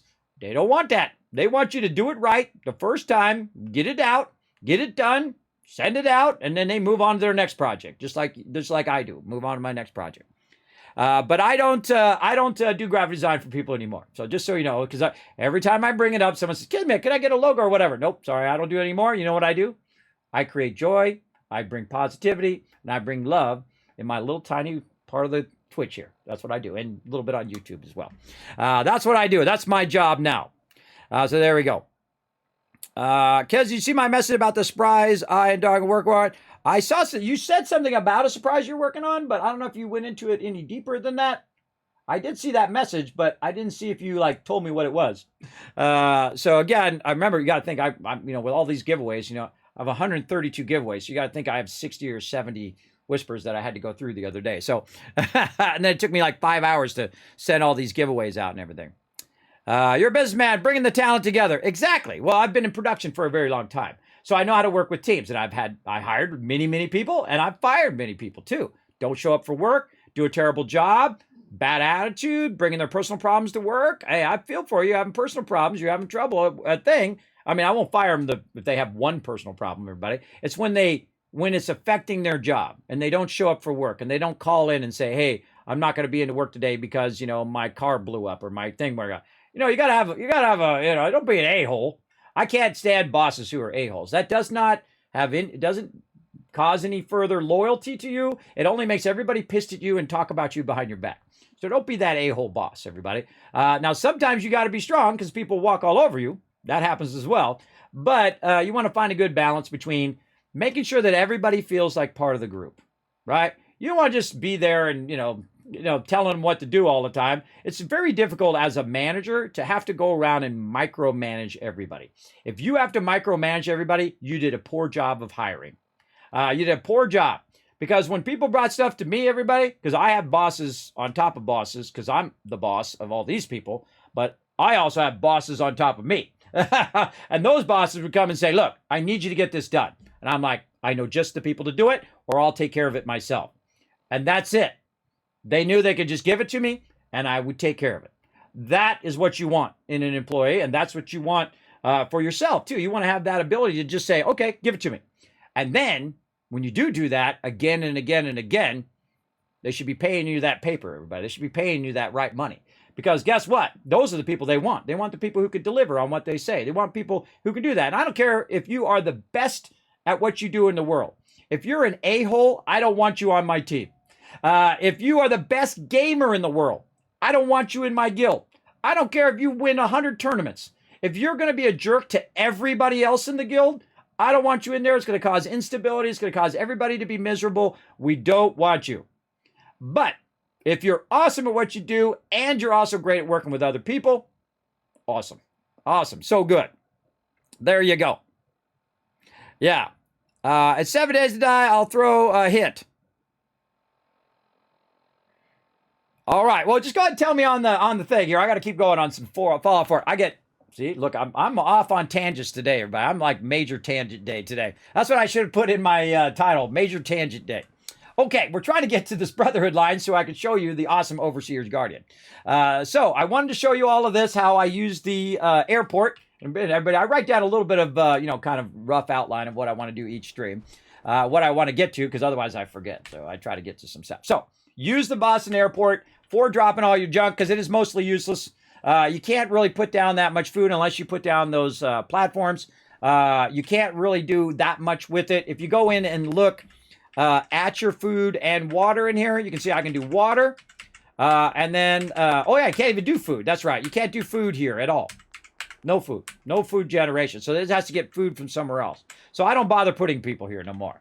What I did is I connected it through Norhagen Beach, since it's nearby, and only got to walk around through here. But there's a bunch of stuff in between there, but it's going to have to fight off. Now, by the way, if you ever see this line disappear, that's your provisioner got knocked down. And so what I suggest to do is if this keeps happening and you keep having this line disconnected, or you could do a redundant connection between there and here, or you can just go through and clear all the stuff that keeps killing your provisioner, or at least downing your provisioner between that location. That's what I usually do. I usually just go in there and wipe it out. Now, also, for those who missed it in the very beginning of the game, I call it forward provisioners. Now, some people, they just go, they go to like the Red Rocket and they send out to every single settlement. But I like to play like if I was really there. If I was really there, how would I set up my supply lines? Well, I would set it up where one person goes from Sanctuary to Red Rocket and back and forth, right? And you start with your first settlement, and then you go forward. And then he comes back. Same thing with Red Rocket. Red Rocket connects to Abernathy Farm. So a person from Red Rocket walks to here and walks back, not from Abernathy Farm.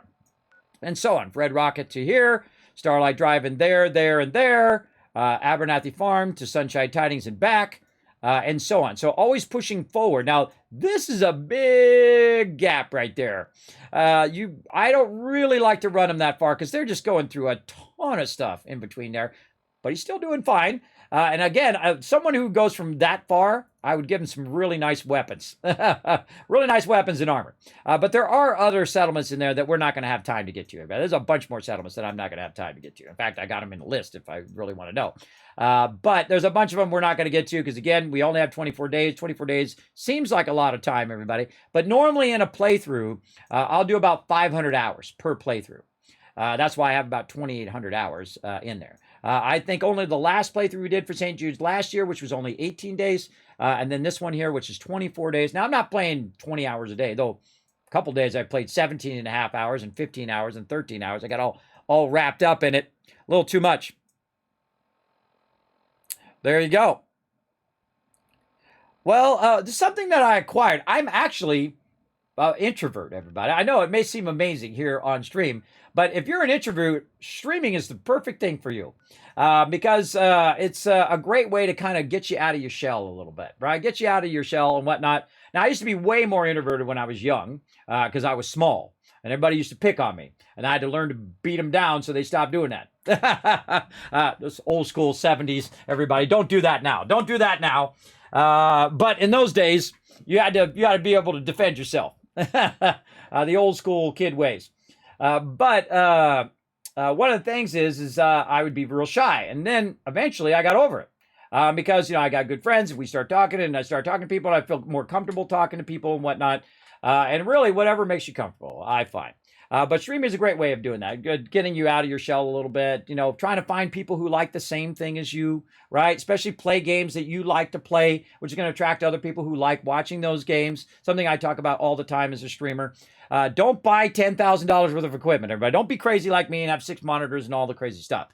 Start with a good microphone because getting your sound right is number one, even more than your video.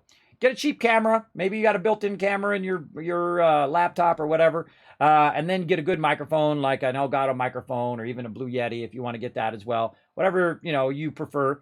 And then try it and see if you like it. Don't expect to be rich overnight. I've been doing this for 8 years. I don't make a dime. I put every penny right back into it.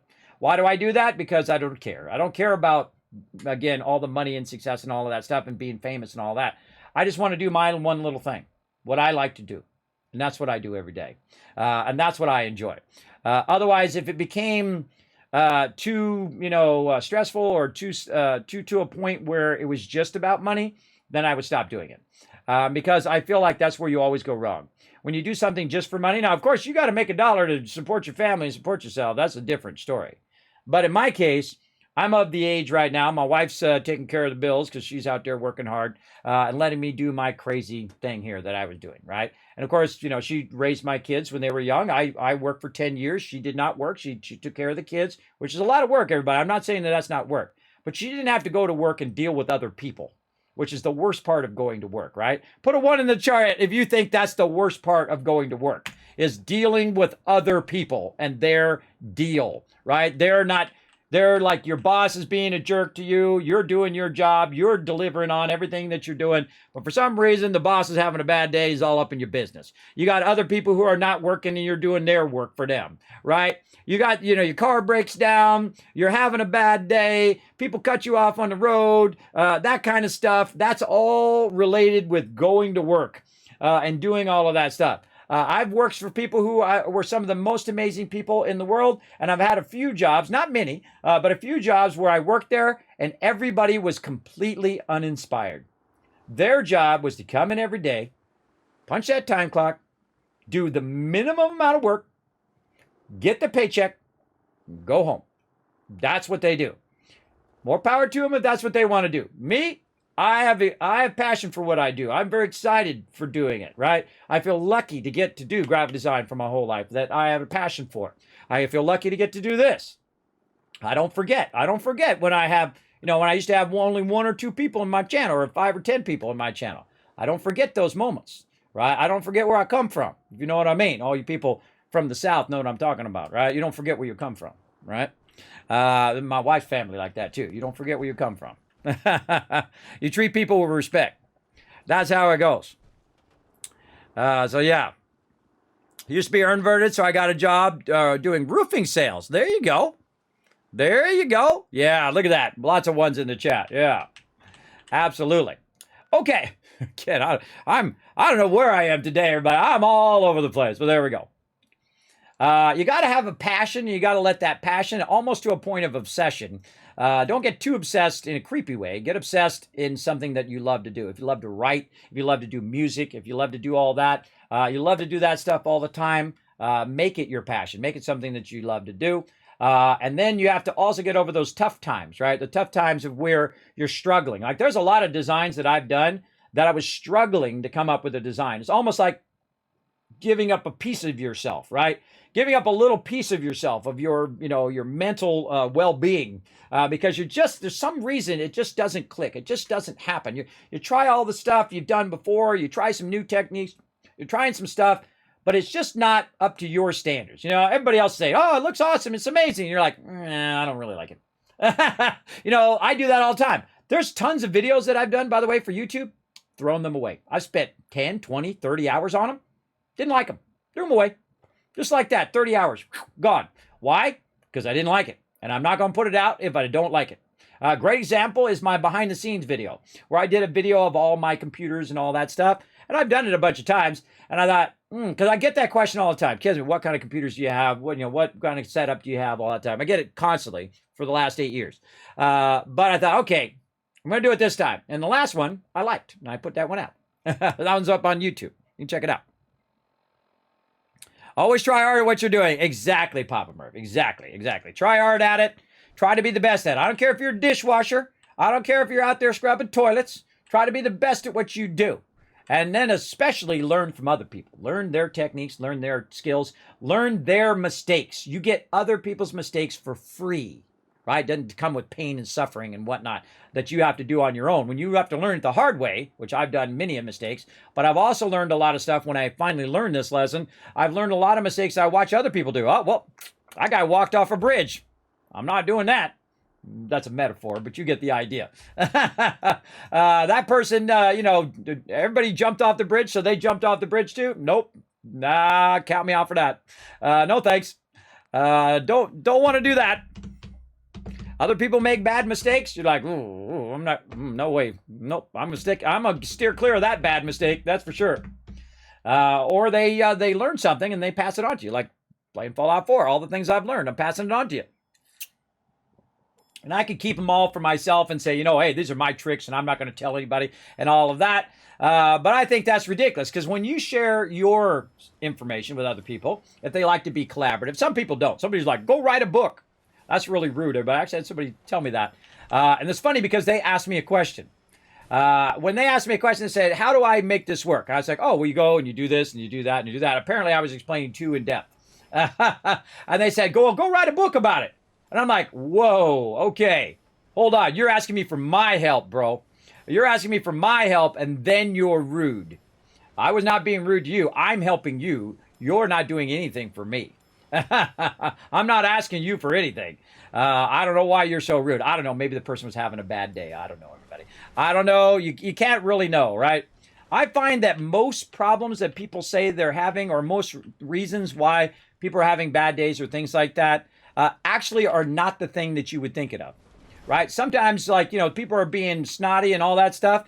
Maybe they had a fight with their spouse. Maybe their boss was being mean to them all day long, or, something bad happened to today. They got, they're walking down the road and somebody splashed them with a bunch of water, right? And for some reason, now they're upset, but they're not really upset with you, and they're not really upset with that situation that's going on in that moment. It's something that happened a bit ago, right? Whether it was 5 minutes ago or 5 years ago, right? They're reliving it in their mind, right? So keep that in mind about people too, everybody. I try to find that good balance between, hey, watch that respect, bro. And then, also if they're having a bad day and stuff, right? I very rarely give second chances, but I do give them occasionally. For people that I feel like, okay, you earned a second chance on that one. I do, sometimes. It's just the squirreling, exactly. That's why I have a squirrel. Go ahead and throw the squirrel command in the chat, everybody. I'm doing some big squirrels today. I mean, I should have like a big squirrel one. I do have a squirrel command, everybody, for keeping me on track. You guys should have been doing it earlier. Squirrel. Yeah, see, my mod, Caveman Mox, letting you guys down. He should have been squirreling me all night long. Say, Kismet, you're squirreling off Fallout 76. All right, but that's our Fallout. See, look, I even said the wrong game. Fallout 4. So yes, here we go, everybody. What we're going to do now is, now that we did all of that other stuff that I wanted to show you and all of that, we will eventually get to the Overseer's Guard. We'll eventually get to doing some of those quests. But one of the things I wanted to do was get this armor, because now I'm totally off on a separate tangent, and I do this quite often, is I've got some killer armor right here. I've got a chest piece, which is going to increase my action points, and it's 24, and my current chest piece is 22. But if I go ahead and take this Commander chest piece, and I go ahead and put down a bench for this, right over here. Where that bench went. Over here. I'm so used to seeing the Fallout 76 benches, too. It throws me off sometimes. All right, crafting. So we're going to take this commando chest piece. Now we can actually change the commando chest piece, but it's actually already at max, right? It's at polymer. We can also look under the line. Instead of it being lead lined, we can make it deep pocketed, right? So deep pocketed there so I can carry more carry weight. Dance loved that. He loves it when I mod stuff. So now I've got a command chest piece, which is also combat armor, by the way. This is also combat armor. But that chest piece is a legendary. Now, one of the tricks that I talk about all the time in Fallout 76 and in Fallout 4, rename your gear. So we're going to say inspect, and then we're going to rename it. Nope, can't do it in the Pip-Boy in Fallout 4, but you can do it in Fallout 76. In Fallout 4, you have to actually modify the name. So you go into your workbench, and then you say modify down there as well. Or sorry, rename down there, and I'm going to put a Z, and then a dash, and then, oh, wait a minute, I don't want it to say any of that. Hold on, I'm going to go back, I'm going to move out. Notice it canceled it, or it moved it, sorry, it moved it down here. So I can rename, I just hit delete. I just take it all out. I go dash, Z dash, chest piece. This way, all of the chest pieces will be together. And then in this case, this one's a commando, so I just go command like that, so I know it's commando armor. But it's really combat armor. But the cool thing about it is it has a perk on it. It has a legendary perk on it. Now, the cool thing in Fallout 76 is you have multiple legendary perks. You have 1, 2, 3 stars. And now with the Nuka World, by the way, they have 4-star legendaries. It just doesn't have another star on it. It has 3 stars, but it has a 4th effect. So that's like a 4-star legendary. So if you're not getting them 4-star legendaries right now, you need to get yourself some Fallout 76 and go do that Nuka World, everybody. Those are some good, that's some good loot right there. So as you can see, when I renamed it, now the 2 chest pieces are right next to each other. Now, why they didn't do that originally, everybody, I don't know. Why did they not put arm, leg, chest, all that stuff in the very beginning? Helmet. Why that is not the first word in there, so it'll work alphabetically, I don't know. I don't make the games, everybody. I just play them. But all of this stuff here sucks, where it has all of the different names and the actual thing that it is in there. Now, they do have some mods that will put that by category. I actually have those in my list of mods, which you can check out at that link right there in the chat. But as you can see, that one is just slightly better than the one I have before. So the one I had before right here is 22 and 22, and this one is 24, 24. Except for this one doesn't have a legendary perk on it, and this one does. It's going to increase my action speed refresh, which I really wanted to do. I want to do that. Now, when I take something that I'm not going to use anymore, I will take it and rename it to like Sell Me or something like that. But in this case, I'm actually going to take this all out, hit return, it will restore it back to the way it was named. Then I'm going to rename it, and I'm actually going to put a Y on here. Now, why am I putting a Y? Well, Y stands for my companions. So anything that I'm going to give to my companions is going to have a Y on it. Because again, it goes to the bottom of the list. All the other stuff that I get as drops is going to be above that. Same thing in Fallout 76. And then I can sell all that stuff without accidentally putting my armor into the workbench, or accidentally selling my armor, or accidentally scrapping it, right? Something that's going to screw you up. And then you suddenly realize, like I did the other day when we were playing, I think it was yesterday, I realized that I was missing part of my power armor. Because part of my power armor I had accidentally put away into the thing. But luckily we found it, we came back and we got it. So I'm not going to use that one anymore. I'm going to use the new one. So we're going to go in right here to our apparel. We're going to turn off our one here, and we're going to turn this one on. And now we have increased action points regen. So awesome. What else do we got in here? Let's go ahead and see what else we can modify. Right here. So we got a commando helmet. So again, we'll go in, we'll select that helmet, and say helmet. You can rename all the helmets, which is a bummer. You can in Fallout 76, by the way. You can even read your fashionable glasses, like mine. You can go ahead and rename those in Fallout 76, which is cool. And then this one, same thing. So more action point regen. Now, the one I got right now is Destroyer Helmet, which I really like because I have low charisma. But if I didn't have low charisma, I would definitely go to the Commando's helmet here. Now, this one has 16 and 16, and this one has 13 and 13. So let's go ahead and try to modify this one and see if I can get this one up to 16 and 16. Okay, I can. Awesome. Right here, can I modify the command helmet? Oh, I forgot to rename that one. I just realized. And then this one's already maximum. So these actually have the same stats, both damage resistance and electrical resistance. That's what that is right here. Hold on, let me move myself down here in the corner. That's what that is. See, damage resistance, electrical resistance, and then, of course, radiation resistance is usually in there when you're doing, like, lead stuff and like that. See, I've got power armor. There we go. And you can see the third one there is radiation resistance. So, this would be good if I had lots of charisma. But since I have my charisma down in this particular playthrough, I have it at 6, which is usually very low for me on charisma. I usually have 10 and everything I do. This way, when I'm talking to somebody, I'm like, tell me all your secrets. Or do this thing I want you to do. Or don't be a bad person. Or whatever. I can convince them to do nice things or convince them to tell me about, like, great example is when you go to Diamond City the first time, you're going to talk to the mayor. And then the mayor has some dialogue choices where he'll tell you, like, someone who can help you find your children. Now, I usually don't, or your child. And I usually don't think about finding my child again until like 500 hours in. I'm like, oh yeah, ain't I looking for somebody in this game? I'm sure you've all done it as well. Yes. Yes, yes.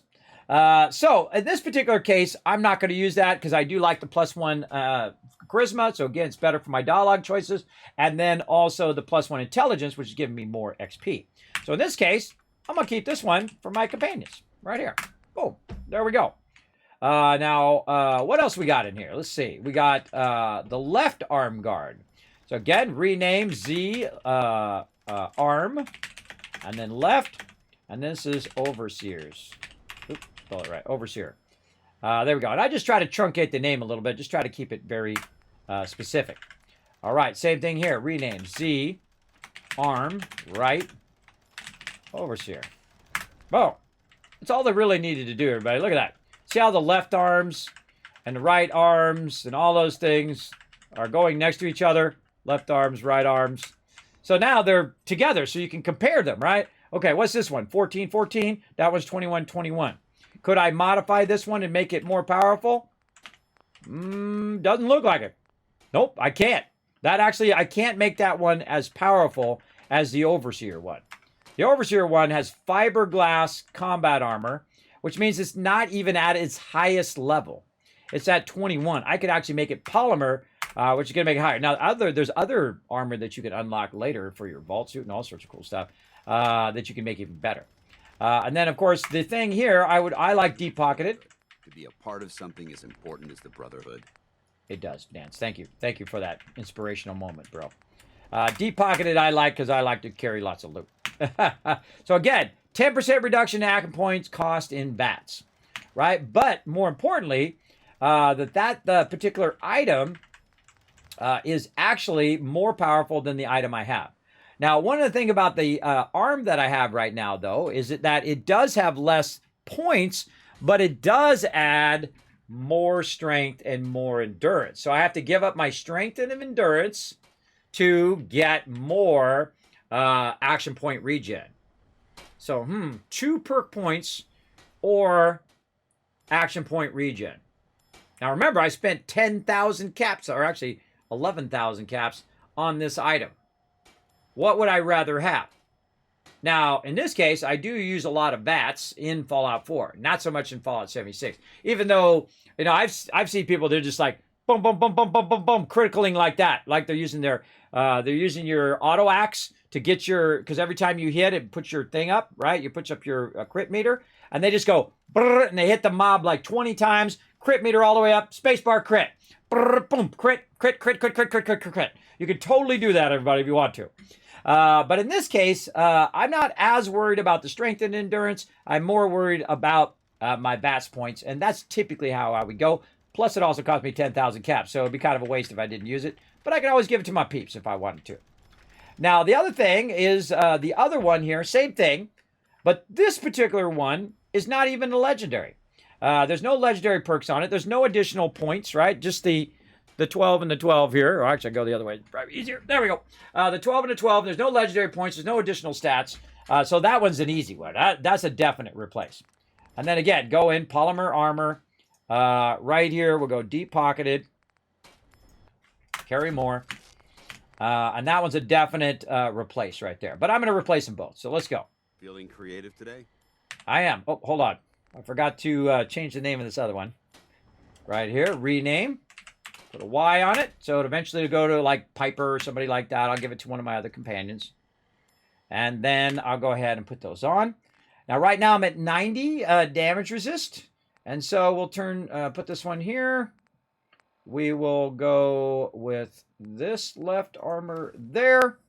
And now I'm at 108. So I gained basically 18 more points, which is pretty good. Pretty good. 18 more points there. I didn't look at how much my electrical resist was. And very little radiation resist. If I'm going to go into a radiation zone, I usually take my power armor.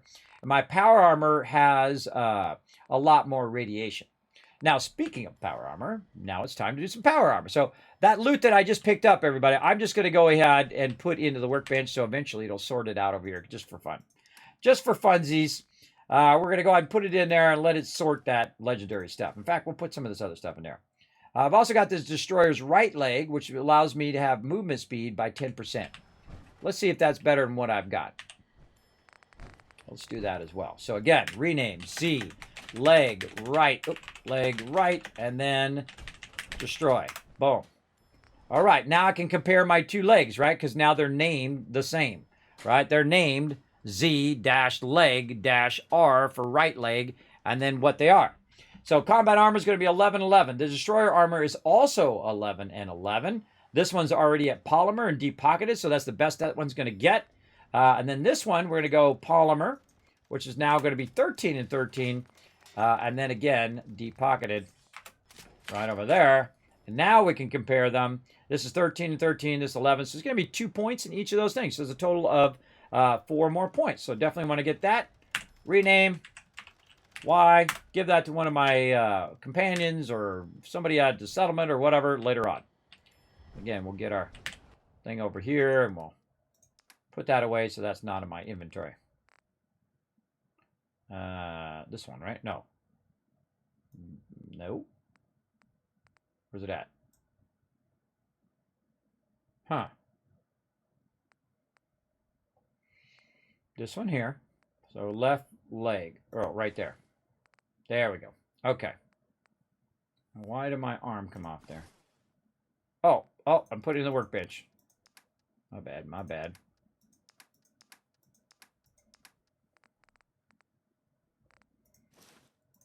So I'm able to find it because it's got a Z on it. I meant to put the Y one in there. There we go. So it's really easy to find in your workbench as well in case you accidentally take it off like I just did. And put that back on. Oh, and I forgot to rename this one. Hold on. Let's rename that one as well. Rename. Y. Now, see how easy it was if I accidentally put it in the workbench for me to find it back as well? It really does help with all of that stuff.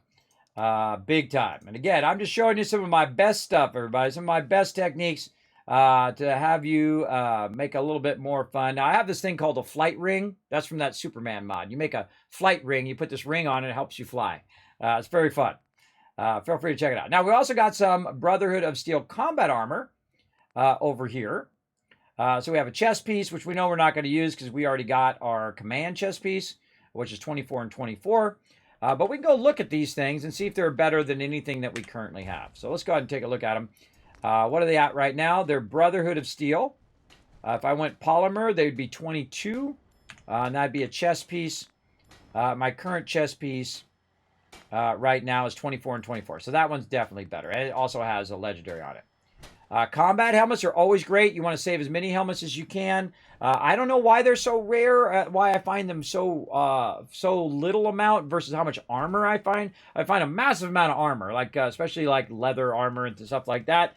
But helmets, for some reason, in Fallout 4, I don't find that many. So whenever I see them now, I just save all of them. I save the metal ones. I save especially the combat ones. All of those, if I see them for sale, I'll buy them. Because remember, if you do every single settlement, you'll have 600 settlers. I'm not kidding. 600 settlers if you have 20 per settlement at 30 settlements. That's 600 settlers, everybody. And then if you want to equip them all, you got to have 600 helmets. Yeah, that's a lot. That's a lot. Oh, we're at 18 retweets. 2 more retweets. Time ticking down, everybody. Time ticking down. Come on. We need 2 more heroes in the chat to activate a giveaway. Let's go. You keep headshotting your enemies? That's true. That's how you take care of it. Left arm, helmet, and chest piece. Let's see. I think we already did helmet, left arm. I think we just did a legendary. Yep. And chest piece, we have a legendary. So none of those we need. But, again, we can save those and use them for our companions or for our companions or our peeps at the base. So we're going to take that out of there. Now, we got another thing to compare, and that is our power armor. And I don't even remember what I did with it somewhere. It's around here somewhere. So let's go. By the way, you can see here, I'm using the automatron for them to collect resources. If you missed me doing that the other day. We started the automatron and then immediately went over here and started building robots. So what they do is 24 hours a day, they're collecting me resources. That's all they're doing all day. And sometimes I have like 50 of them just collecting me nonstop resources. So I don't have to. I don't have to collect purified water anymore. You know why? Because I collect purified water to get resources to build stuff. And if they're out there collecting me all the resources and every single settlement is collecting me all the resources, I don't have to go buy resources. So basically, I spend a little bit of my resources to buy more resources passively. So I don't have to sit around and do it. The more things that you have going passively, the more multitasking you're doing, the more, of course, you have other stuff working for you, which is awesome.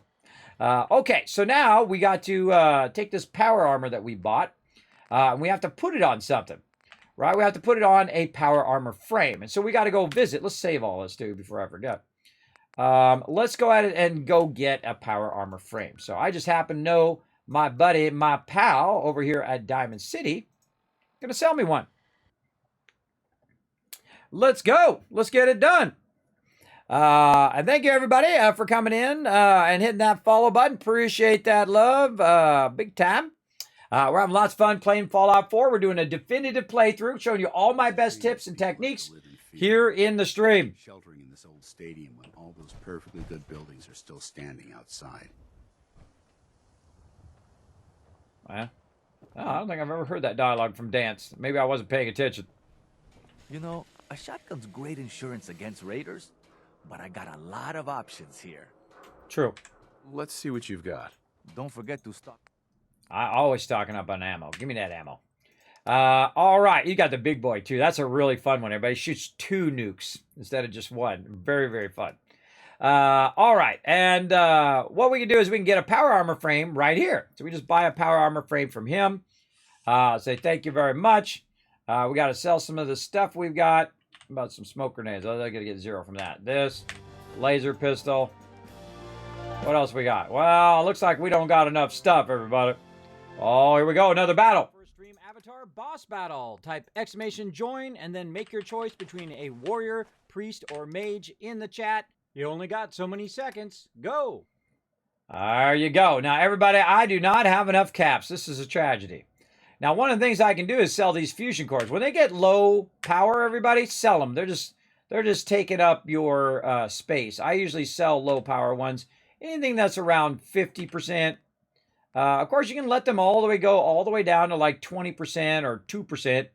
And then sell them because the value of them doesn't go down the lower they are. They're always 115 caps right there, whether they're 1% or whether they're 100%. You can't charge fusion cores in Fallout 4, but they did add the ability to charge fusion cores in Fallout 76, which is pretty cool. I was actually doing it earlier today, charging the fusion cores. So I do not have enough cash. What a tragedy, right? What a tragedy. So now I could go and get my purified water, and I can come back, and I can do all that again, or I can go back to Sanctuary over here, which is actually where I left my power armor, because I can see it on the map. I can go back over here and go ahead and use a power armor frame I already have. And sometimes you find the power armor just the frame. Sometimes you find the frame with some pieces, and sometimes you find full set of power armor. Now, I found a full set of T60 because I happen to know where it was. And then, of course, I also have, your other T60 that I found in the same location, by the way. And then this one, of course, which is the T45 from the very beginning. But one of the things that you'll learn about power armor is that the frame is actually the most important thing. And you can just go ahead and take that off and put that right on there. And now I have some Brotherhood of Steel T60 power armor right there. Now also, right down here, wherever I put it, is another set of T60 Brotherhood of Steel 2 power armor. And why do I have 2 of them? Well, I bought some from the vendor, and I can put that up there. And then this is my actual set of power armor. Now, I have another set of power armor somewhere. I forget where I got out of my power armor. I don't even remember now. Where did I get out of that other power armor? The other full 60 T60. God, I don't even remember. I don't remember. Because normally to show you on the map where your power armor is. I might have left it at the Pridwin. Did I take it out of the Pridwin? I thought I did. I thought I teleported out of there. I don't remember. I don't remember. I usually will bring all my power armor back to here. So let's go see. I should have 3 sets of power armor. Oh, that's right. I can't go up that way. Gotta use my superpowers. Huh. I don't remember. I don't remember, but we'll run across it at some point. All right, so instead of modding that one up there, everybody, I'm going to do the one that they gave me that you get as part of the Brotherhood. And the cool thing is they make you a knight right away. So maybe you haven't gotten power armor yet by the time you go there, because usually I do that way earlier in my playthrough. But getting that T60 is pretty awesome, especially if you didn't find any T60 like I did early in the game. I don't remember. I kind of felt like I left it at Spectacle Island, but apparently not. Apparently, I do not remember where I left that power armor. Oh, see, that's going to bug me. That's going to bug me. Like, where did I leave it? Did I leave it at Sunshine Tidings? I don't see it on the map, so it kind of feels like I left it in the Pridwin. But I did go to Spectacle Island. I don't know. Let's go to Spectacle Island and see if we see it there. We'll find out. Does anybody remember in the chat where I left it? Let me know. What? One more retweet.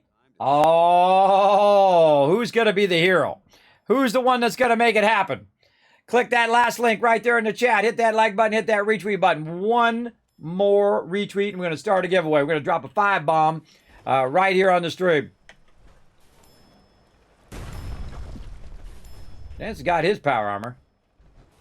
I do not remember what I did with that power armor, and that's going to drive me crazy, everybody. Uh-oh. Kismet kill box, do your thing.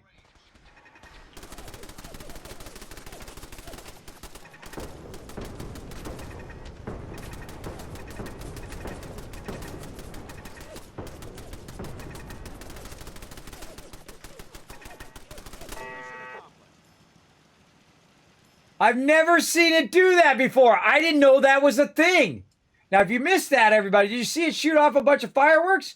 That's because the Kismet kill box here, aka a bunch of heavy turrets, hit the thing down here. I didn't even know it could do that.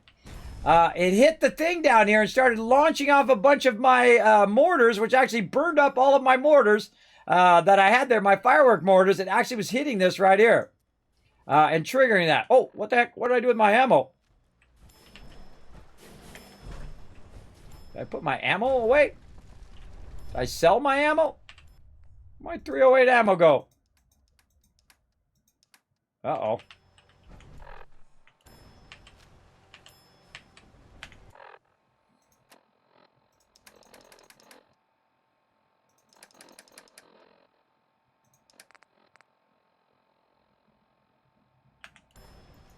Ah, my weapon's bugged. There it goes. Sometimes it bugs out and says you have no ammo, but you do have ammo. It said I had no ammo there. Okay, power armor. Focus, focus. Oh, and there it is, everybody. 20 retweets. Let's do it. 1,000, 2,000, 3,000. You're glad you're in the channel now. 4,000, 5,000, 6,000, 7,000, 8,000, 9,000, 10,000 caps. That's 40,000 caps for everybody in the chat. It's a lot of caps. Use them when you need them. You might need them right now. Let's go. Let's go ahead and do another giveaway, everybody. This is going to be giveaway number 27. That's 27 5-packs, or I think I did 5 of them first. So 21 5-packs of games here. Now remember, it could be a $60 game, a $40 game, a $5 game. I don't know. They're random. So here we go, everybody. Boom. Giveaway underway. And you're like, Kismet, tell me how to be part of the giveaways. Well, guess what? I'm having my buddy, so I don't lose my voice. My buddy Saltbot come up and tell you all about it. Let's go. Thanks, Kismet. I'll give them a quick overview. Hi, I'm Saltbot. Let's talk about what are Kiz caps. how to earn them and how to enter Kismet's giveaways. What are Kiscaps? Kiscaps are loyalty points for watching Kismet's stream. Use them for contests and giveaways. How do you earn Kiscaps? You earn 100 Kiscaps by going to the Twitch menu in the upper right corner, open your chat in a new window and type /host space Kismet. You earn 1000 Kiscaps by hitting the follow button, plus get free emotes to use in Kismet's channel. Work together with your fellow Teamwork Tycoons in chat. Type !RT, then click the last link, hit the like and retweet buttons and everyone gets 1000 Kiscaps for every 5 retweets. For those of you who want to go above and beyond, you can donate to the stream. The more you donate, the bigger bag of Kiscaps you get. Plus you can subscribe using your Twitch Prime or choose one of the 3 levels of sub support for 5000 Kiscaps. This also unlocks all the awesome Kismet emotes, holiday emotes and animated emotes. Plus while you are lurking in chat, you're earning 3 times the Kiscaps and have 3 times the chance to win giveaways. How to enter Kismet's giveaway? First type !loot in the chat to see how many Kiscaps you have. For every 10 Kiscaps you can buy 1 ticket. Here are several ways to put in tickets for the giveaway. Type !ticket space max to enter as many tickets as you can. This can only be done upon first entering the giveaway.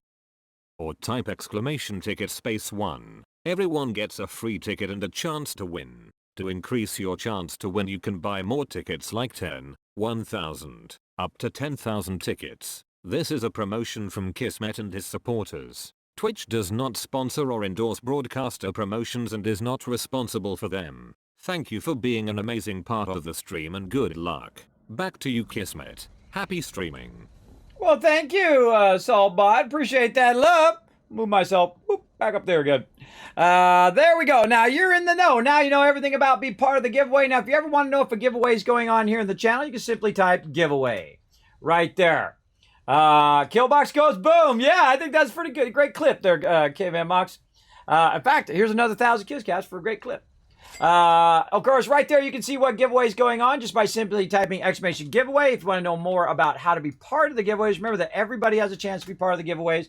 Everybody's got a free ticket. Of course, you can earn more by earning Kiscaps here in the channel, just like Saltbot explained to you, and you're off and running.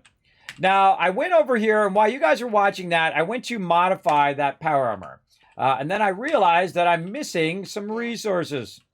I got to get me some aluminum. Now, it just so happens in a previous playthrough, everybody, and I didn't look this up line, I actually did it in-game. I made a list of all the vendors, like I would do if I was really there, and who has aluminum. Arturo, my buddy, over there at Diamond City, he's got some, so I'm going to go ahead and hunt him down and try to get some of that aluminum from him over there. So we're going to jump over there and get it going. What's busted?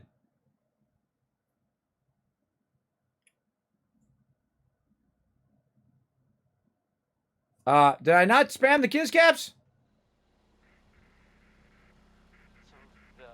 Oh, I did. I screwed up. All right. Oh, hey, it's great when I screw up, everybody, because I'm going to give you some extra caps. So first, here's 1,000, 2,000, 3,000, 4,000, 5,000 caps for me screwing up. And then I'm going to do, yeah, the retweet button is right next to my other button. 1,000, 2,000, 3,000, 4,000, 5,000, 6,000, 7,000, 8,000, 9,000, 10,000 caps. And that tells you that Kismet is getting tired, everybody. That tells you that I am getting tired in the stream. And I was going to go about 13 minutes ago, but we'll go longer just so you guys have time to be part of that giveaway. Right over there. We're so delighted you've chosen us for your shopping needs. Hold on. Do we actually have some aluminum on us? Let's go see. We don't. We sell everything. Stim packs. Barter. What you have. All right, let's look for something with aluminum on it. All right, first we're going to buy a bunch of this stuff that has all of the stuff that we're normally looking for.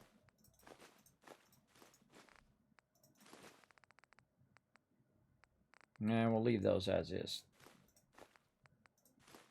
Just to kind of eliminate those out of there. Any of these have aluminum? Yes. the alarm clocks. So we'll just go ahead and buy that. Now what I'm going to do is I'm going to go in and I'm going to use my component view right here to turn those other things back off again. So I'm going to turn copper back off, glass, steel, turn all that back on. But now I'm going to turn aluminum on so that when I'm at the vendor, anything that has aluminum in it, I'm going to be able to see straight away. I'll take a look. Sure. The horror. The horror. And so if I missed any of this stuff, like the dinner tray that had aluminum, I can grab those as well. So let's just grab that. Good to go. GG's. Okay. Now it's looks like it's just about to become daytime. Let's see. What time is it? It is 7:03. So in just a few minutes here, they're going to switch out. But I'm going to go ahead and just forward time. Make it go faster. So I don't have to wait around for it. Dan's standing right in my way. He just watched me sit there for an hour. I think that's kind of funny if you think about it. All right, now. I don't serve sense. Supply. Let's see what you've got. Just. All right. 308 ammo. Yes, please. And anything that has aluminum in it. Now, aluminum is one of those things you're going to need a lot of once you get to your power armor. So that's why I'm buying all this aluminum. And then I'm going to go over here to Arturo. Everything I got will keep you safe. Uh-huh. Oh, I want I've your... got a few minutes to browse. Self. Mm-hmm. Uh-huh. 38 ammo. And some aluminum. And then I'm going to take all this purified water and spend that and get some of my caps back. So let's make this around 1900. Let's just go ahead and guess. Yeah, close enough. Give them the extra caps. I don't care. It's harder for me to have to go back and press all the buttons and flip all the switches. I'll just give them the extra caps. Don't care. I'm at the point now where I'm making so many caps I don't have to worry about it. Okay, so what I had to do is go back to Arturo because when I was trying to modify the power armor, I do not have enough aluminum. Because normally I'm collecting tons and tons of resources before I get to this point where I start doing my higher end power armor. But we got some. Let's go back and mod out our power armor a little bit. I'm trying to get to the point, we got all off on tangents tonight. We squirreled a lot. I'm trying to get to the point where we can use our OP Overseer's Guardian here, along with our Brotherhood power armor. We also upgraded our internal armor as well, our regular combat armor. But we're trying to craft this up. Okay, now I already went in and went into the helmet, and I changed it to F. I did that while you guys were watching that Assaultbot, and I changed it to targeting HUD. All right, and then we're going to go to the torso. We're going to go all the way down to model F right there. And then we're going to go mod, and we're going to go, right here. I do not have enough science or armor yet. Oh, the tragedy. The tragedy. So we can go core assembly, which is going to increase our action point refresh speed. Whole bunch of other cool stuff in here, but I'm going to go core assembly. So get those action points refreshes. So there we go. So now we have two level F TFs there. So what would I do next? I would do my legs next because I'm not doing a melee playthrough. So legs, and then modify those with these. But of course, I don't have my blacksmith, which is a bummer because I could be reducing my action point cost for power attacks and all of that stuff. But we'll say, oh, that's fine, right? That's the arm there that I did, by the way. But what I really want to do is the legs, right? So I'll do the left leg, modify that. Then I'll go here, and I can increase the carry capacity or reduce action points for sprinting. Now, normally I balance both of those so that it does help when I'm running around. In this case, I am going to do the same thing where I do that. Now, of course, they have other things to increase damage. You can actually land. And when you have those little, all the little peeps that come out of the Mirelurk Queen, all those little tiny little Mirelurks, little baby Mirelurks, really great for that. When you basically what you do is they all run up on you, they're all hitting you, you jump up, you come down, boom, it kills all of them. It does like an AoE damage. The only problem is you might accidentally hit a friendly doing that as well. So I go increase carry weight on the left one, and then we're going to go to the right leg, and then I'm going to go all the way to F because that's 230. 230, 185, that's what it's actually saying right over here. 230, 185, and then 150 rad resist. And then over here, we're going to go ahead and let's see. We did, which one did we do? Oh, we're going to increase sprint speed. So which one did I do before? I forgot. I've already forgotten. Calibrated is the one we did.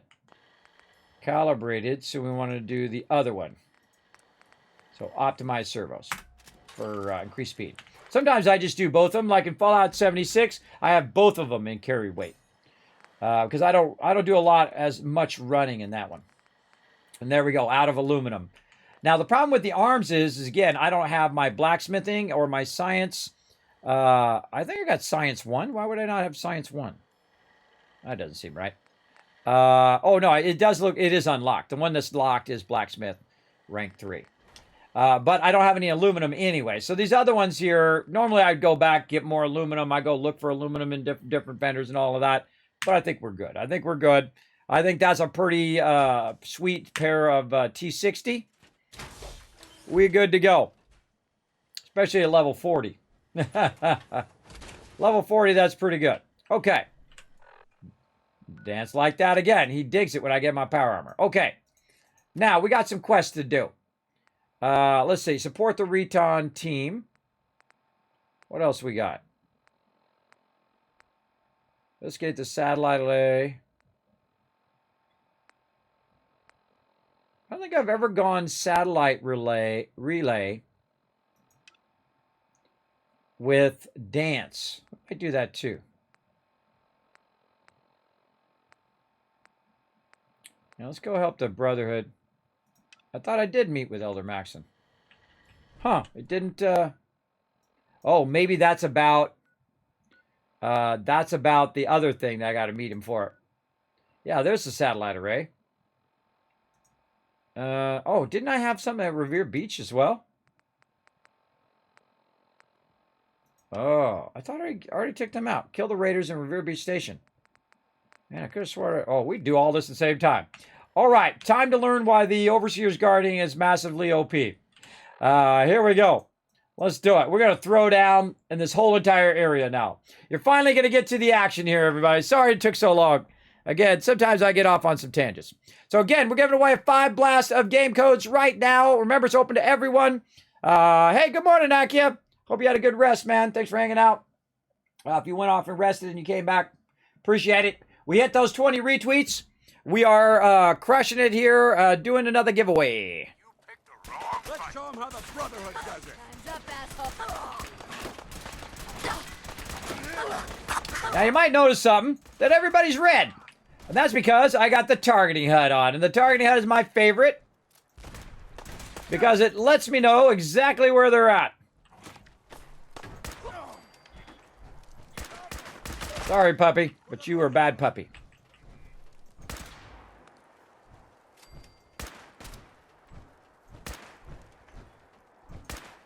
Oh, I kind of feel like it should go through there. Won't let me shoot through there, but oh well.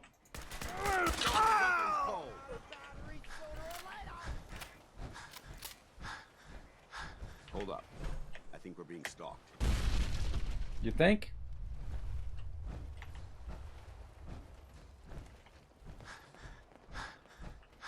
Am I overburdened? I'm overburdened. Tough guy. Come on. Forgot to drop off all my loot. Back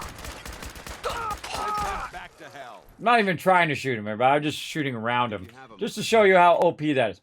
Oh, Dance wants to have a moment. Hold on. We got to have a Dance moment. All right, Dance, come up here at the top. I don't like to have a moment when I'm in my targeting HUD. Whenever I'm talking to the NPCs, I will get out of my power armor just to chat with them. Come on, Dance. Let's have a little moment. Me and you, brother. Now, why don't we go outside?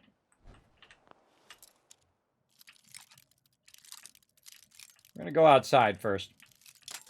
Ah. Ooh, that's a tricky one. Where are you, my little tricky one? That's the most bobby pins I've ever broken in a while. Oh, there you are. Ooh, mama, that's a touchy. That's a touchy one. Yes. Heard of breaching a door. This is a lot quieter. All right, Dance. Let's go down here first. Not standing up here in the dark.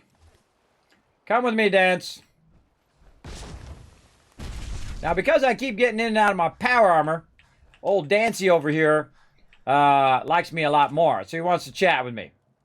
So, get out of your power armor. Do not leave your fusion core in there for any reason, because a bad guy can run up and jump in your power armor. We're going to wait for Dancy to run out here. Come on, Dancy. I'm going to use that. Oh, there. What the heck? He's like a magician. Look at that. You see that? He appeared behind me. All right. Paladin, get over here. Paladin Dance. What are you doing? God, he's like a magician. What the? You'd think it'd be easy to see in that power armor. Dance, get over here. Trying to have a moment here. Trying to have a moment with my buddy Dance. I talk to the NPCs. Have you ever noticed that? Shiva, thank you very much for coming in and hanging out. Hopefully I'm getting your name right. I butcher everybody's name. It's part of my charm. Get over here, Dance. Over here closer. Here. Affirmative. All right. There we go. I was trying to get good lighting. All right, let's go. Need something? Paladin Dance. Do you want to have that talk now? Sure, let's have that talk. Of course. Of course. What's on your mind? Thank you. This isn't a formal meeting. I simply want to clear the air.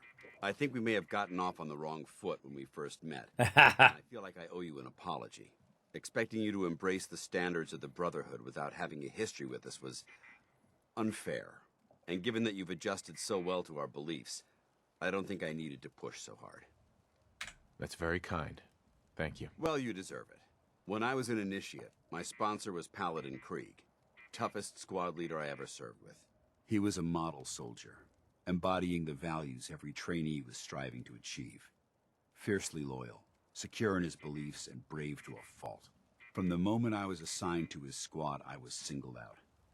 It felt like he was pushing me harder than the rest of the team. I fought by his side for years, and we had some seriously close calls. But he never explained to me why I was treated that way.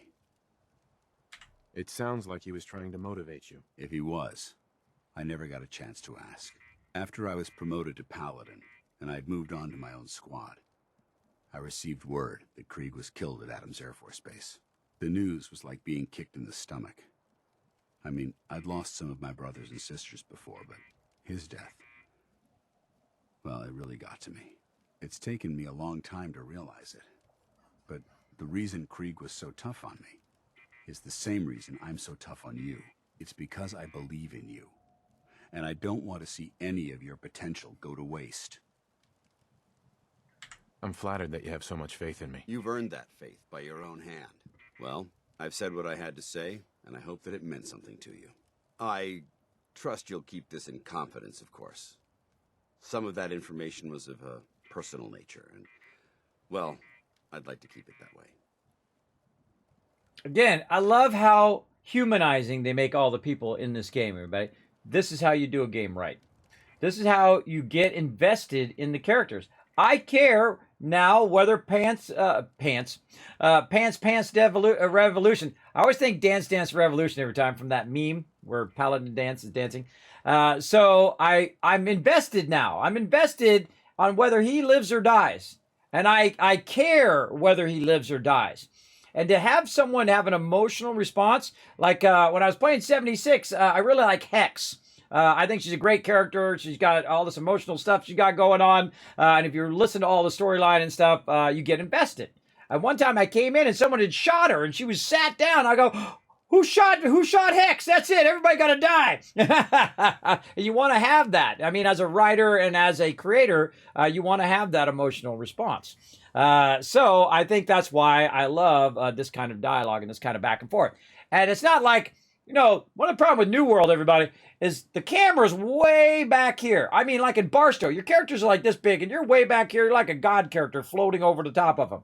You're not up into their face. You're not watching their emotions. You're not getting invested in the two of them talking to each other. That's why they do that in movies. That's why they zoom up on people's face. So you're getting that emotional response because most of the emotion is right here. Like, were you crazy, or whether you're happy or whatever, right? All of that emotion is going on right here. And if you're really far away and you can't see that interaction, you don't feel for it. You don't feel any of it.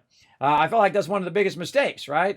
Is that they didn't zoom in or they didn't, lock in the characters looking at each other when they were tapping dialogue back and forth. And a lot of games have that same problem, and a lot of games do it right, like this. This was really done right in the way that it's looking at then it's looking at my character, and it's looking at him, it's looking back and forth. You're really getting that deep storyline. You know who else does that really well? Star Wars: The Old Republic does that really well. You really feel invested in the characters and the people you're talking to. It goes back and forth and back and forth. Really like that. So, yeah, all right, Dance. All right. I know you like me. What can I say? You're my buddy, Paladin Dance. Let's go.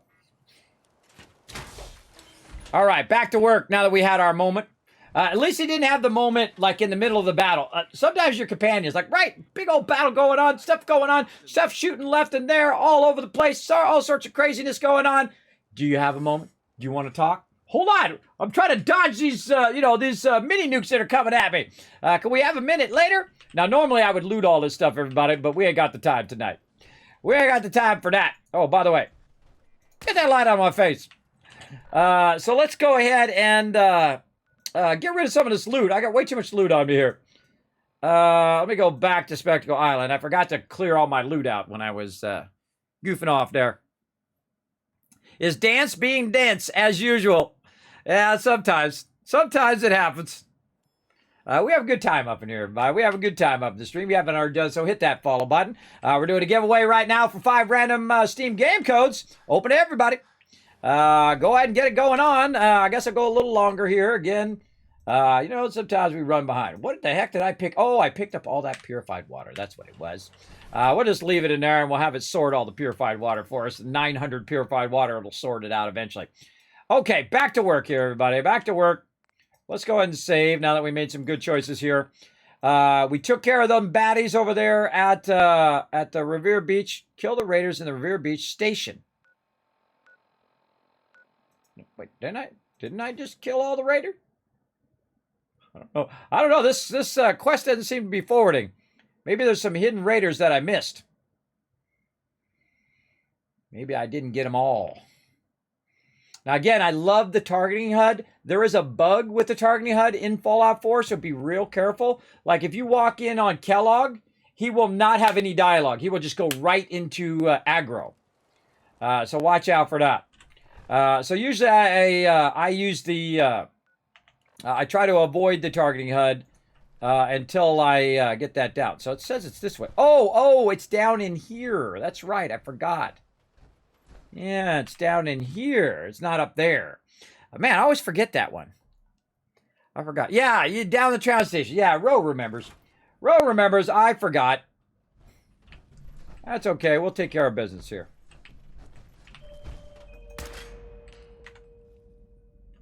Oh.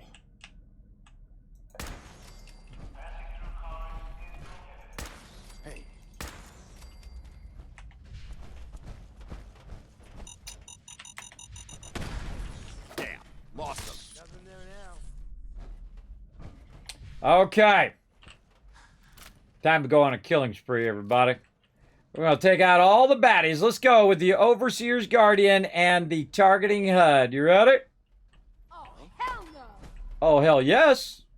How you doing in there? Oh, look at these guys at the end here. How cute. Boink. Oh, look at you. You're cute, too.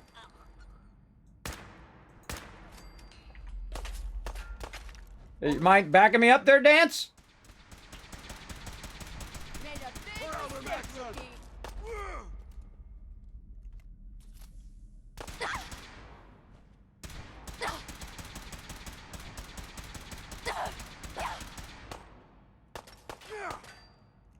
I ain't got all day, Dance. Come on. I need to really get you a better weapon, bro. He took like 57 shots, and I think he missed like most of them. How's it going in there, Protectron? We don't need no stinking Protectron. All right, come on, Dance. Keep up with me, man. We're not going to even loot any of this. That's how I insult mobs, by the way. I don't even bother looting them. All right, Kismet coming in hot and heavy. We need some action up in here. We've been chatting too long and not enough action. Watch this shot. Oh, you're so lucky. You're mine now, rookie.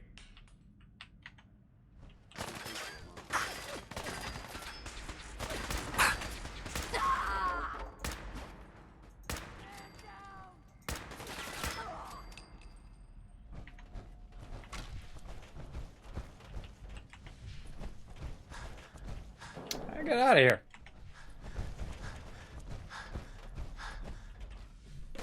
Huh. Our visual, you hear that?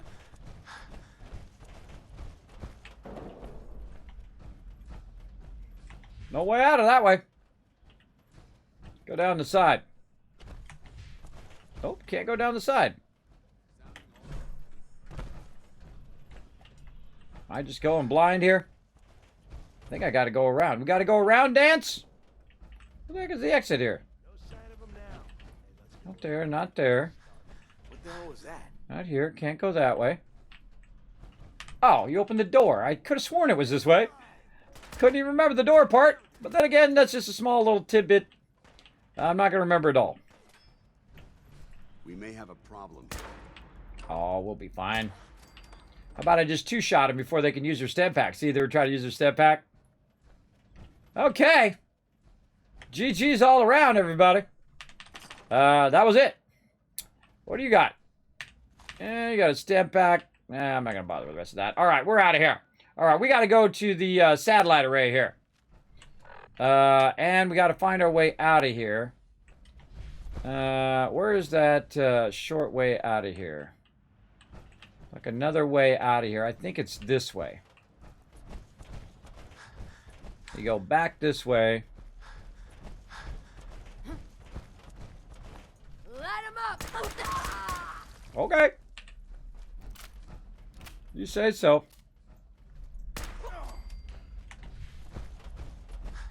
I forgot the door's open, everybody. I forgot that was a thing. There we go. Fast way out. GG's. Now, there's actually another way out where you can go out that chain door right here. Like that. And we out of there. And that's why I say the Overseer's Garden is OP. Right there. It is awesome. That's just the front porch. I know, right? I always forget that. I forget that every time. That you got to go down into the thing as well. So again, we're going to play for a little bit longer. We're going to, again, unleash the power of the Overseer's Guardian here. I don't think we're going to get to doing the weapon building and the the armor building today. We'll move that till tomorrow night. And we'll get into that. We're also going to do some advanced stuff with the siren. So definitely be around for that. Advanced techniques on that. It's going to be real fun. All right. And man, we had this quest for way too long now. Because I took out those people before and then they respawn. And now we need to go over here. Come on, Dance. We got things to do, brother. We got to go this way. Uh-oh.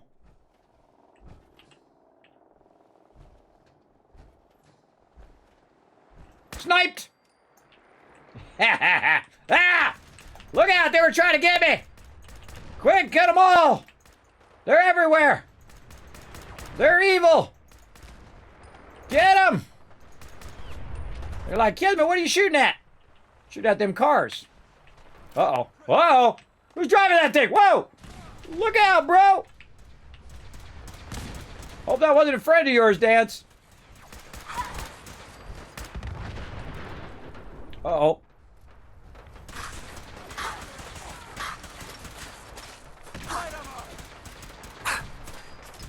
I think I just killed I think I just killed the wrong person.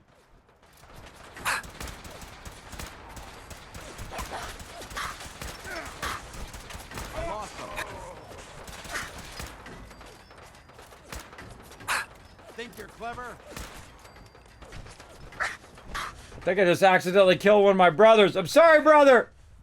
I'm sorry, brother. I'm sorry, bro. Sorry about that. Maintain your position.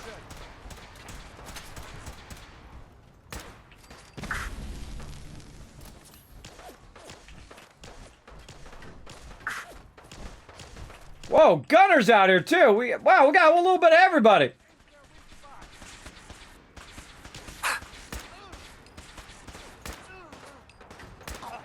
We got gunners, we got raiders, we got super mutants, we got the other peeps, whatever their name was.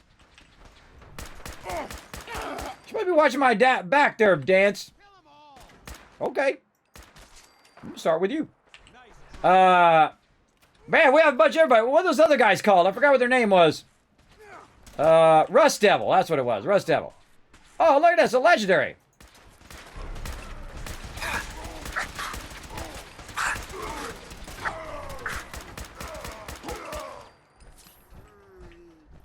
Did you notice how fast I can fire everybody?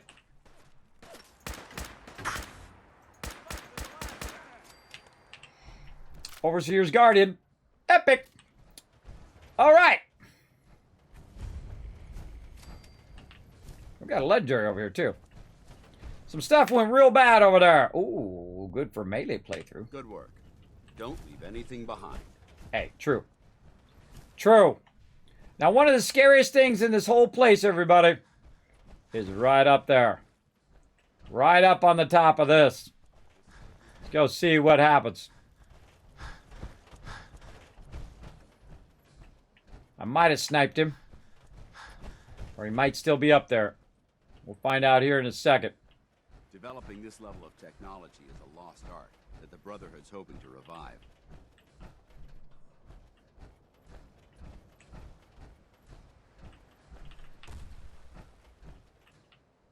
Oh, power armor frame.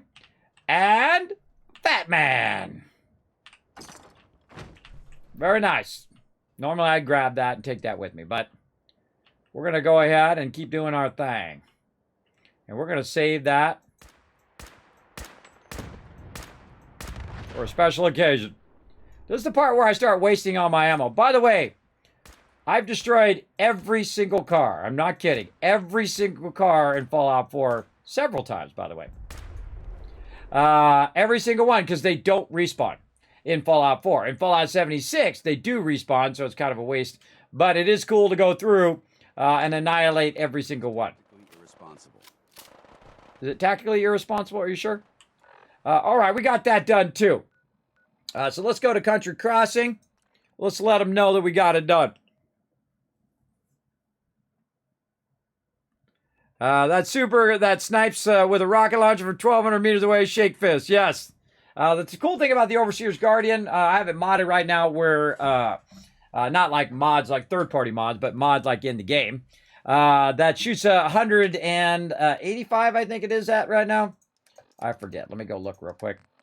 Let's see. Yes, 185. Here, I'll move myself down here. And then move my big fat head right here. Range, 185. It does 162 damage right now. That's without boosts or even without the top level rifleman perk.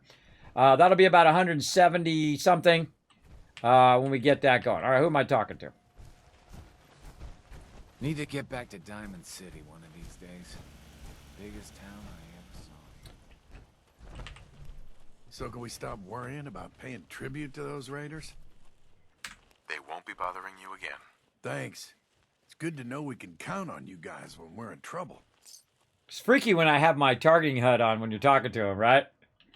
Oh, I gotta go talk to my buddy Preston Garvey. You know what he's gonna say. What's he gonna say, chat? What's Preston Garvey gotta tell me? That's right, Dragonworm Ken. That's why the Overseer's Guard is my favorite weapon. Once you get the Overseer's Guard, and I got it at like level 14 in this playthrough. It was like 3,000 caps. It was a lot of money at level 14. Just absolutely, after that, I know I win the whole game, everybody. I know I'm just going to annihilate everything along the way. Run! He's giving a quest! I know! I forget where he's at, too. I think he's here. Lost track of how many blisters I got. Well, stop counting them. All right. Where did I send my buddy Preston? Didn't I send him somewhere else? I can't remember. Normally, I leave notes, by the way. I leave notes of where they're at in my Settlement Overseer. Right over here. I leave it way over here. But I don't think I've been keeping up with my notes over there because I actually put Piper at Abernathy Farm. But that was just for example. Let's see if he's around here. Oh, no, he is around here because I saw him walking around over there before in his general outfit. Right? Wait, no, he's not there.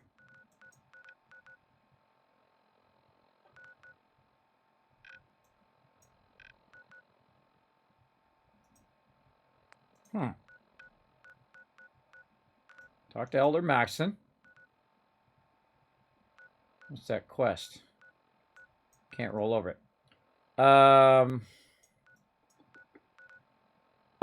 I sent him to Vault 88. I forgot. I knew I sent him somewhere. He's not at the castle. I sent him to Vault 88. So he'd be inside and he'd be safe. I remember that now. My ear was doing something funky. That's my bad ear when I can't hear in very well. There he is. All right, let's get out of the power armor if we're going to have a little moment with Preston. And just in case we get attacked, fusion core out. All right, Preston. Why are we missing that? Why are we missing that ground piece right there? I don't remember why I took up that ground piece, but I'm sure I had a reason. I think it was like we were trying to get them to go into the machines or something. All right, Preston, come here. Hey, don't go to sleep. I didn't talk to you, bro. Did you have anything you wanted? Preston. Excuse me. Yeah? Yep, another settlement's gonna need my help. That's right, Evs. What do you need, General? Virgil schematics, signal insert. Virgil schematics. Can you take a look at these schematics? A scientist named Virgil said they could get me inside the Institute. Yeah? The Institute? Why in the world would you want to mess around with them? My son. They kidnapped my son. Damn. That's some bad business. I like Preston. We'll give you whatever help we can. Don't worry about that. Now, assuming you could build this thing, what exactly does it do? The Institute uses teleportation to get in and out. This machine can hijack their signal and send me instead. Teleportation? For real? I hope I'm not forwarding this quest too far. Otherwise, we're going to be siding with the Minutemen. If anyone can make heads or tails of those plans, it'd be Sturgis. I haven't found anything yet that he couldn't build or fix. Yeah? Uh-oh.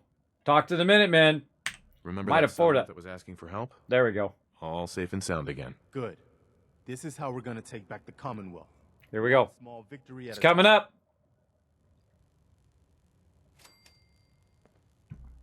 Yes? Now, see, I had to do that other quest to get to finish that quest. Hi. I've gotten word that one of our settlements has driven off an attack by the gunners. I've fought the gunners before, and something tells me this was just them probing the defenses. They're gonna need your help. They gonna get murderized by the Kismet Killbox. Yeah. All right, let's go do it. Let's go get ourselves some free gunner gear. One of the cool things, by the way, is that the mobs or the NPCs will get tougher and tougher the higher and higher level you get to try to match you in your power. And of course, I'm way outrunning their power right now. I am so far beyond them in power scale. But they want to come over here to Norhagen Beach. If they want to throw down, well, we'll just have to introduce them to the Kismet Killbox. Let's go. Let's get it going. I know. I think so too. I think you should be able to say, "Oh, I finished that settlement, or I did the thing," instead of getting in that next thing. And there's like a point of no return, and it will warn you, "Hey, you're going past a point of no return." All right, go ahead, attack the base. I dare you. Now, if you notice, I appeared up here because I have my teleport thing here.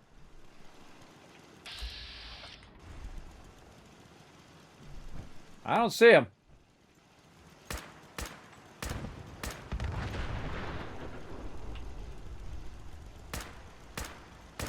I do this for hours.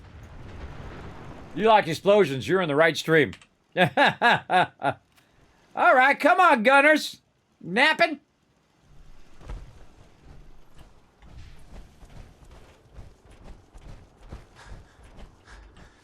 Maybe I need to talk to somebody. Oh, I need to talk to this person. Please, just... wait. You're not with the Gunners. Are you here to help us out? I'm here to help. What's the problem? It's the Gunners. We caught a group of them sneaking around a few days ago and had a bit of a dust-up. They ran off too easy once they saw we were gonna fight back. Gunners never back down that quickly. If you can help us shore up our defenses, it sure would help us out a ton. I already did. Kismet Killbox, that's all you need. The best defense in the wasteland. Anything I can do to help out around here? I'm not even going to bother to shoot at him. Kismet Killbox, do your thing. No mercy!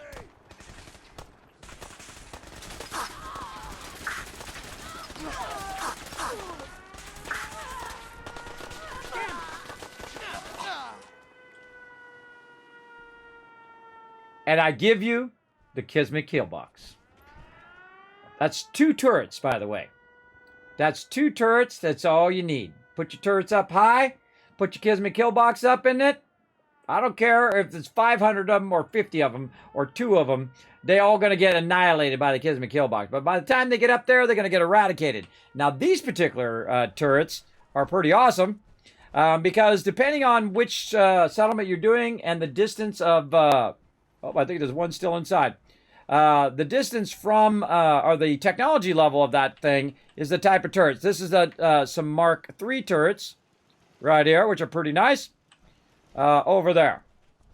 I think we got one more hiding inside, or we need to just talk somebody to turn it in. Oh, we got to talk to somebody to turn it in. Yeah. You also heard that they turned on the siren and not me, and they also turned it off. So it activated everybody. Take that! We won! You Minutemen really know how to bring the fight. We won't forget what you've done for us. And there we go. Easy peasy. Oh, I got to talk to Preston Garvey.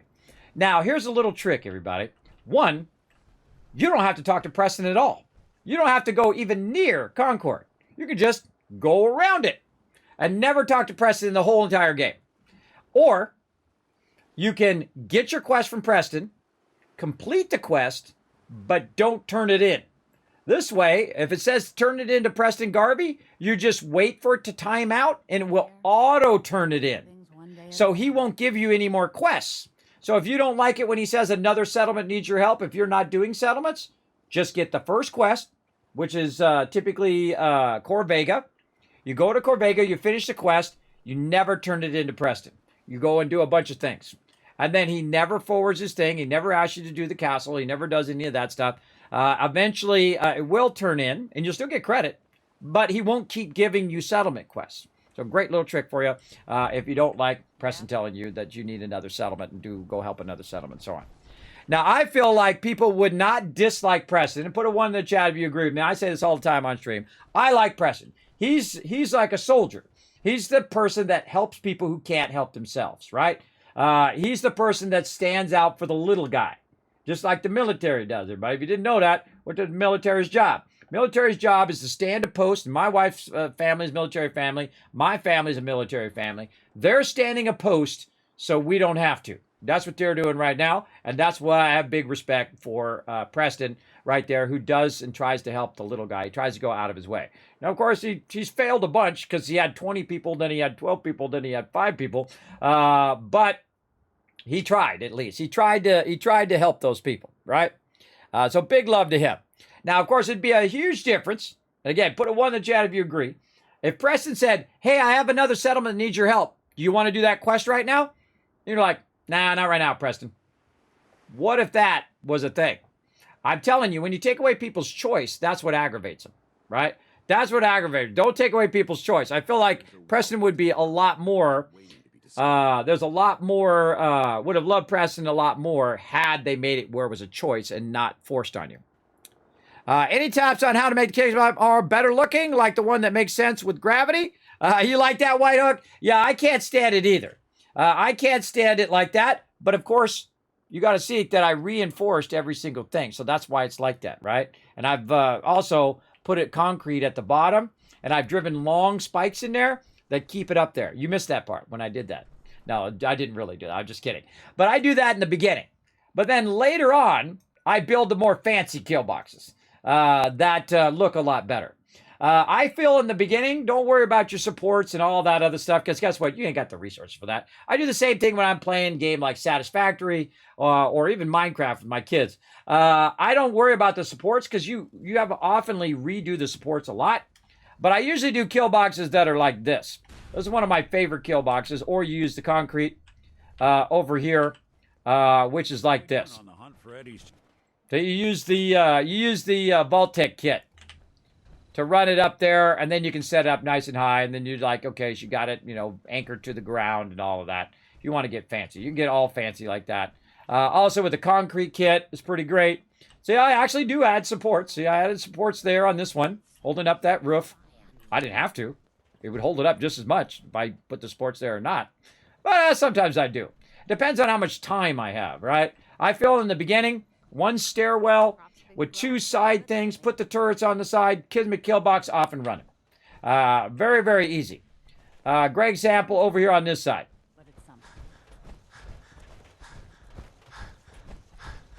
You got ads. All right, bummer. I'll wait for you. No worries. I'll wait for you. Sorry, Twitch trying to make their dollar bills, everybody. Twitch trying to make their money. Twitch got to get that money. In fact, I'll forward to daytime while we're waiting, while he's watching those ads.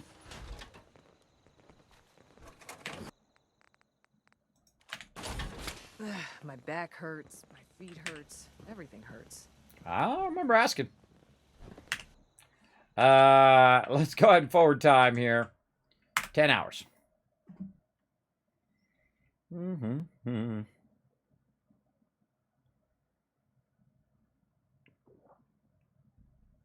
Yep, start small. That's what I do. Start small, work your way up when you have more resources. It's going to be an ugly day too. Hold on, let's go another hour. So we get a nice looking day here. We got the fog roll out. Let's keep going until the fog rolls out. Not roll it out. There we go. Okay, you're okay now. All right, sorry about those ads again. Twitch trying to make a dollar bill. I'm sure Amazon's all up in their business. Saying, hey, you better start making a profit. Again, it does help me as a creator, though. I appreciate you guys sitting through those ads. But here is what I use. Look at this. We get the old epic shot with the sun behind it. Look at that.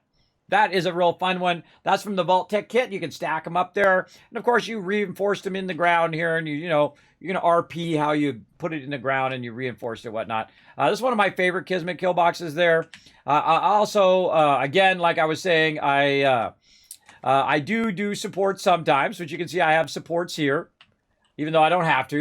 I don't have to have those supports. I can just do it there. And I talked about how to do a reverse thing, how to get that to snap right there and how to go down and do it. If you missed all of that, you can watch that on previous streams where I talk about advanced building, how you can move entire objects, how you can line objects up, offset them by a half or just a little bit.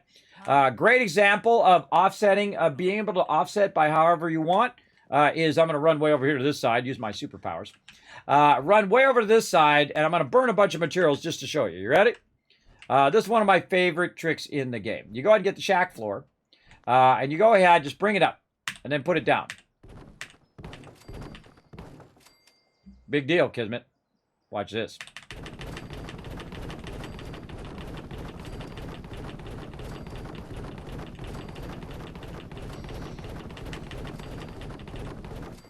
Now, why the heck did I just do that? Well, I did that because now you can offset it at any level that you want. That's right, any level you want. You say, hey, Kismet, I want to snap that thing right in here. But, oh, my God, it's not like snapping how I want it to go. Well, what you do is you say, okay, I want this to be 5 up from the bottom. 1, 2, 3, 4, 5, right there. Take all the rest of those out. 5 from the bottom. There you go. Advanced techniques. I just saved you hundreds of hours. You're welcome. There you go. There you go. And I got a follow for that one. Thank you very much for the follow for that as well. Yeah. And that's only one of 1,000 other techniques I could show you. And I'm going to take all these shack floors out now. That I could show you to offset your stuff and put it exactly where you want it to be. As well. And I have 2,800 hours in Fallout 4, and I feel like that's actually a lot less than I would if I had more time. If I had more time, I would go even more extreme, everybody. But, you know, wife, kids, all of those kind of things. You just try to do the best you can do in life, right? Try to spend your minutes wisely. But you can do a lot of fun things. Now, you might notice that Sanctuary is looking good right now, right? And that's because we put a fun little mod in there. I was talking about mods and whatnot that you can add to this. Can I scrap that whole house? I didn't know you could scrap those. You could actually scrap those houses in this mod. I did not know you could do that. I didn't even bother to look. Oh, you can't scrap that. I didn't know you could scrap all that. Neato. Oh, that's even cooler. I didn't know you could do that. Cool, I can take this house out over here, which is in the middle of my build that I did. I didn't know you could re-scrap that out. Oh, I like it even more. Oh, you're like, Kismet, what is that mod? This mod right here is from the actual mod you can choose in your Fallout 4 menu. I also have a couple that's from Nexus, which is the unofficial Fallout patch and the unlimited settlement build, which we got up to level 35. I showed you all of my great tricks to do it in vanilla. So whether you're on console, PlayStation, Xbox, doesn't matter, or whether you're on PC, so you can dominate the wasteland like I normally do. And then at level 35, we added these so we can build our Tower of Hope, and that we can go ahead and just fool around with a little bit of mods here just for fun in this playthrough. And this playthrough is all for charity, everybody. So just add a bit of fun. So this one's called the Clean and Simple Super Clean Sanctuary, Super Clean and Simple Sanctuary and Clean Simple Red Rocket. Now, sadly, Red Rocket does not look as awesome as Sanctuary. But if you want to get this one for yourself, just go into the mod menu under Fallout. You don't even have to do extra stuff. You take all that stuff out of there. I didn't even know that was an option. That's too cool. I'm totally doing that. Because I'm not using any of these. See, this is what I always wanted them to do. I wanted them to have the ability to take all this out. I don't use this stuff. That's super cool. I'll build out something better. Of course, that stuff doesn't come out of my build budget, but oh well. What if I can take this out back here? No. Look at that little red wire running there. Oh, that is awesome. Learn something new every day, everybody. Let's run on over to this side.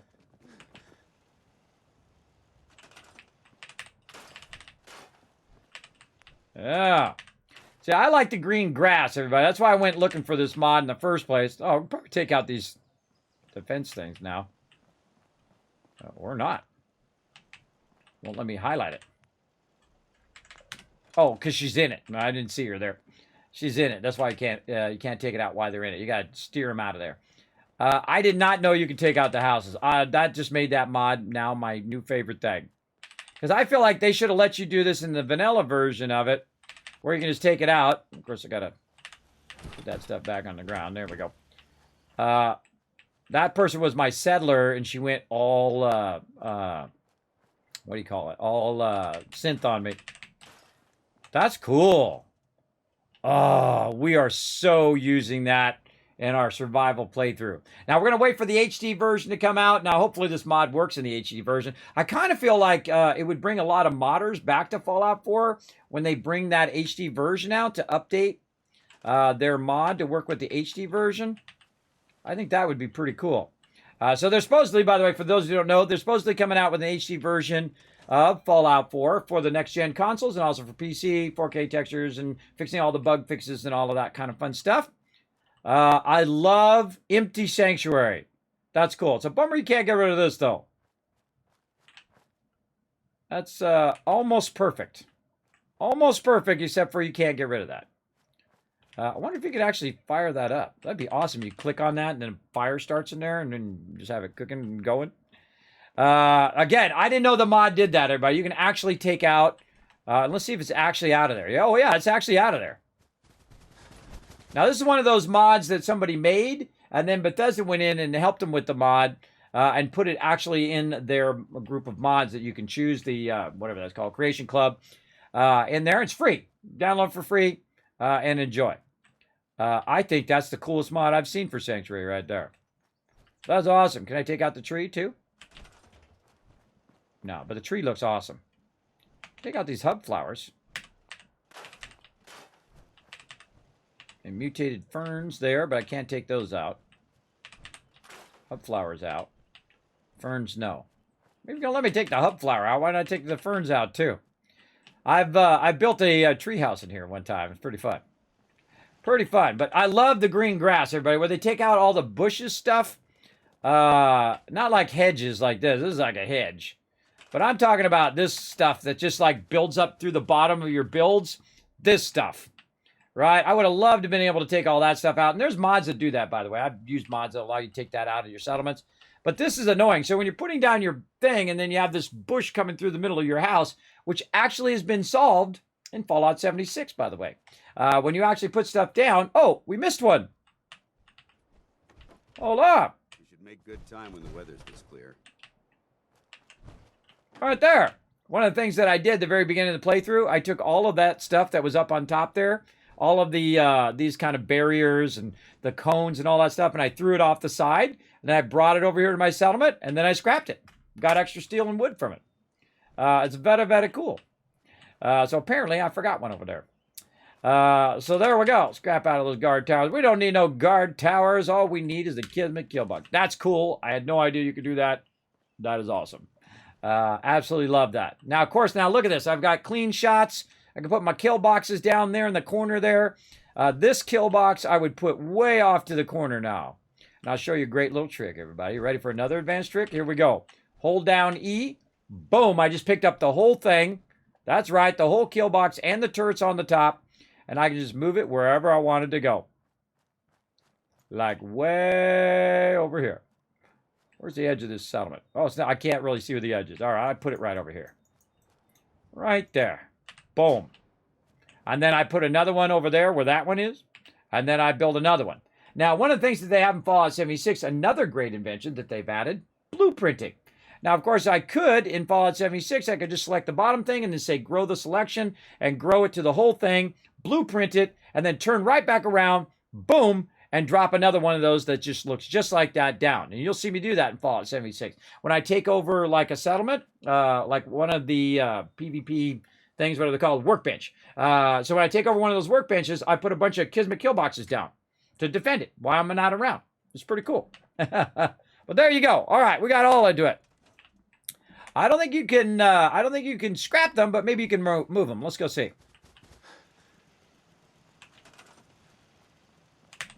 Nope, can't move them, can't click on them. Brain fungus.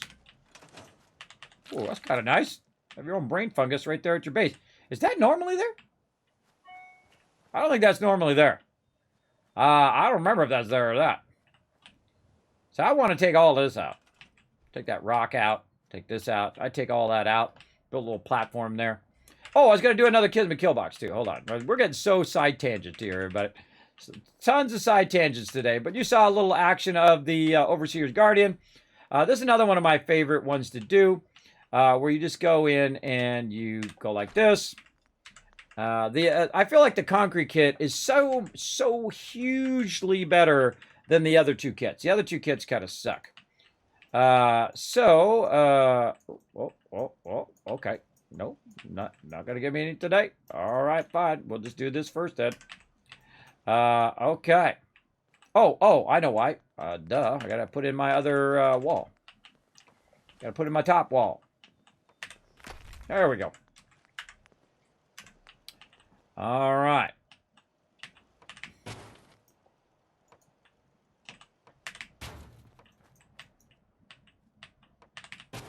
Now, I've built a lot of mega builds, everybody. A lot of mega builds, especially here in Fallout 4, but in a lot of different things. And so you can do something like that. I could also go in and kind of nudge it over, kind of like the trick I did with the platforms. I could nudge that over and get that into position. But what I would do, just to make it look, legit, is just put another one over there and run it to the ground. And again, I just put turrets up on the top. Looks great. Or I can just go ahead and hold it down, move it. Right here's a good spot. Ooh, that's a cool looking spot right there. And then take the turrets.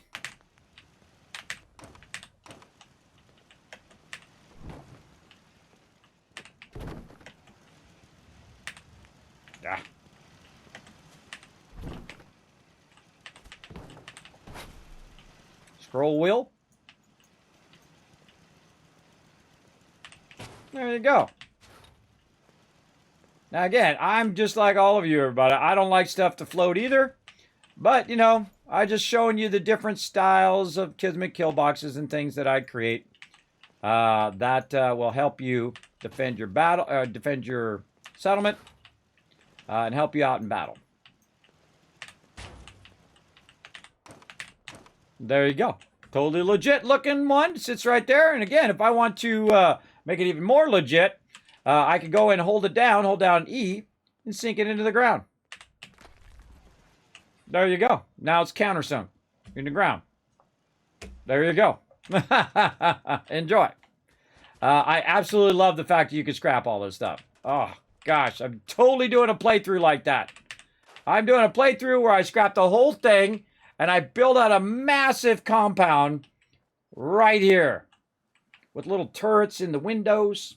I'm building it in my head right now. Turrets in the windows, so when they come running up, it's going to shoot out the windows. And then we can have the air horn that locks down the windows. All the other windows close down, except for where the turrets are. The turrets open up. We have little laser turrets in there. Oh, man. So you just activate your creativity mode when that happens. Because this is what I wanted to be able to do in the original game, is be able to tear down all those buildings, especially the one where they're banging on the building all the time. Ah, I hate that. Ooh, and now we can access the workbench from any side and don't have to have it go out toward the road. We can build out a whole bunch of mega sorters and all sorts of stuff there. Oh, super excited. Move myself back up here. All right, look at that. You guys are going to get me all sidetracked now. Not like I haven't been sidetracked all night long. Yeah, it's great. Is someone harvesting it? I don't know. I don't know, but hopefully somebody's over here harvesting these mutated ferns. I'm not doing it. Yeah, it produces 0.5 food. So yeah, someone must be over here harvesting it. I don't know who. Somebody. All right. We got things to do. What else we do? We're doing Brotherhood. Oh, we got a level up. All right. Let's do a level up. Try to get this done so we get to this giveaway, everybody. I want to get this giveaway fired up. Let's see. Where are we at? We're at 41. So yeah, I want to get Scrapper. I want to get Caps Collector. Yeah. See, really, after I get to Scrapper and Caps Collector, I mean, Strongback is fine. Definitely Science 4. Definitely want that one. Rifleman for sure at the earliest point possible at 46. And then really the rest of this is eh. And you can see that I did perk points all the way to 146, which is roughly where I would put all of that stuff. Getting all of my stats up to 10, and then getting these stats that I typically wouldn't use that much. Robot Expert's good when you do your robots. I might move that a little bit earlier in a next playthrough. Playthrough number 10. We're going to do a mega playthrough where I play in the survival mode. We play with the new next-gen stuff. We do a full playthrough, of course, of Far Harbor and, of course, Nuka World as well. And any other maybe eventual DLC they might come out with. Because that would be super smart. You come out with an HD version, and then you have a surprise. You have a surprise DLC. That would be brilliant. But, you know, that stuff takes time. I don't have any inside information, by the way. I'm not telling you that's what's coming. I mean, hey, I've been on Bethesda's channel. They have sponsored my channel for quite a long time. But I don't have any inside information. So there we go. And I didn't even know that they were harvesting that. That was kind of cool. Okay, what do we want to do? Scrapper number 3 so we get more from salvage. Let's do that. All right, scrappa. Now we're going to get more from salvaging, so help us with some of our stuff. All right, looking good. What do I do with my power armor? Let's go fight it with my superpowers. Right over here, back in my Brotherhood of Steel power armor. You know what? Hey. Awaiting your command. Dance is going to like that.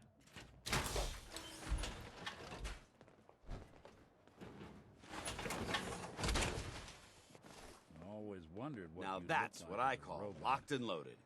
Not too shabby. All right. Back to owning it up in the wasteland. We'll go just a little bit longer here. Oh, this is how it is in Fallout 4, bro. You're just having so much fun. I cleared that, but who am I turning that quest into? Talk to Preston Garvey. Meet with Elder Maxon. Support the Brotherhood Recon Team. Lost patrol. Oh, that's what we're going to investigate, the satellite array. Oh, I forgot to investigate the satellite array. That's what I was doing. Hold on. That's what I was doing there. I was investigating it, and I didn't bother to investigate it. I just came in and annihilated everybody, and then left as well. Great model design, by the way. Cool looking.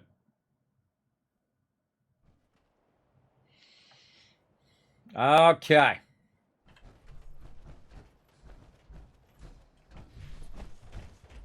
Said I have to follow the distress signal.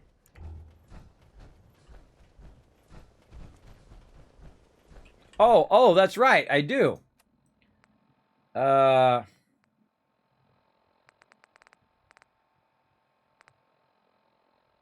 which one? This one. We should search this area carefully for any technical documentation of pre-war artifacts.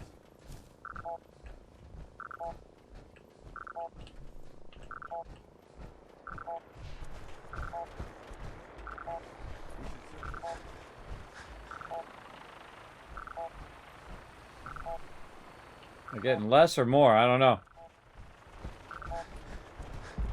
Oh, some stuff blowing up in the distance.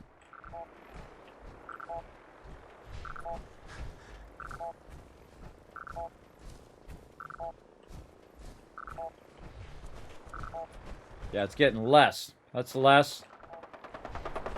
Oh, brother, throwing down.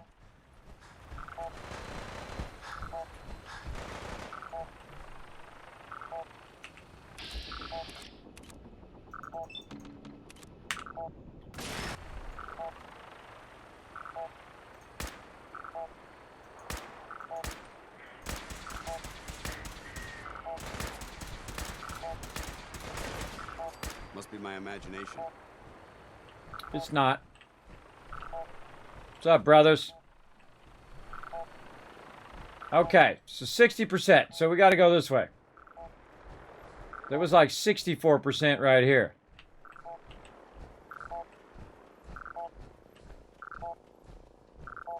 Oh, it's down here. Right? Or was it up here?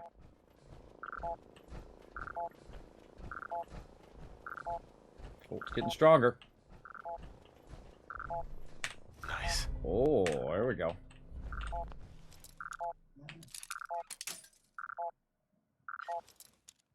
That's a great game mechanic too, everybody. Got it. I don't think someone thought all that up. So cool. All right. This is revolting. Let's keep moving. Think so? I think I had to go where I went. Oh yeah. Oh yeah. They're like in one of these things. That the Brotherhood's hoping to revive. It's inside one of these locations. It's not this one. It's not this one. I think it was that one. Hooah!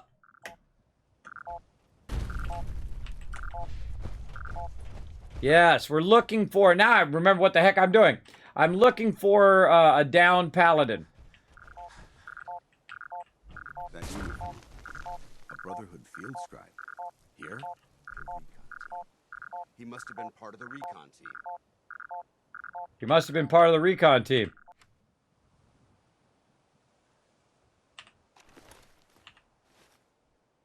I don't think I've ever brought dance on this mission. I usually do this mission before I get to dance. It's cool. It's cool to have his additional dialogue. Never heard that dialogue, but I get 2,800 hours. You can always... It says such a huge replayability. You can play it over and over and over again and hear new dialogue and new stuff every single time you play through. I saw a new Brotherhood vendor that I never even saw. He was right over there by Sanctuary. He was walking around. I'm like, whoa, I never seen this guy before. He didn't have anything good, but still he was there. Let's see. I think it's under miscellaneous. I already forgot what his name is now. What was his name? Scribe Ferris.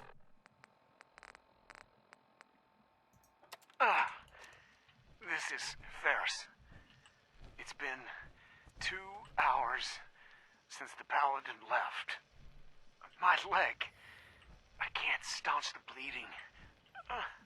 The bullet must have hit an artery. Brandis, if you get this, I hope you made it back to Aslan in time. There was nothing you could do for me. Get to the bunker up north. You'll survive. That's all that matters. They must have come to the satellite array for the comm system. Probably. All right. We need to talk. Oh. All right. We can finish this later. Oh, I want to get that dialogue. Interrupted the dialogue. He said they must have came here to use the system, and then I missed the rest of the dialogue. Darn it. Heads up. Go ahead. Paladin dance. Now, as I was saying, my recon team wasn't the first to be sent to the Commonwealth. The last squad went in 3 years ago. They never reported back. Officially, they're missing, presumed dead. I'm sorry. Don't be. Everyone who signs up for a recon mission knows what to expect.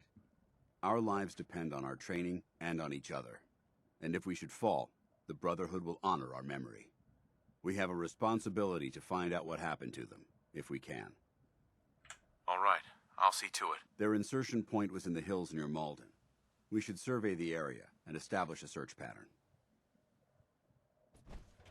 Search for the recon team. Again, I don't think I've ever brought Paladin Dance on this particular quest. Again, it's so cool. Exactly. Exactly. All right. Search for the recon center. By Malden. Oh, I haven't discovered it. Oh, let's just go to Greentop Nursery then. We'll go to Greentop Nursery, which happens to be right by. Another great use of your settlements, by the way, is the fact you can use them as travel points to get wherever you need to go.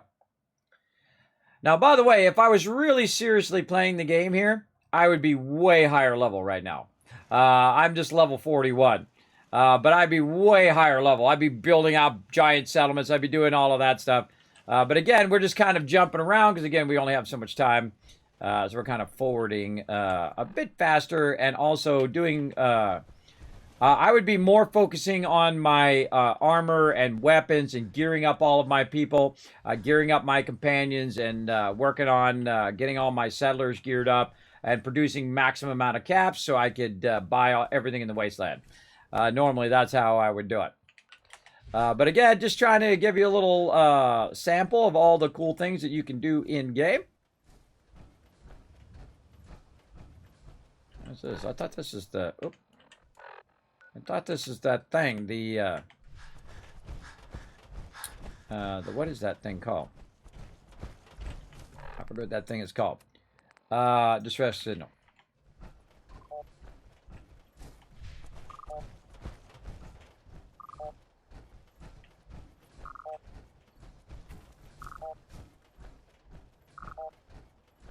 Oh, yeah.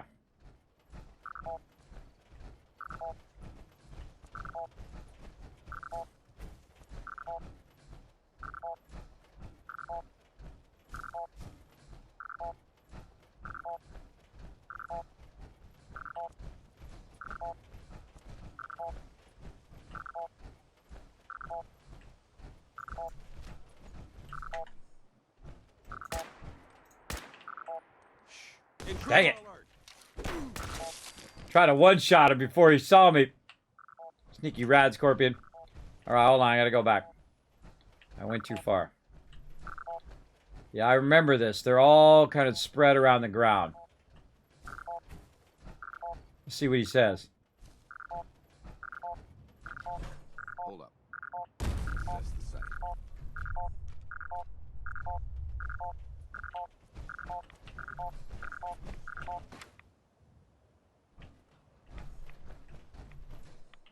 An explosion tore this building apart. Some kind of high-yield detonation. Look at the blast crater.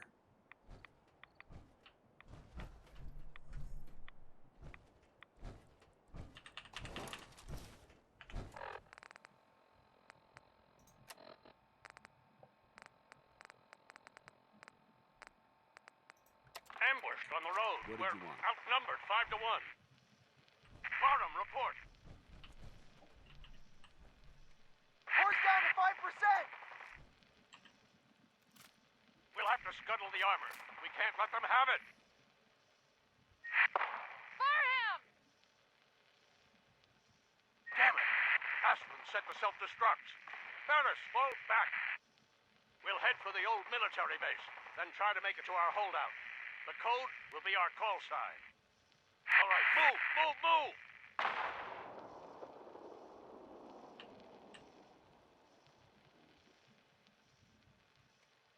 What a choice. With no armor and no supplies, their odds of survival were low. But that was the right decision.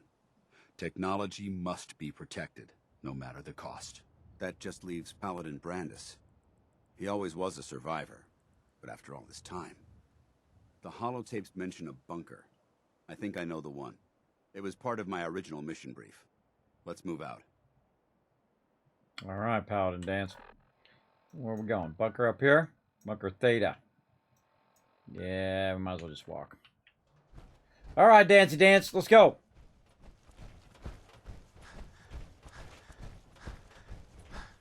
All right, now we're going to throw down on anybody who comes between me and where I'm going.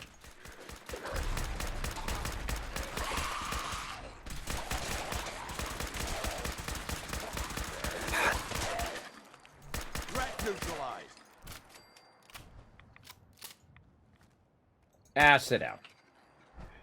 There we go. By the way, in the survival mode, you get a lot more legendary stuff because all the mobs are a lot harder. All right, we're going to clear the wasteland, everybody. We're just going to walk straight across here, and anybody that gets rowdy, we're going to wipe them out. And we're going this way, right? We're actually going to the mall. We're going up here to the bunker. Bunker, don't get distracted. Now, if you're like, Kismet, I've run out of things to do in Fallout 4. You know what you do? Put your feet on the ground, start walking. That's how you find all the other stuff that you might not have seen in previous playthroughs. They have a bunch of random events. In fact, again, I saw another random event. This is my 9th playthrough, 2,800 hours in the game, which, again, I feel like is not really that much. I'm sure there's some people who have 5,000, 10,000 hours. I wish I had that much time. If I did, I would probably be playing it that much as well. Oh, I see a vertibird way out there. I see a vertibird. Battle armor tactics, exactly. Yes, I do love just to, enjoy the journey, right? I don't, min-max and do all that other stuff all that much. I just enjoy the journey. What happens, happens, right, as I'm going through. And I don't like to play the exact same way every time. I do like to... try different things, try different ways of doing things, because this is how you learn.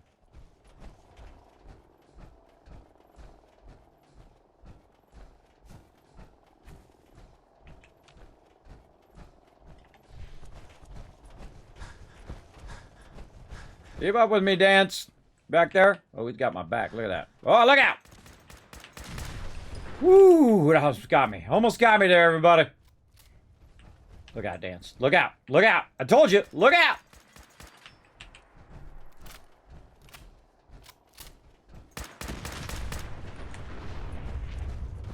Kidding me. You're wasting your ammo. Better it blows up right there than blows up on me.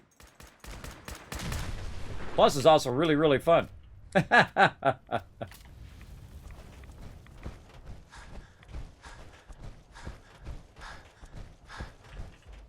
Oh, what happened here? Note.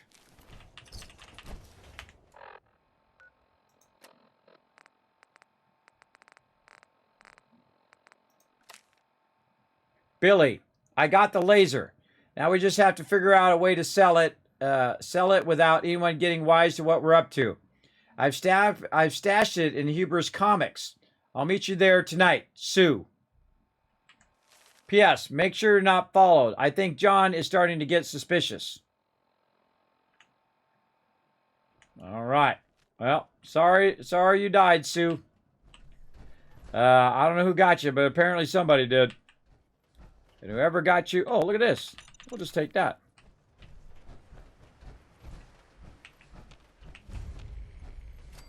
Recon Bunker Theta. This is the holdout site. Stay vigilant. Absolutely. Get out of my power armor, too. Oh, not right there. That's a bad spot to get out of your power armor, right in front of the door. That was dumb. Hold on, let's do it again. All right, we got to finish this up. We got to talk to this dude.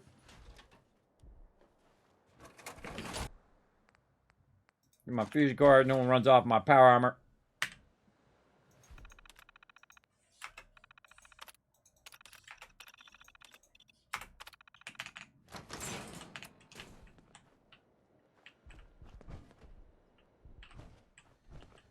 Come on in here, Paladin Dance. Lock and load. Stop!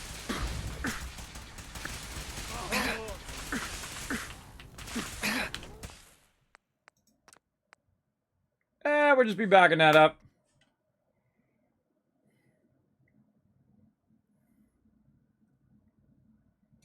Can't go past that part, I forgot. Morning, TSN Miles. Thanks for coming in and hanging out. Let's see how far it backs me up. Oh, back here.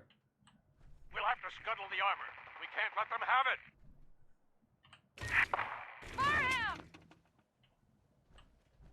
Damn it. Aspen set to self-destruct. We'll head for the old military base, then try to make it to our holdout. The code will be our call sign. All right, move, move, move! All right. Well, I was going to walk up there and talk to that guy, but now we got to walk the whole way again, so we're going to quick travel the second time. 8 a.m. Kismet, almost like coffee. There you go. Get you fired up for your day. Let's go. Come on. Let's get it going on. Now, just in case you wandered in the stream like TNS Mouse right there, giving away a 5-pack of games right now. Use your Kiz Caps up. They will expire December 31st, 11:59 p.m. Eastern Standard Time every single year. So make sure to use them up. All right, let's just take a shortcut and use our green top nursery. We'll try that again. I should have saved it before I went in there. I forgot. One of the glitches that happens in the game is you go in there with the HUD and they automatically aggro on you. There, he aggroed on me because I went past that certain point. I forgot he did that.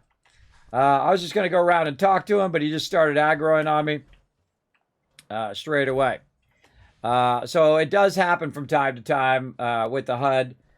They did fix it in the unofficial patch there. I think that was just because I went too far. So I should have went in and talked to him. Yeah. I got all day.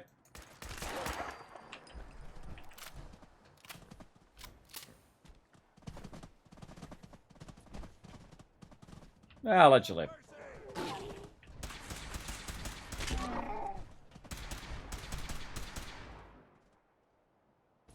I don't know what you got against him, Dance, but whatever. I know I was going to let him live. All right, come on, Dance. We got time for that. We got to go back to the bunker. Fail fish.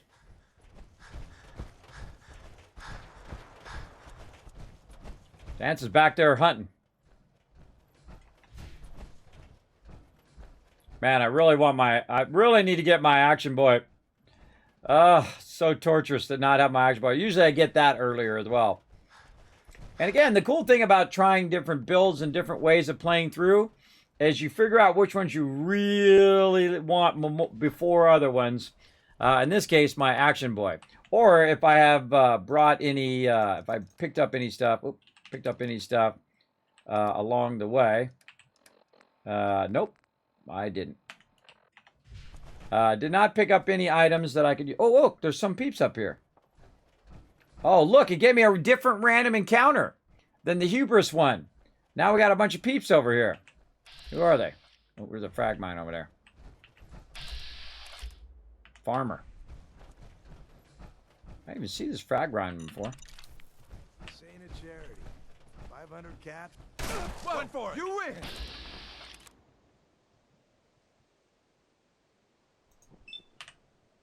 Tango down. Let's show them how the Brotherhood does it. Target eliminated.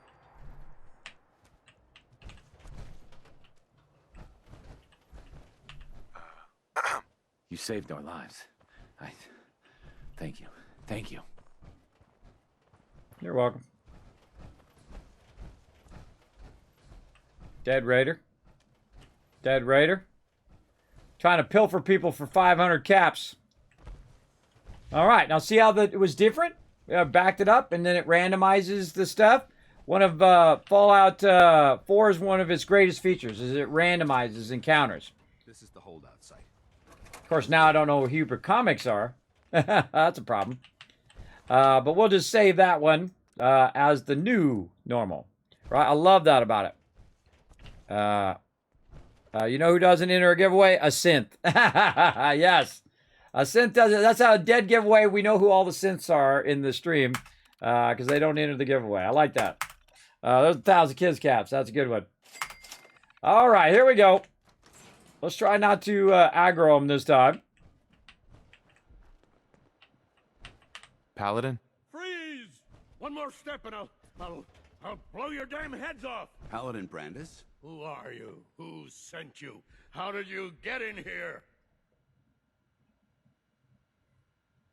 Just here to talk. Calm down. We're just here to talk. Talk? Why? Who sent you? What are you doing here? It's Dance.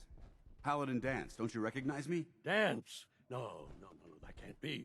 Why are you here? I was dispatched to the Commonwealth on a recon mission, Paladin, just like yours. How did you find me? I've been alone. All alone. For so long. We followed the distress beacons left by your team. Their holotapes led us here. The others? What happened to them? They're dead, Paladin. I recovered their tags. You did? Thank you. This really means a lot to me. I tried to go back for them, you know. There was nothing I could do, not alone, but I'd hoped. You've been through a lot to find me. I should give you something. I've collected a lot over the years. Technology, odds and ends. If you see anything you want, take it, take it. Come back with us. You're still a member of the Brotherhood, Paladin. What? No, I couldn't. Not after everything that's happened. The Brotherhood needs you, Paladin. It's time you reported in. I can't. It's been too long. I wouldn't be of any use. Number 2. No one knows the Commonwealth better than you. We need your help. I've been here too long. I'm not myself. Would they still take me? Oh, hard charisma check. Here we go. The Brotherhood will honor the memory of your team. Shouldn't you be the one to tell their story? Unless I go back, their sacrifices, everything we went through, it'll be forgotten. I can't let that happen. I'll do it. For them. All right, I'll get my things. Head to the airport. I like his outfit. Thank you. Thank you for everything. Dance loved that. Taking your fusion core. And all your loot. What else you got? I need that aluminum. That doesn't seem old. To me, it's an archaeological relic. I need that aluminum, bro. Oh, what do we got in here? Aluminum can. All right, Dance, let's talk outside. Get some good lighting going on. Let's go. I always try to get in some good lighting. Hey. All right. Paladin. You handled yourself well, Knight. You too. I appreciate the backup. Of course. Paladin Brandis is a good soldier. He deserves better than this. It may be a long time before he's fit for duty again, but I'm glad to have him back. Captain Kells will want to hear about this. Let's report in. All right, Paladin Dance. Except for we're not going to do any of that. Except we're not going to do any of that stuff. Only synths don't sleep. I think synths do sleep. Think about it. Some of them sleep. I'm not going to tell you who. And I'm not going to tell you how I know that. But I do know that some of them sleep. I do know that. All right, everybody. Back to Abernathy Farm here.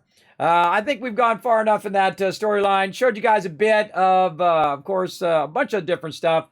doing armor, how to use purified water to buy resources, legendary armor, modifying your armor, putting in different Z's and Y's in there to organize your armor, sorting your stuff. Also, how OP the Overseer's Guardian is. Ooh, look at this up here. We're sending out the love, everybody. Sending out the love right across the whole wasteland right there in the Tower of Hope. Look out below!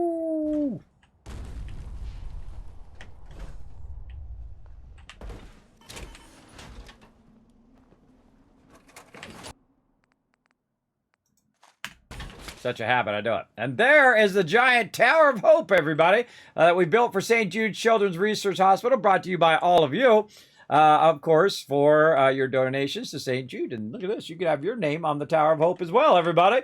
I want to get your name on there, any donation, $15 or more, we'll get your name on the Tower of Hope right there.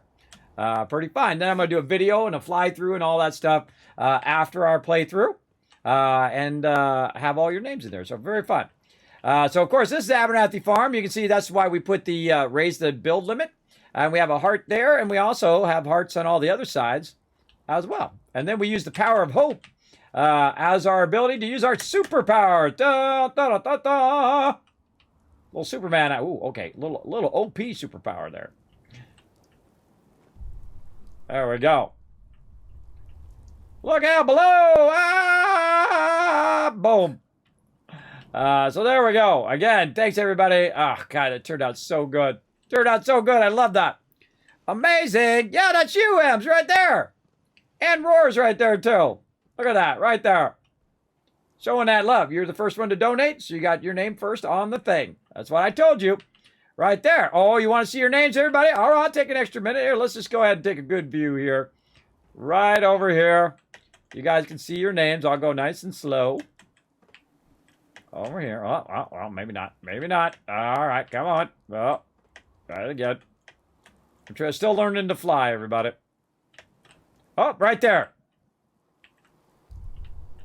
Right up there. There you go. You got a good spot. Upper right-hand corner. Very nice. And then right over here. There you all are. And there's Wombat right there. There you go.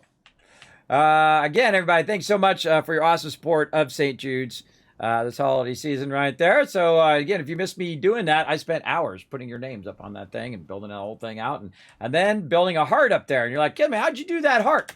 I'll go show you if you missed that as well. Whee! What we did, I showed how to basically do a bunch of grids in there. You can use grid paper. Basically like a pixel heart. So you go in, like, I'll use all the pixels and you shape it out.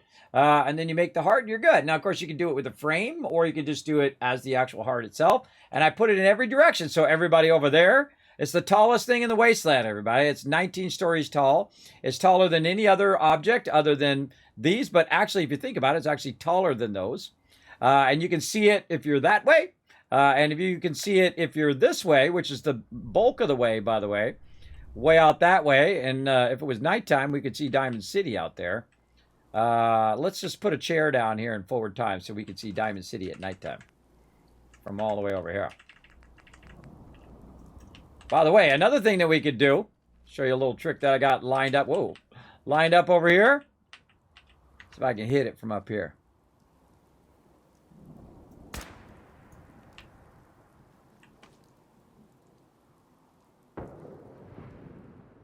Weather clearing firework. So there we go. Now we got a beautiful view. There we go. Look at that shot, everybody. Isn't that cool? Just so awesome. Imagine this like on Unreal Engine 5, everybody. They took this whole thing and just remade it in Unreal Engine 5. Oh, so awesome. All right, let's forward time, though, so we can see it at nighttime, which is cool as well. Oh, and they got the Pridwin over there, too. When I was building this, by the way, the Pridwin wasn't over there. Let's go to nighttime. So we'll say we'll go to about 10 p.m. or something. And one of the cool things about nighttime from way over here is that you can see Diamond City lit up all the way from here. And you also see Corvega as well. But see right there, this is Diamond City. Now, I just RP that they can see it from this far. Now, if I were to go to Diamond City and I were to turn around and look here, I can't see it because anything that you build cannot be seen from a real far distance. But anything that is part of the game, you can see. Because I can see Diamond City way over there. And I should have had my sniper weapon. I could have zoomed in on it. But, yeah, Diamond City there. And then a whole bunch of other fun stuff over here. Oh, look at the clouds come in when I move my cursor. Way off there in the distance. See it? Right here. Look. Yeah, right here in the back. It's called draw distance, everybody. Draw distance and level of detail. LOD. But very cool. Very cool stuff. But again, they can see that from wherever they are. It's taller than any other object. And so no matter where they are in the wasteland, they can see the Tower of Hope and come over here and receive all sorts of help from my crew here. From my peeps. Woohoo! Look out below! Kismet coming in. Whee! It's kind of fun to be a little Superman action. A little Superman. That's a mod, everybody, that you can get. A little Superman mod, which is real fun. And I just use it so we can fly up and down. You can see all the names, and we can have a little fun with that. But you can see I actually built it using the elevators originally until we added superpowers. All right, everybody. I think we're going to go ahead and just get a nice another view. Look at that nighttime. Even cooler, right? Even cooler. Notorious TDK with I showed how to do a little bit of Christmas lights up there as well. You can see we've got the lights in there as well. So, yeah, check it out at nighttime. Even cooler. Check it out. Oh, yeah. Oh, yeah. Very cool. Okay. Again, that's a good place to save. Right there. We're going to go ahead and close that giveaway and go to my office. Let's go.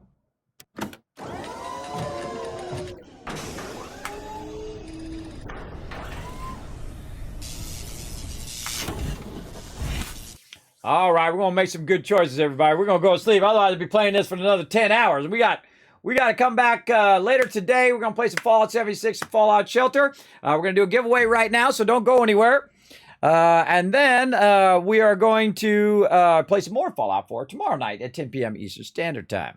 So let me get all that stuff in here, make it really easy on you. Again, I'm streaming every single day for as part of Fallout for Hope right here for St. Jude's Children's Research Hospital. Again, remember you can donate directly through Tiltify to them. And again, it's going all the way to the 24th, which is this Saturday at 5 p.m. Eastern Standard Time. All right. I think on Friday is going to be the last day you can donate to make the choice as to, do I go with the Brotherhood? Do I go with the Minutemen? Do I go with the Institute? Do I go with whatever? If nobody chooses it by Friday, when I stream on Friday, we're just going to go right to doing the final story and running around trying to finish that off. And then we'll totally finish it off on Saturday. And whatnot. All right. And, of course, let's get all of you guys in here. There you are, right over there. So let's go ahead and do this giveaway. Again, we're going to draw 5 people must be present to win. Here we go. Boom. Number 1 is Blair and Fire. Number 2 is Subi. Number 3, Paul. Number 4, Akia. And number 5 is going to be Netflix. Now, if I called your name, I want you to say something in the chat. Everybody else, I want you to go ahead and put GGs in the chat. The more GGs I see in the chat, the more Kiz Caps I'm going to give to all of you for the next giveaway that we're going to do. We got more giveaways to do. So make sure to be here every stream. I do have a bunch of bonus giveaways that I'm giving away right now that I'm not putting in my tweets and I'm not advertising to anybody. I'm just letting you guys know who always hang out on my channel. So make sure to be around. Again, I stream at 1 p.m. and at 10 p.m. We're going to be doing it today, which is going to be Wednesday. So I'll be back Wednesday, 1 p.m., Wednesday, 10 p.m., Thursday, 1 p.m., 10 p.m., Friday, 1 p.m. at 10 p.m., and Saturday at 1 p.m. And then Saturday night, Christmas Eve, I will not be here. I will be spending that time with my family. I'll be out next week as well. And then I'll be returning after the 1st. And then a whole bunch of cool stuff coming up next year, too, everybody. Oh, man, I got all sorts of stuff lined up. So, yes, I will be out as well. And then this will be 24 days in a row, 200 hours. Streamed roughly, streamed for charity. So awesome in the chat. All right, let's go ahead and see if these peeps are in the chat. Let's see. All right, confirmed. There we go. Let's see. Yes, confirmed again. Yep. And yep.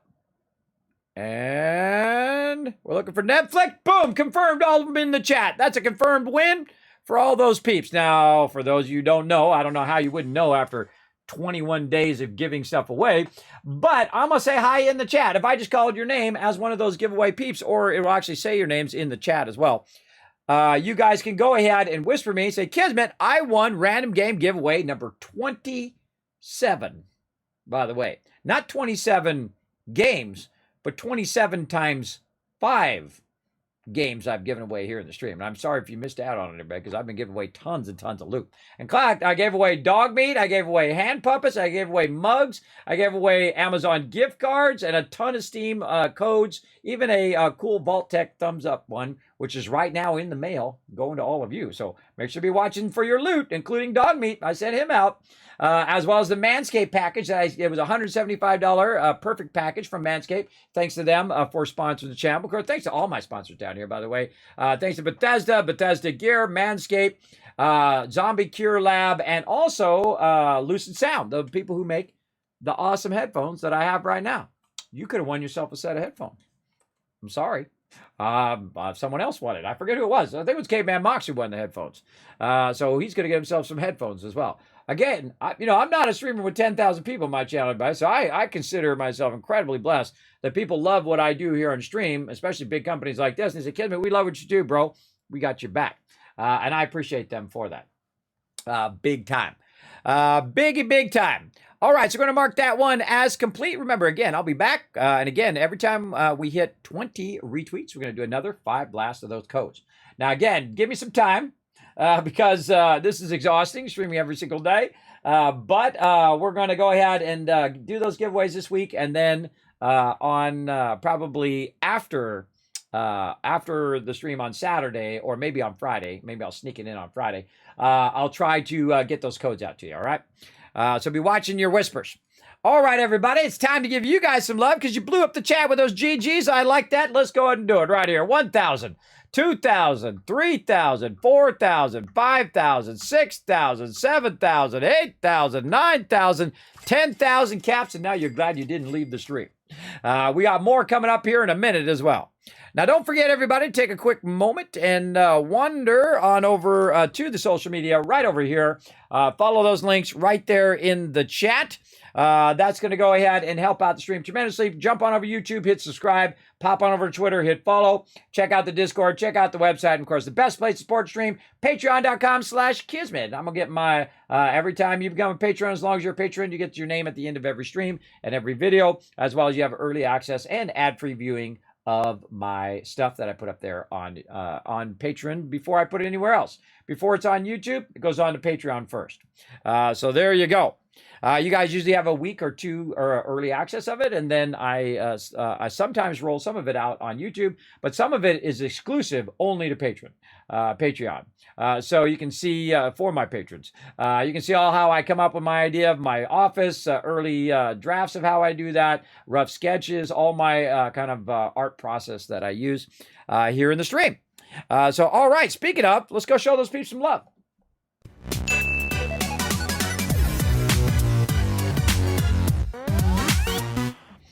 All right, starting out the Kismet Love Train. Again, we're just going peace out. We're way over again.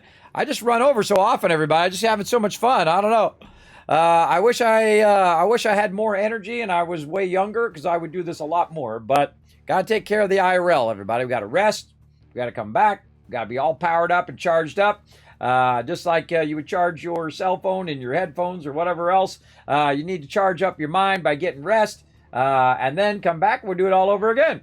Now, thanks to all my Teamwork Tycoons right here. They got on the Kismet Love Train. Thank you to a Crazy Aussie. Thanks for all the follows. And thanks to all my patrons right down there. Resin Spike, Rotisserie G, JC Hunter, right down there. All those awesome peeps. Again, thanks for the follows right over here. Now, I'm going to blow up that chat a little bit more. Let's go. 1,000, 2,000, 3,000, 4,000, 5,000, 6,000, 7,000. Breathe. 8,000, 9,000, 10,000 more caps for getting on the Kismet Love Train today, staying all the way to the end of the stream. That's why you want to stay all the way to the end, everybody. That's when you walk away with them caps for the next giveaway. You're going to be styling. And again, that's it for me. I'm going to go ahead and roll out the Kismet Love Train. I will be back again, 1 p.m. Eastern Standard Time. I had a great time. Hope you did too. Sorry I got off on a bit of tangents tonight. But, you know, that's what my stream's all about. You know, you gotta come in knowing what's going to happen in this stream, everybody. Going to go right off the rails. That's part of the fun of watching it. All right? We'll see you all next time. Again, 1 p.m. Eastern Standard Time. Bye, everybody.